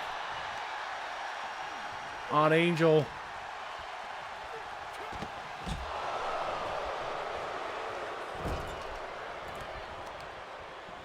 But Garza countering. Bulldog getting him there.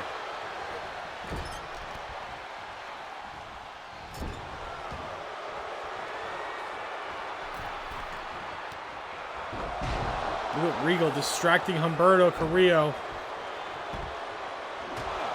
Oh, Barrett with a powerful punch. That distraction on Humberto. Barrett had the knuckles. Barrett had brass knuckles. What? Ref didn't see the punch. Here are your winners.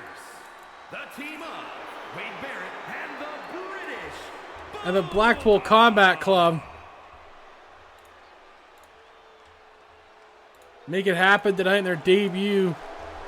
Barrett, that power of the punch. Obviously handed down from the legendary William Regal. There may have been knuckles involved, but we don't see evidence of it now. Very slick.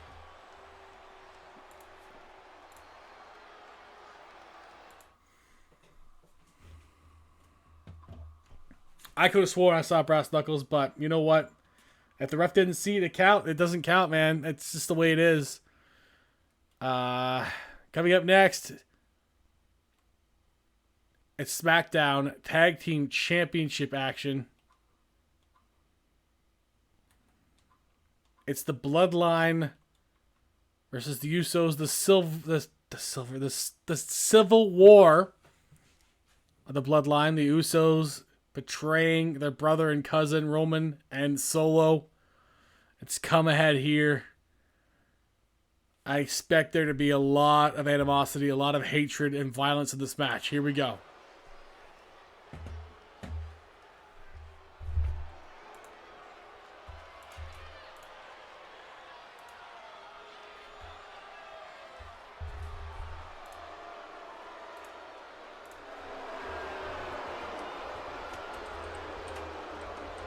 The following contest is a tornado tag team match and is for the SmackDown Tag Team Championship. Introducing the challengers at a combined weight of 493 pounds, Jimmy Uso and Jey Uso, the Bloodline.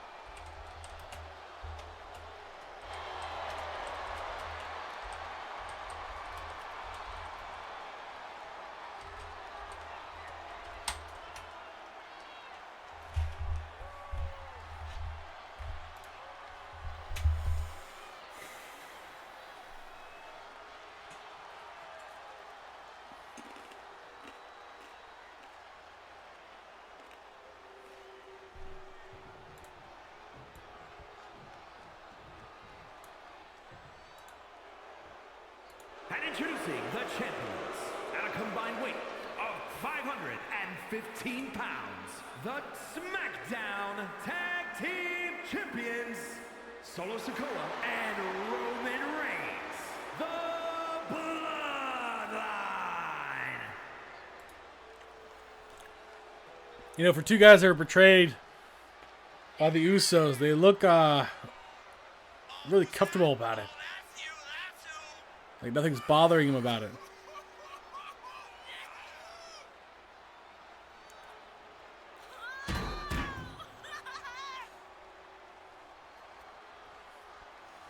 Roman started the season as world champion when he beat Luchasaurus.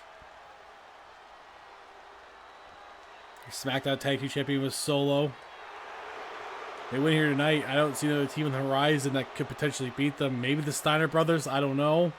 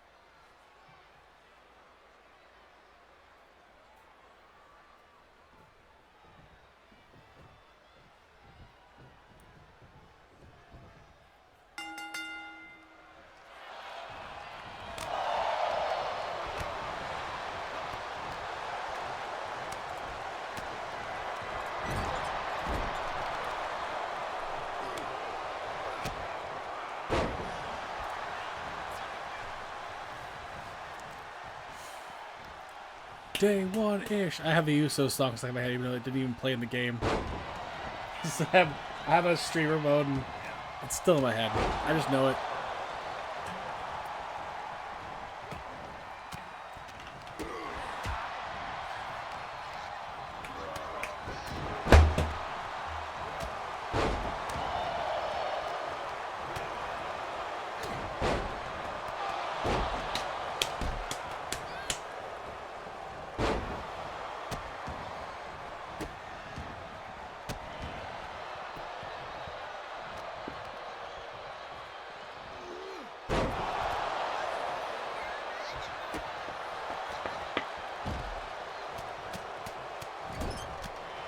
Roman has Jey Uso in the ring. Jimmy is the one in red. Jey is the one in blue. They are twins.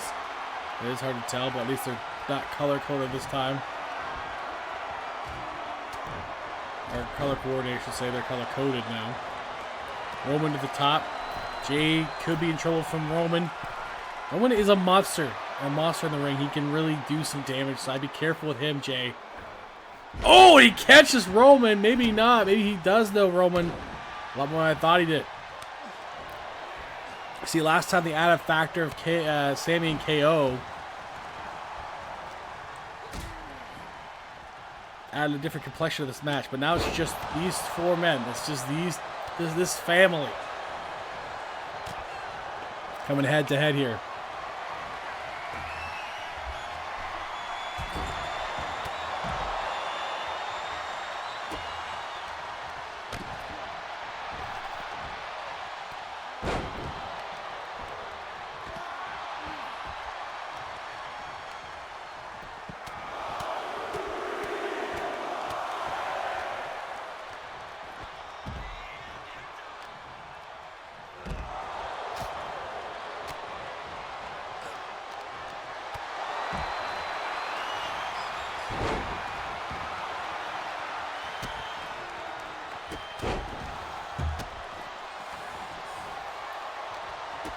Solo has Jimmy in the ring.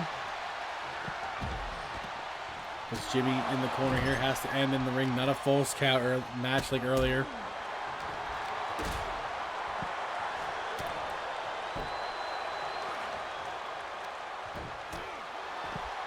Jimmy continues to work over Solo, digging those palms right in.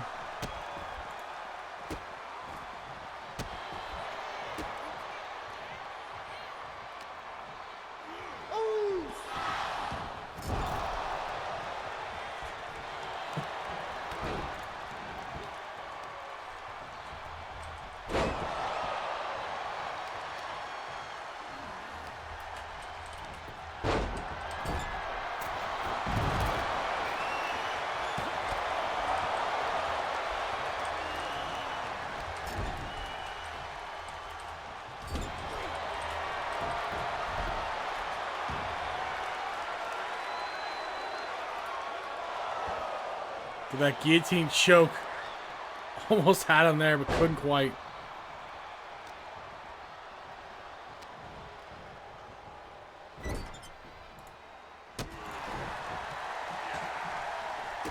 This has been a bit of an intense match as we expected. Jay.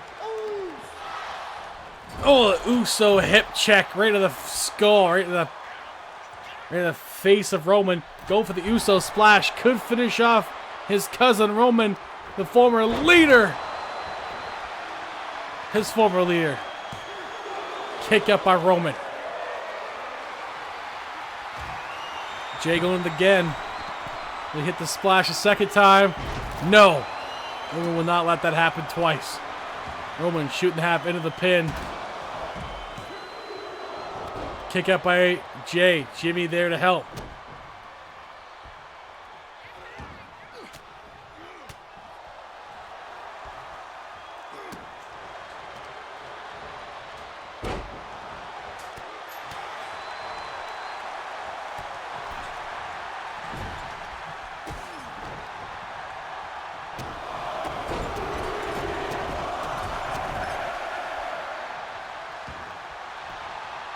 Jay into the pin on Roman again. Kick out by Roman.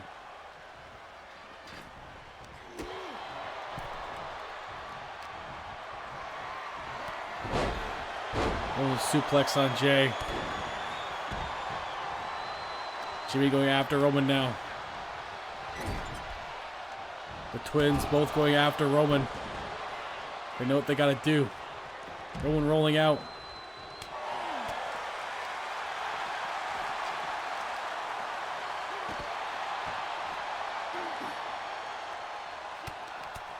For the tag team gold, but it's more than that. It's about family. These two families, this family ripped apart. The NOI family, Fatu family, ripped apart here.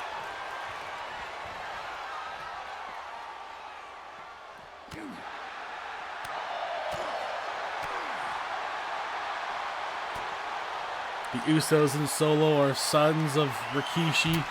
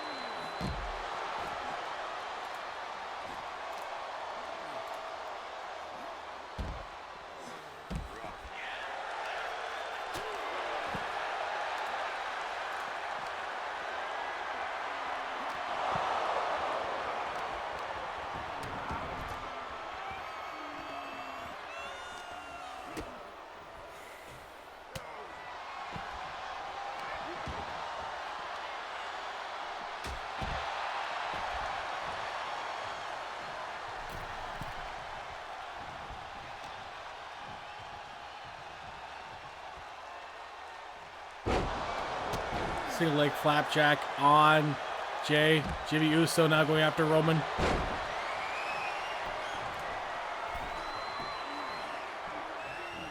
A single leg Boston Crab, but Solo breaks it up. Jimmy going after Solo. That slap on Solo. If those kicks, good palm strike there. Jimmy going for the Uso splash on Solo here. Hits it on Solo into the pin, maybe. No, he didn't go for the pin. He should have. Does right now. That second delay might have cost him the match. Kick up by Solo.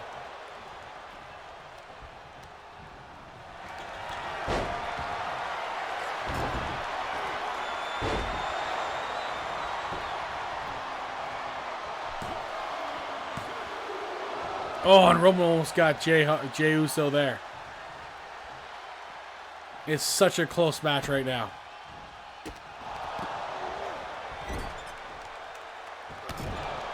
Roman has Jay down. It's over. Roman's calling it's over.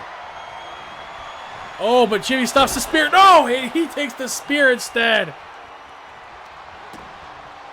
Jimmy helps Jay by taking the spear so that Jay can open it up with a clothesline there. Good thinking by Jimmy.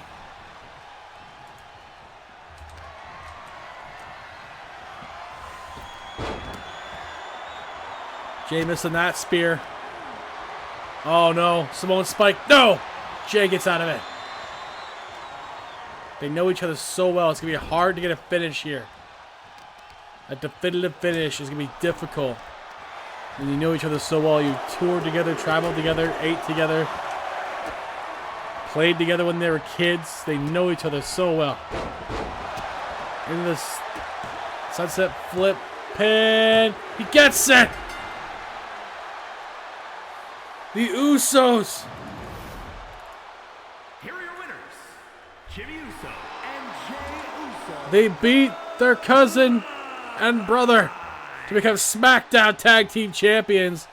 But I feel like this is far from over.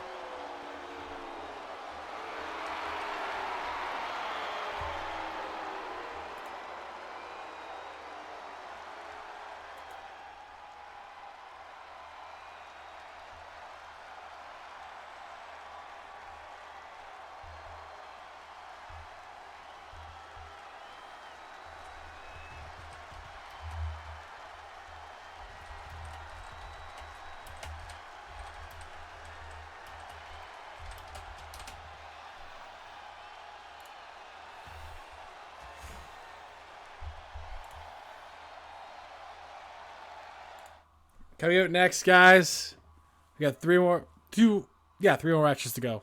A trios match: Edge, Jon Moxley, and Cody Rhodes taking on the Elite of the Young Bucks and the Scapegoat Jack Perry.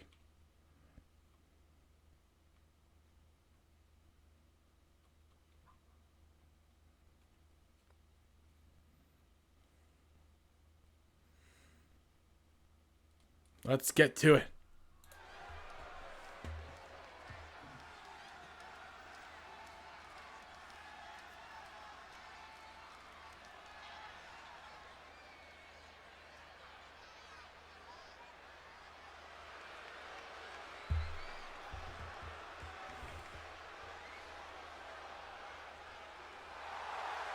The following is scheduled for one fall, making his way to the ring from Toronto, Ontario, Canada, weighing in at 242 pounds, our Superstar!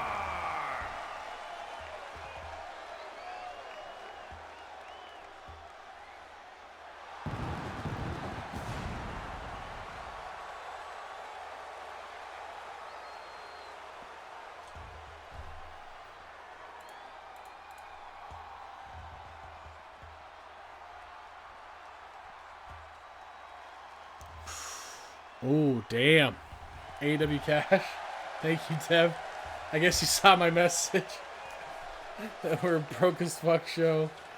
That's because we had that disadvantage at the beginning of the season that I've been trying to maneuver us financially since.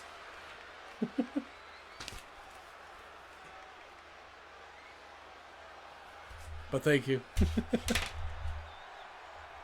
So SmackDown has to be 5 stars the rest of the way out to tie Raw and get the final 2 packs together.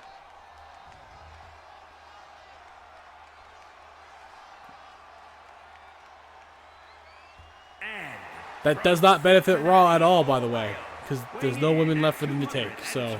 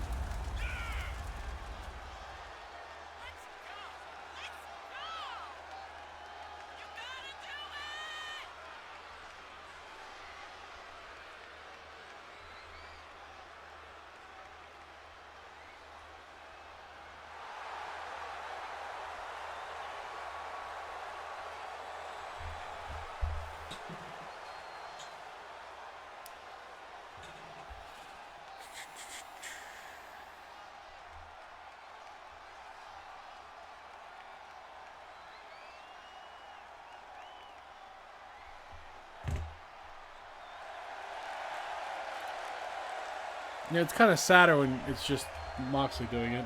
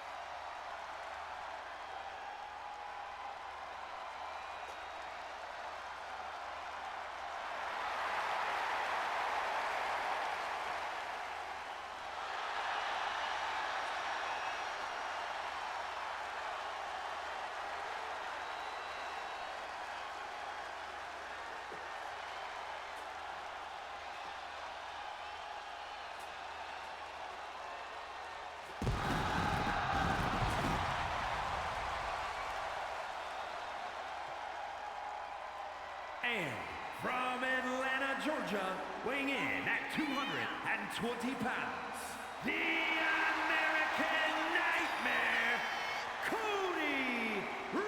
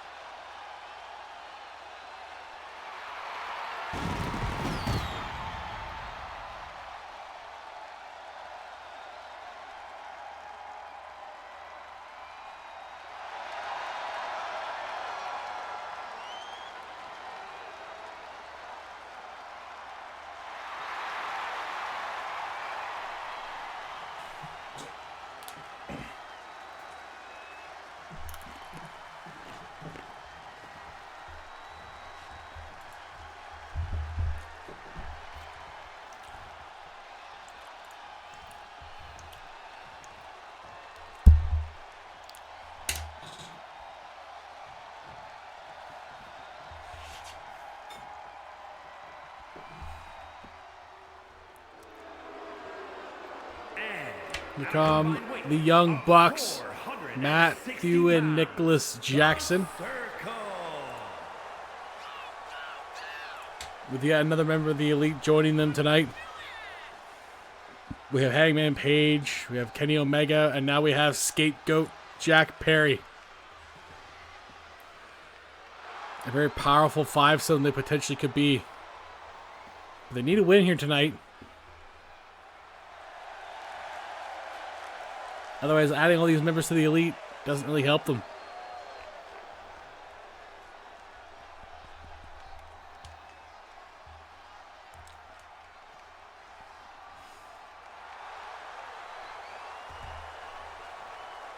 And from Los Angeles, California, weighing in at 170 pounds, Jack Perry.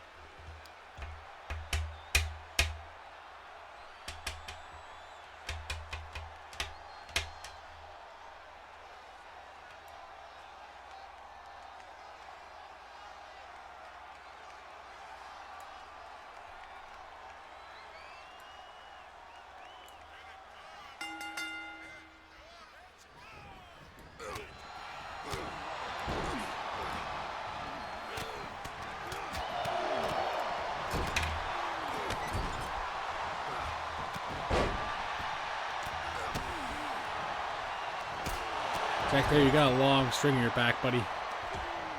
But okay, well, whatever.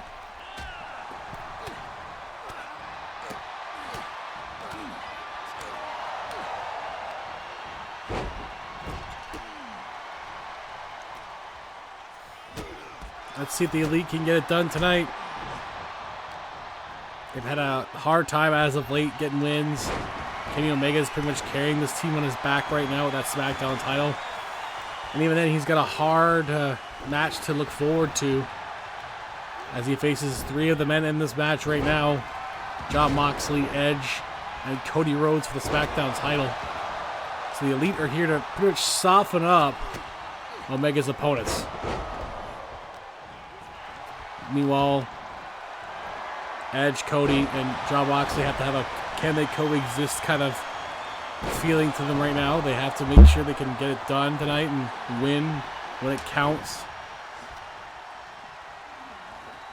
It's hard to say.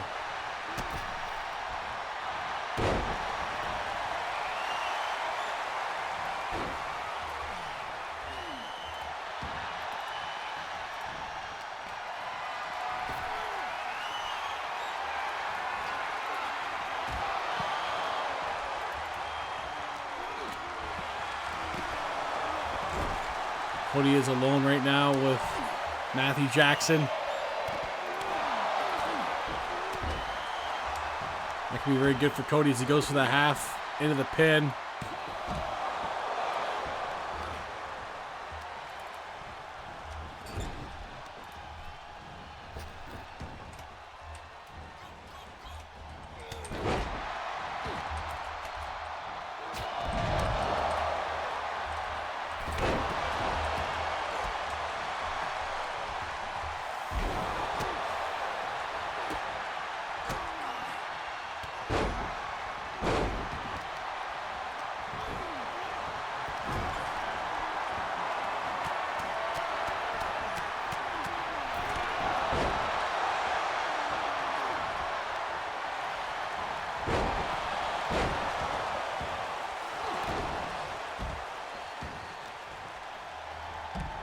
Look at the size difference between the Bucks and Perry versus, Edge and Mox and Cody even.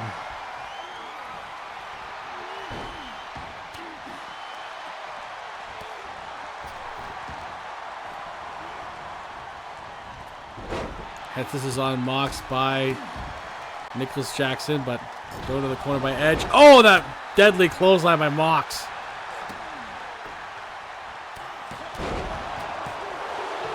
Execution on Nicholas. Matthew Nicholas getting pummeled by Moxley and Edge. That reverse STO into a pin. Broken up by Mox.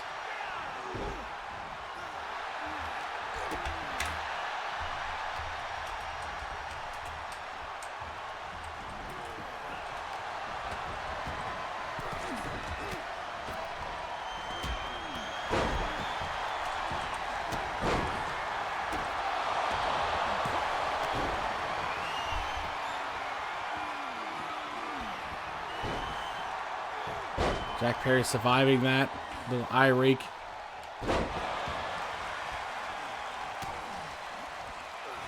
Oh, dodging that paradigm shift.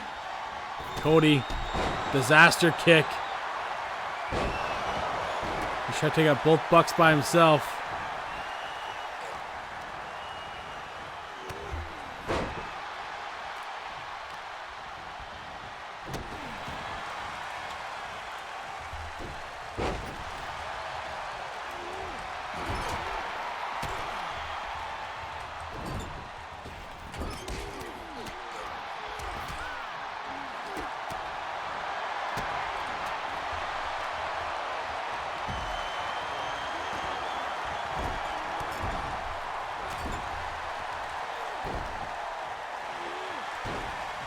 Edge into the pin on Jack Perry.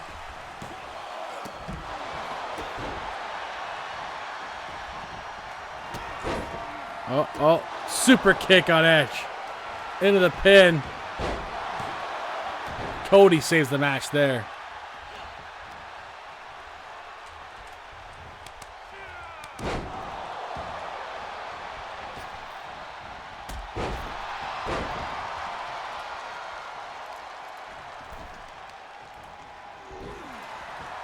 Continue to be heated as the Young Bucks try to fend them off, try to fight them and win. It's a big task for them, honestly.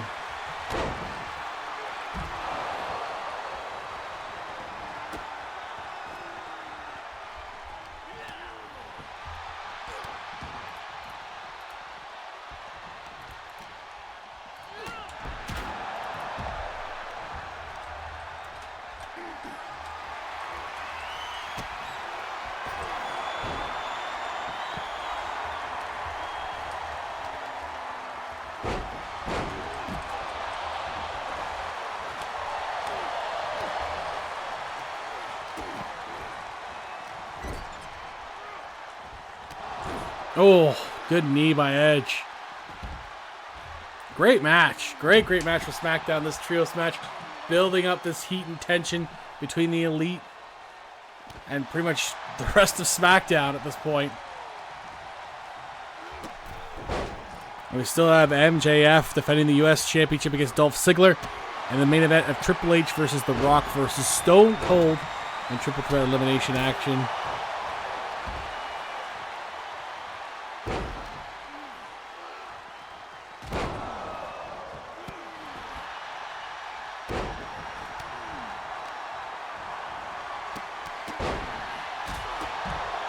And there's the paradigm shift. Oh, God, that was a deep one, too.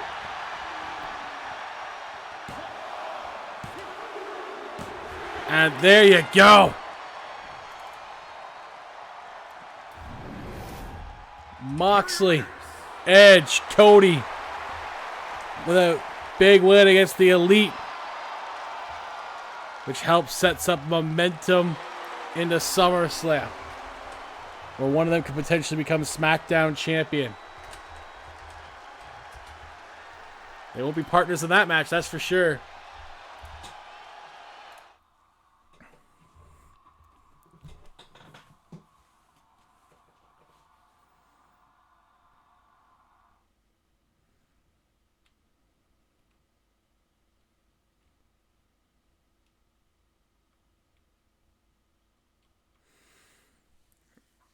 Coming up next is the United States Championship. Will Dolph Ziggler finally get the best of MJF? Or will Maxwell Jacob Freeman continue his great reign as U.S. Champion? The following contest is a 2 out of 3 falls match and is for the United States Wrestling Championship.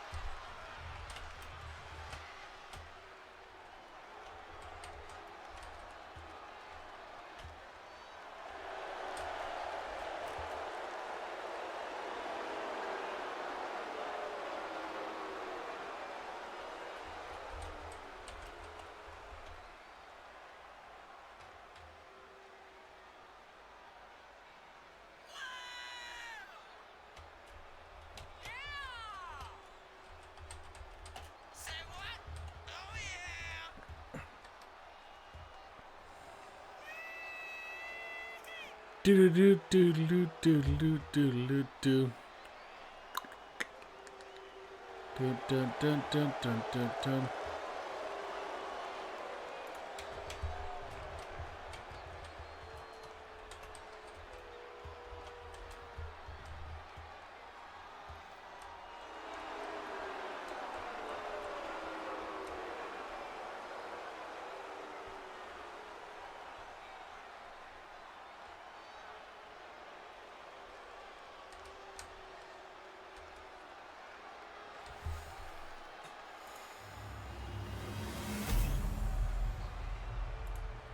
U.S. title on the line. A good little U.S. championship, honestly. And MJF has been a great first holder of that new belt. From Hollywood, Florida, weighing in at 200. He still has the same U.S. championship lineage, though. Plenty of people have carried that championship well over the years And his opponent here in from CWF. Long Island, New York, weighing in at 225 pounds, the United States Wrestling Champion, MJF. The likes of Booker T, Braun Breaker, Samoa Joe, JBL, Triple H. There's been an IWGP US Championship that's from the same vein, but different lineage.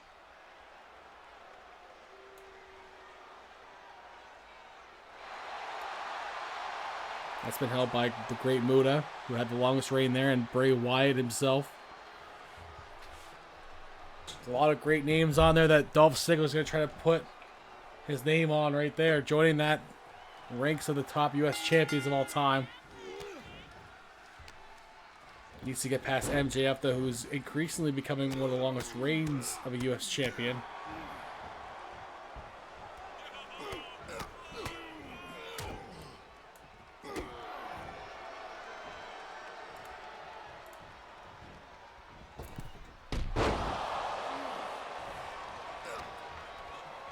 Two of three falls. Seems to be the bread and butter of the U.S. title scene right now in SmackDown.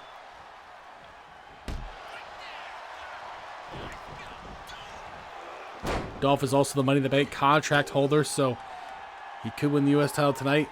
Sit back at SummerSlam and watch an opportunity rise there.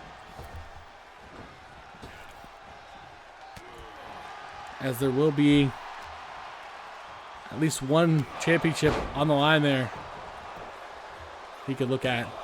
Potentially. Like if the men's world title match does go through, he just has to watch that match carefully. We could also see him cash in the World X Championship match next week against Jinder Mahal. Maybe Mahal somehow beats Daniel Bryan.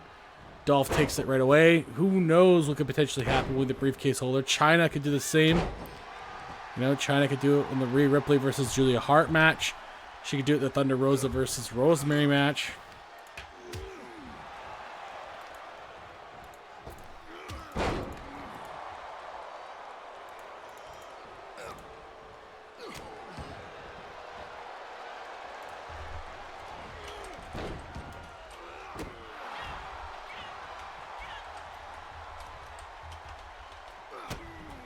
Which, by the way, will main event Ring of Honor next week. Next week.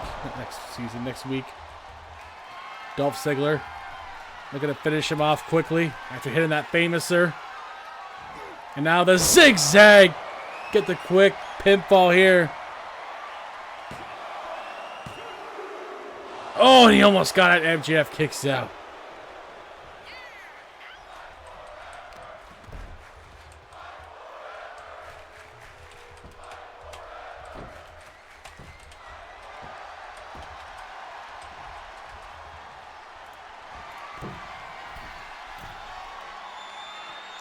Big splash by Dolph. So yes, it'll be Rosemary versus Thunder Rosa for the Divine Women's Championship next week on Ring of Honor. It'll be the main event there. So stay tuned for that. That should be an intense matchup there. The first real shot Ring of Honor's had at a big championship this season. So they'd like to take advantage of it. They did have Seth Rollins for the men's. But the women's hasn't gone exactly to plan for them. So hopefully it'll come to fruition. Rosemary is a solid competitor for Thunder Rosa.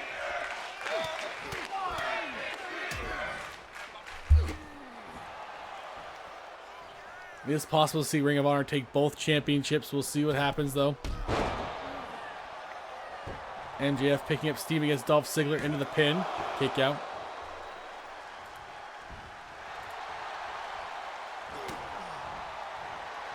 MJF with the salt of the earth. Trying to wear down Dolph. But Dolph rolls out of it into a head scissors takedown.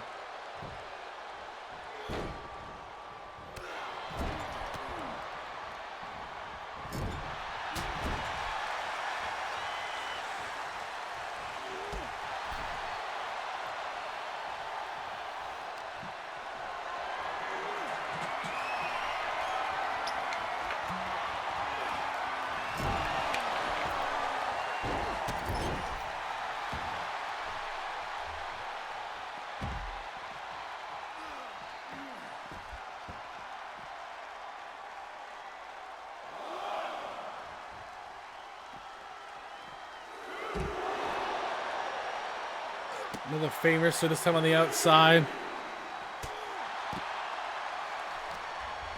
We haven't had one fall yet.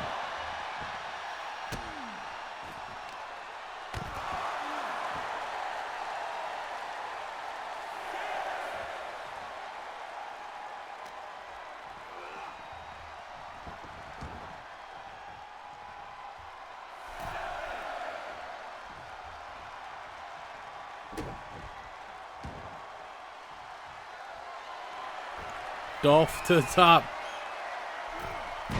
Elbow right into the heart of MJF. And right back to that headlock. Now could be thinking another zigzag. Oh, MJF blocks it. Well timed by MJF.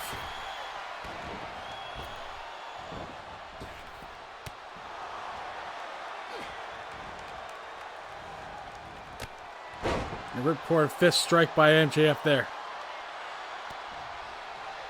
And a crossroads by MJF. Because his version is called the double cross. Because he betrayed Cody using that move.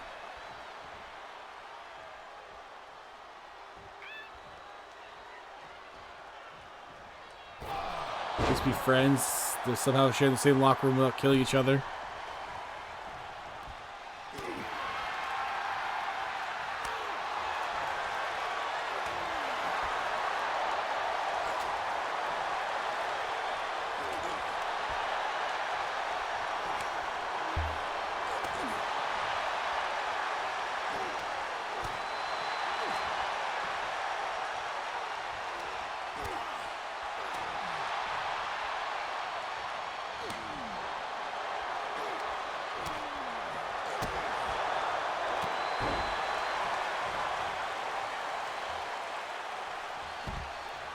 Good little assault between those two guys there. Dolph waiting on MJF on the outside. Count is on.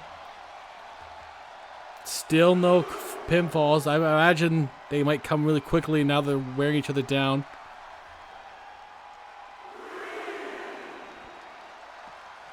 Like once one comes, the other one will happen.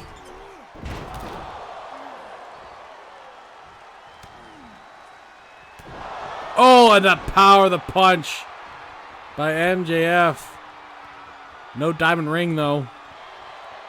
So it might not be effective as much as it usually is without the ring. No, it's enough. MJF gets it. 1-0. He's going to try to get it right away here. No, Dolph kicks out.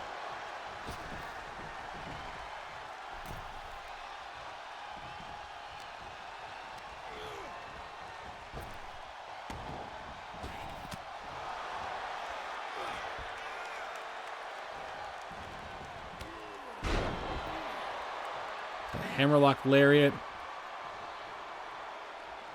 MJF to the second rope. Missing that. Dolph, basement DDT.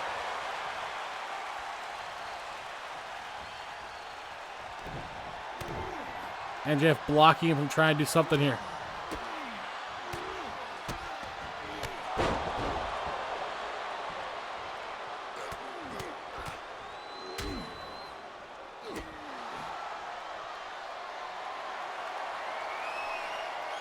Dolph in deep danger here. No, stops him. Good takedown by Dolph. He's swinging momentum around.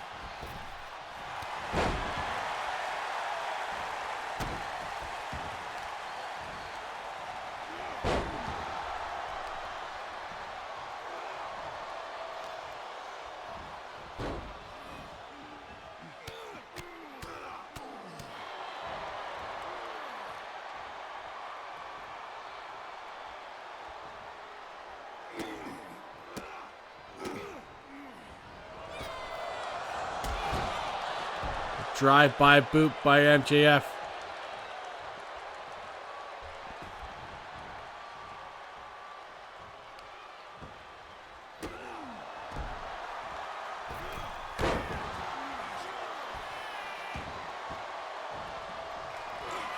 Oh, good strike by him. Good strike by Dolph into the zigzag. This could tie up the match. No! Couldn't do it.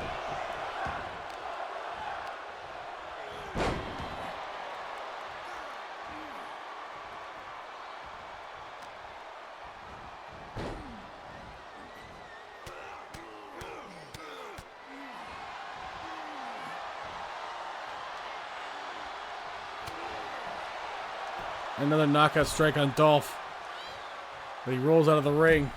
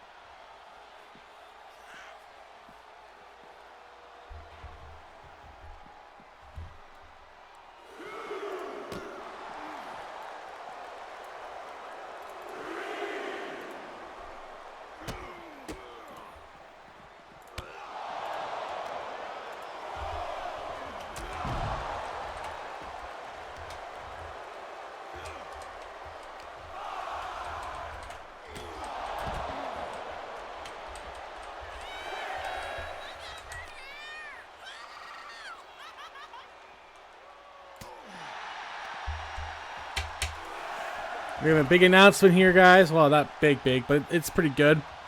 AEW using their contract slots on Shotzi Blackheart and Lindy Chow. They have been traded. Their contracts have been traded immediately to Ring of Honor for $50K.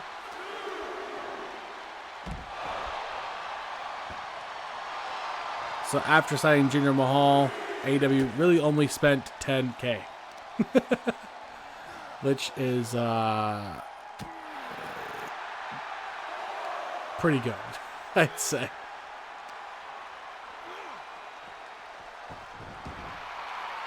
Dolph, get in the ring. No more showboating.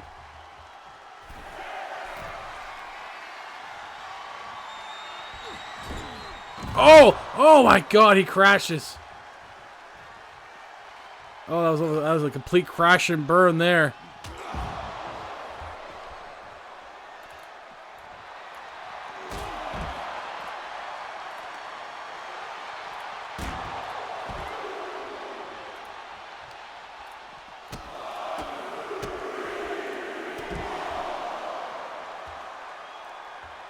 Dolph not looking good right now. But MJF could finish him off.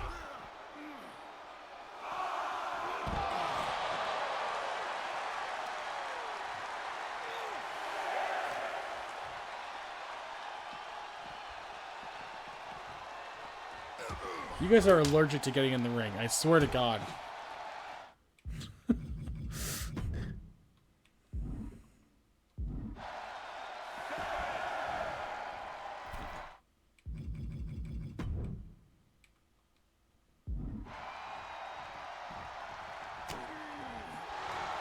And that's gotta be it. Salt of the earth. No, the rope break saves him.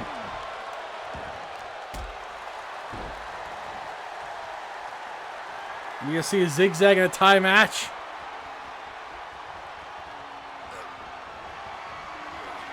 Yes! Will it tie though? Referee takes forever to get to the pins in this game. But Dolph ties the match. It's still possible for Dolph.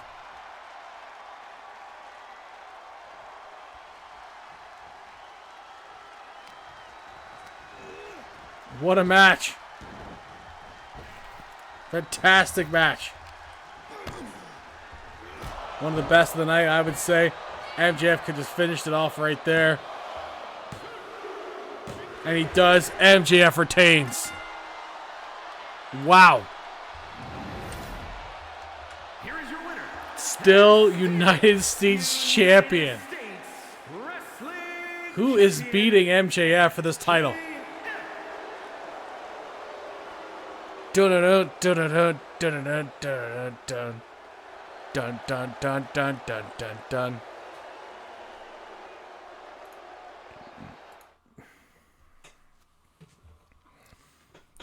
Coming up next is your main event of the evening, the final match tonight.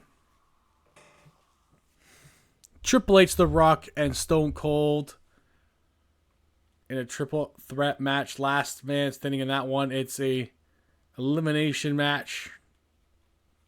Extreme Rules, anything goes. Just beat the hell out of each other for the win. I don't know what it's for yet, but I'm sure Dan has a plan of why he put it together. So this should be interesting.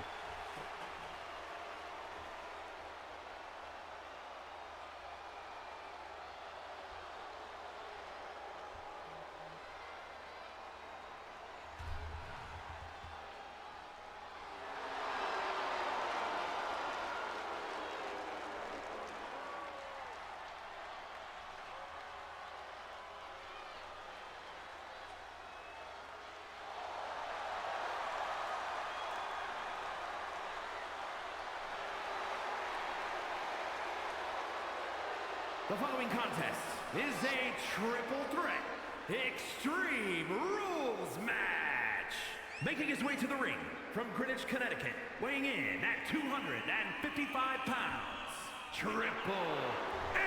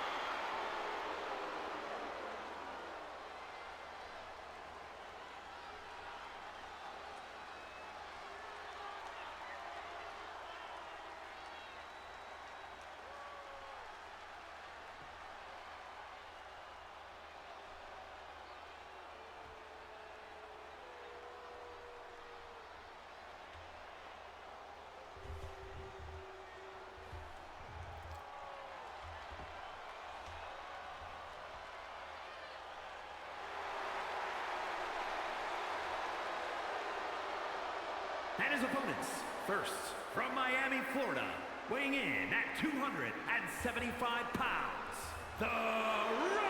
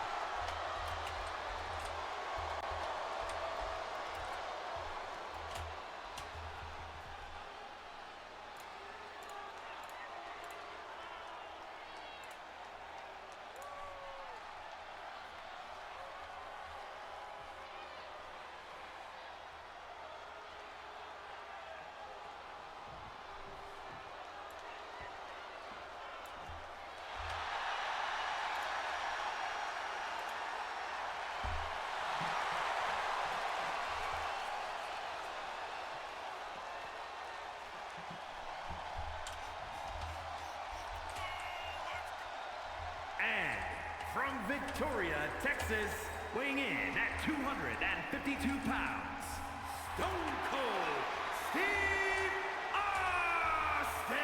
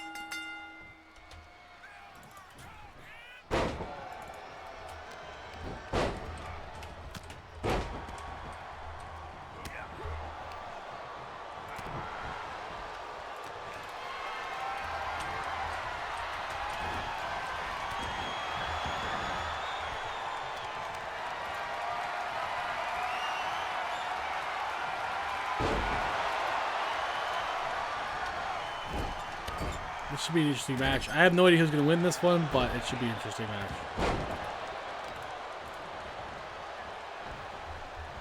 This just in for ECW, by the way.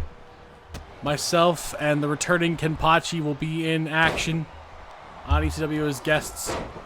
I told SLBF be careful what he wishes for, as we're gonna go to his we're gonna go to him what he calls his pleasure dome, which no thank you. To face him, SLBF and Joe Hendry.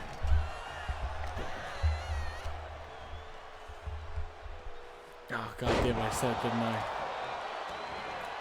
I'm gonna regret that now. Huh? It hasn't played. I'm curious. I said the name. You're just messing with me now. You're just messing with me now. I swear to God.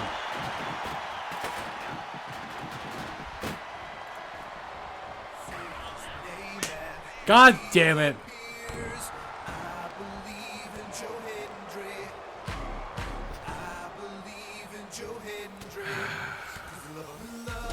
You know, at this point, I just set myself up for disaster.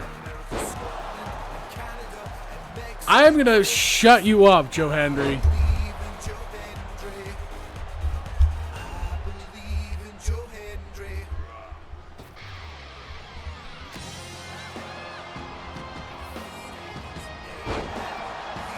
No!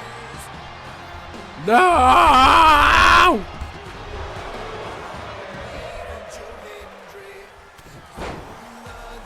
It's too much! Thank you for the biddies, but still.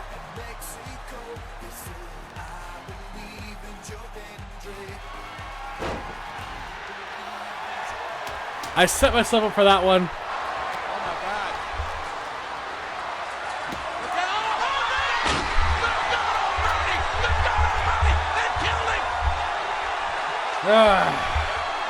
I should have known. Oh my God. Let's go, spy witness. He is broken in half. So yeah, myself and Ken will take on SOBF and the man I shall not name in tag team action next week at ECW.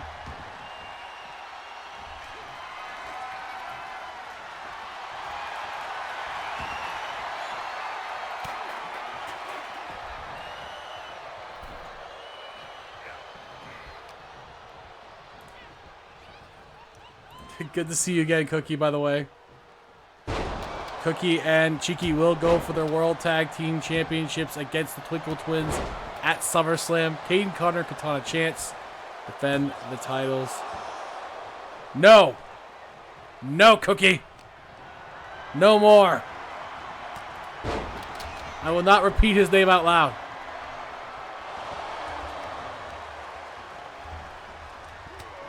No more of it.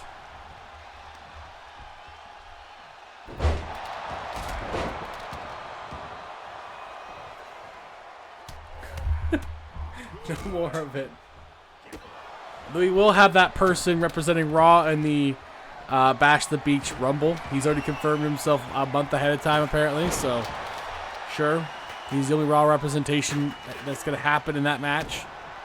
Stunner on Triple H. This is an elimination match. For whatever reason, The Rock doesn't understand that part.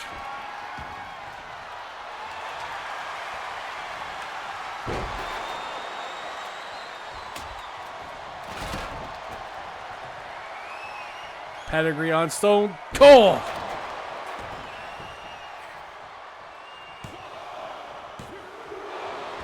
Kick out by Stone Cold. This last match of the night is not over yet.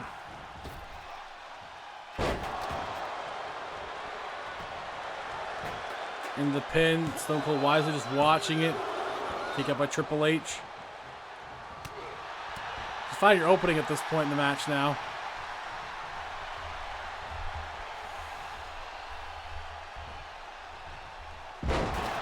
It sounds like Dolph Ziggler won't be able to be the one to cash in anytime soon, as he got hurt in the match. So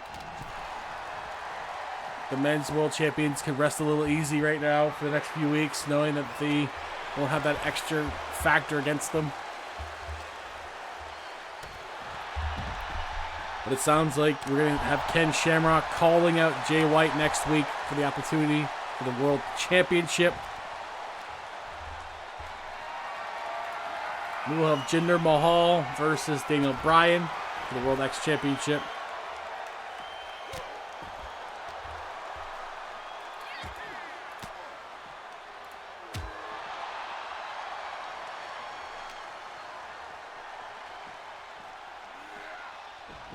And on Ring of Honor, we will have Thunder Rosa defending her championship against Rosemary.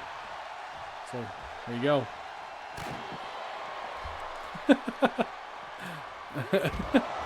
What thing? We try to do.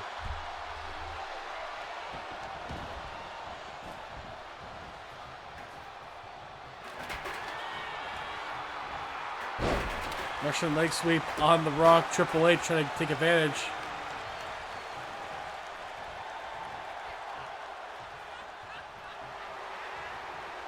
Blocking that suplex into one of his own.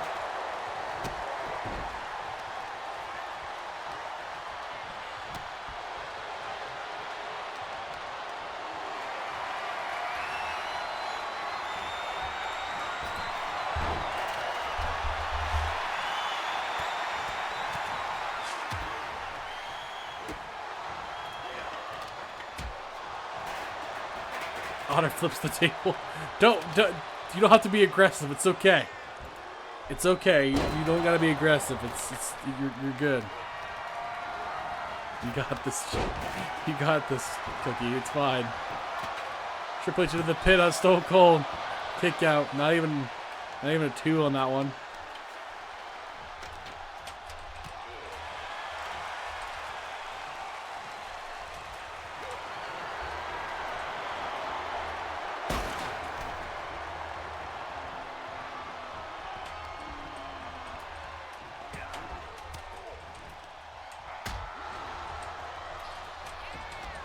There will be a rematch between China and Lux next week, too, by the looks of it.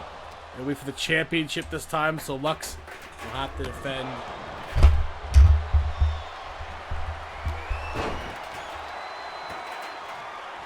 So we got some matches for next week's shows developing. It's good.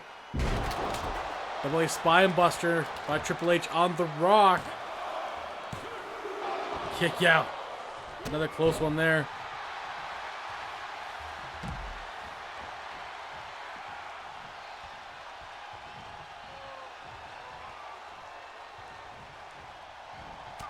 I don't know where Stone Cold was thinking. He didn't know what to do there.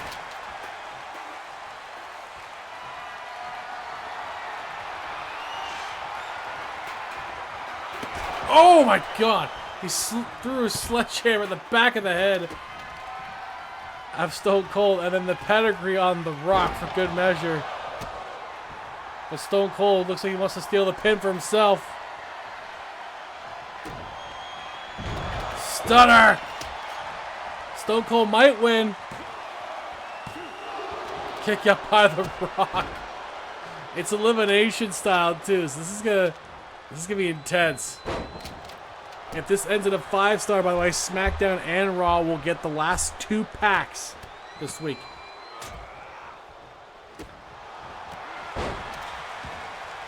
And Ken, we are stuck with Jinder Mahal. He did win that match. But I did parlay 2 signings into more cash for us. So we could sign someone else next week if we want to. So that's good.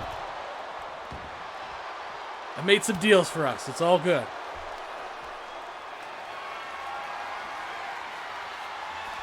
I'm not sure what we're going to do with Jinder Mahal if he beats Daniel Bryan, but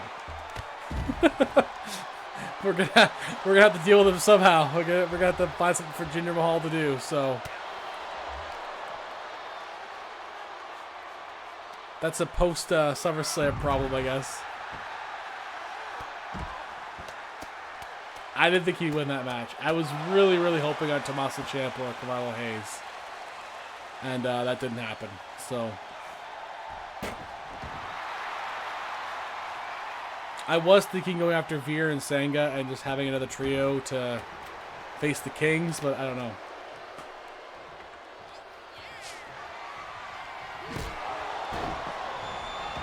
Bobby Lashley will make his statement next week too on who he decides to pick between the Meat Castles and the Damn Kings. Triple H is out of the match. It's now The Rock and Stone Cold as God intended.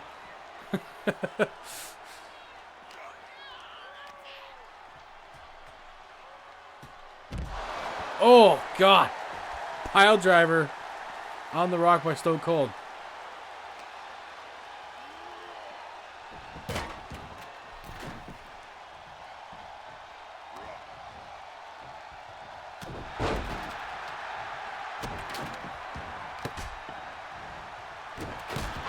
Oh my God. He definitely killed him.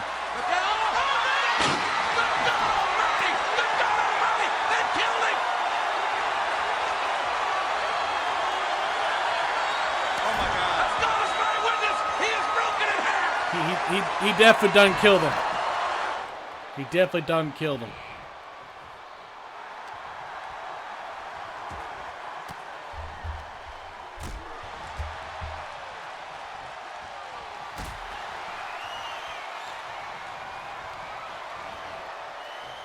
Oh, God. Oh, no. Oh, no. No, Rock, you don't do this normally. The Rock just toying with him now, I think. I don't... Good thing The Rock doesn't know very many flying moves, because that would have been bad.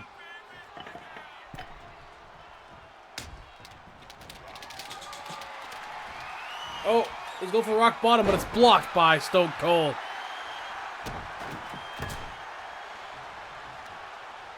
It needs to make it to 5 stars here, Dan. And unguided.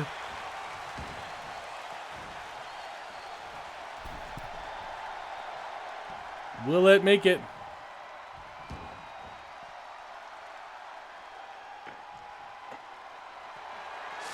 Well, what if you don't have time, Cheeky? This is the last match. Oh, God.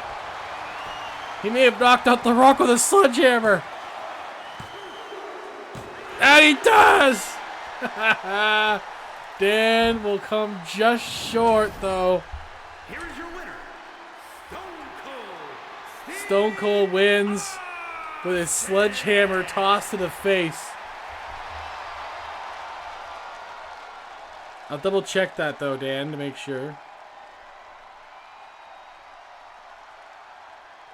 I think your opening match kind of hurt you in this one.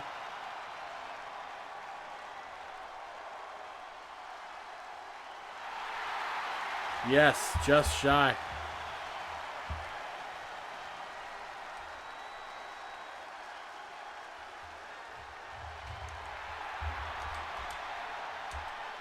Yeah, sorry, Cookie. I didn't mean to do that. I've been doing that all day.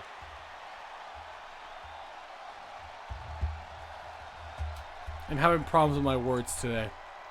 It happens sometimes.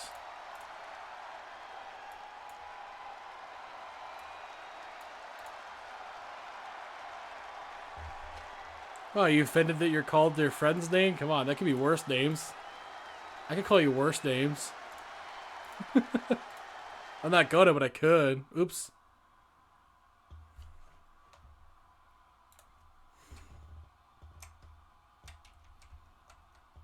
Alright, well. What a show tonight, guys. I knew it'd take about this long to do tonight. AEW alone was a packed show. Despite our best efforts, it's nowhere near good enough still. It's so disheartening. I'm not gonna lie. Ugh. Ken, I need your help next week. I tried. I tried. Not coming up next. We're done. Wait, hold on. We're not done. What do you mean? What do you mean there's an attack? It's Shawn Michaels. Shawn Michaels has confronted Stone Cold right after the match. I don't know what this is about. HBK not happy for whatever reason here.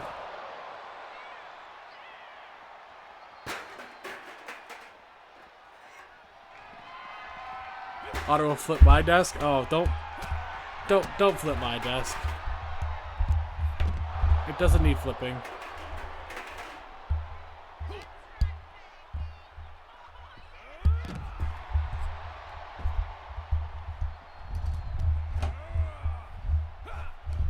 If you flip my desk, I might break things, and then we can't do any more streams. Because at that point, if my shit breaks down, I'm done streaming. Like, I can't afford to continue at that point.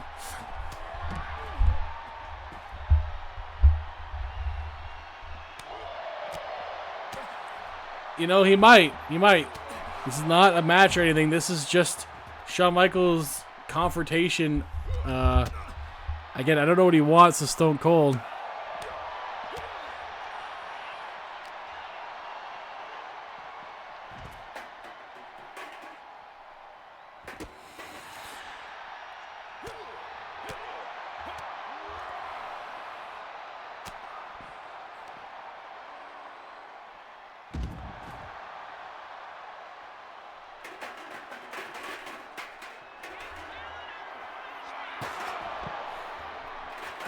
Come on, separate these guys.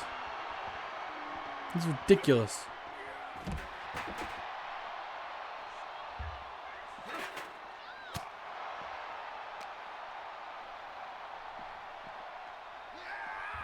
Yeah, she does have cute emotes. Yeah, Sean's grumpy. I don't... He must be just grumpy. I don't know what his problem is otherwise. I mean, I just want to go home at this point. I got a match to prepare for against you-know-who and SLBF for next week. It sounds like Ken's going to be okay to go for it, which is good. For whatever reason, SLBF is obsessed with facing me now, so I don't know. I don't know. I thought I dealt with him already on ECW this week, despite me losing, but I did say, you know... I did say that he doesn't know what he's messing with, so I have to get my win back somehow. I can't let some pixie, weird, half bear, half fucking fox thing beat me. I can't do that. I can't let it happen. I don't even know what he is. It's his son of bear fucker, but I don't really know what that entails. So, and he's from Zurich, Switzerland. I don't know. He's a weird guy. But I'm gonna put him in his place. Yeah, about the furry dude. I'm gonna regret him trying to challenge me in the first place. And Ken's already beaten him before, so we're gonna go out there and kick their ass together. So